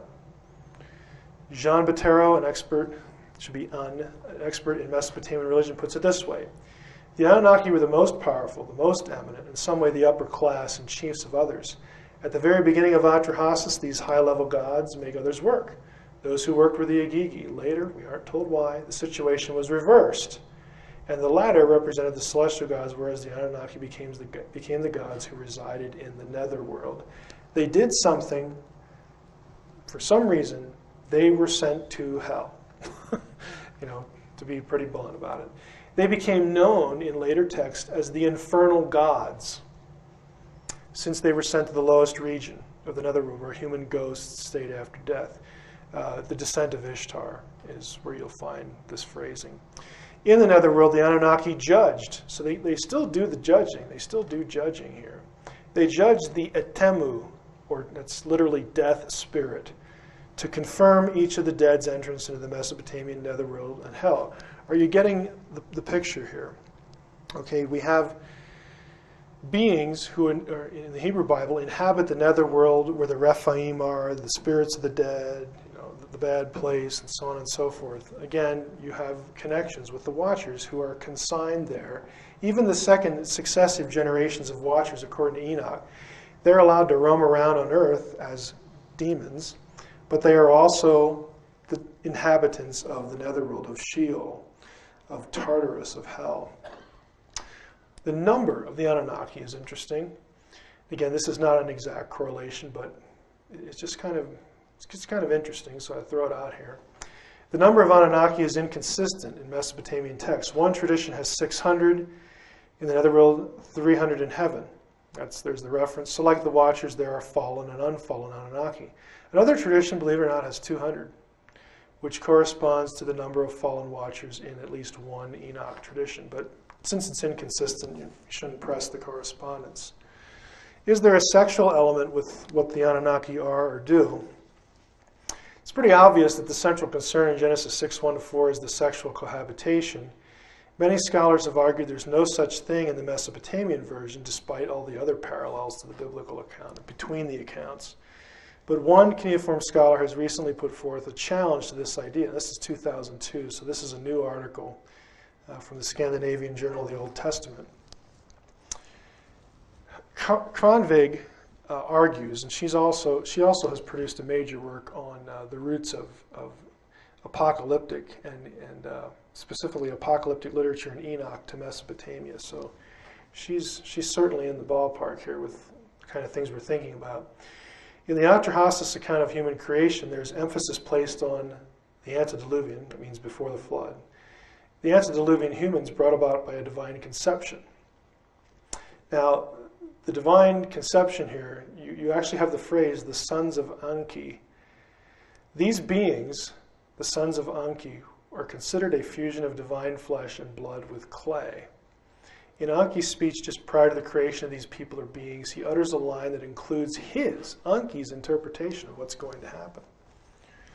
He says, both God and man, let them be mixed together in clay.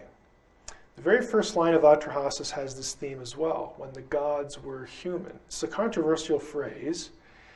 Some scholars, not everybody, I'm going to be honest with you, says that the point of this phrase is this, that God and man are mixed, that they're sort of interchanged.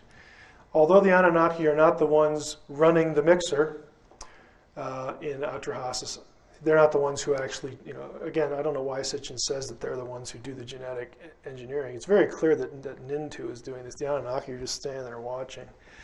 But Atrahasis has them approving the process and watching the outcome.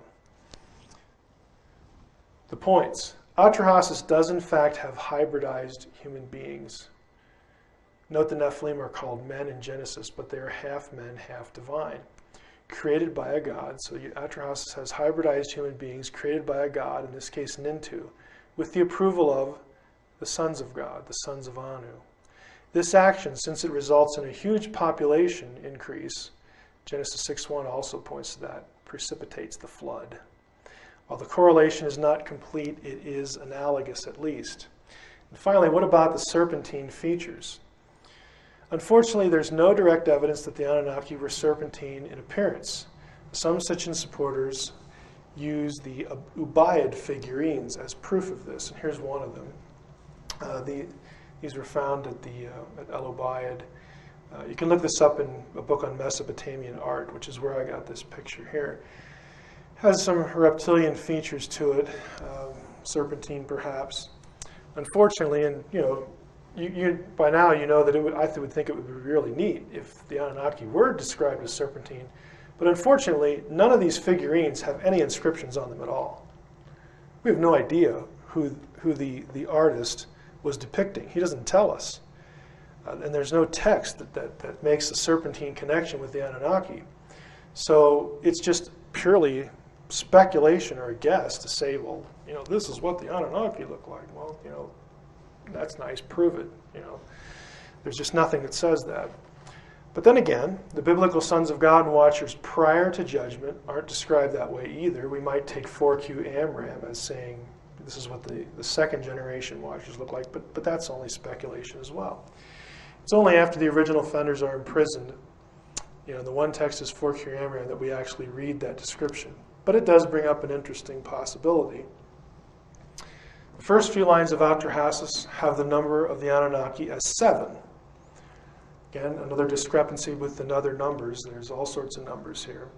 Some deity lists of gods in the netherworld list a subgroup of gods that are associated with serpents or serpent demons. Now, this is all Mesopotamian stuff. There are 7 such gods that are serpentine. So you see the number 7, 7. Maybe the 7 gods, the 7 Anunnaki, who are a subgroup of gods in the netherworld, maybe they're serpentine. Who knows? It's speculation. The article for this is Wigerman, Trans-Tigridian Snake Gods in Sumerian Gods and Their Representations. Again, it's just a speculative connection. So that is what I wanted to say about the Anunnaki. Let me conclude with this. I think what we can say with security is that it is very possible. It's very possible that, again, according to Jewish traditions, that the sons of God, the Watchers, who cohabit with human women in Genesis 6 and in a whole bunch of other Jewish texts, it's possible that they could have had a serpentine appearance. There's only one text that even suggests that. It's 4Q Amram, and it doesn't describe the Genesis 6 incident. It just says that the Watcher who spoke to me looked this way. It's a weak correlation, but it nevertheless is there, so it's a possibility. And it is also possible that those beings who are condemned to inhabit the abyss and the netherworld, hell as we know it, and their offspring, the giants, the Rephaim, so on and so forth, who also wind up in hell, that they are the Anunnaki. I can't stand here and say that I think that correlation is tight. All I can say is that there's some analogous evidence for it, and we'll have to leave it at that.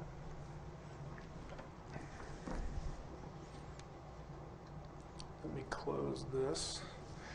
Are we going to take any Q&A, or are we going to quit? What was that? It's totally up to you. They can wait for the panel discussion tomorrow. What time is it? 12 o'clock. Is Daryl here? Okay. My druthers is to quit. Okay, so write up your questions because I have a meeting with that guy right there. Thanks a lot.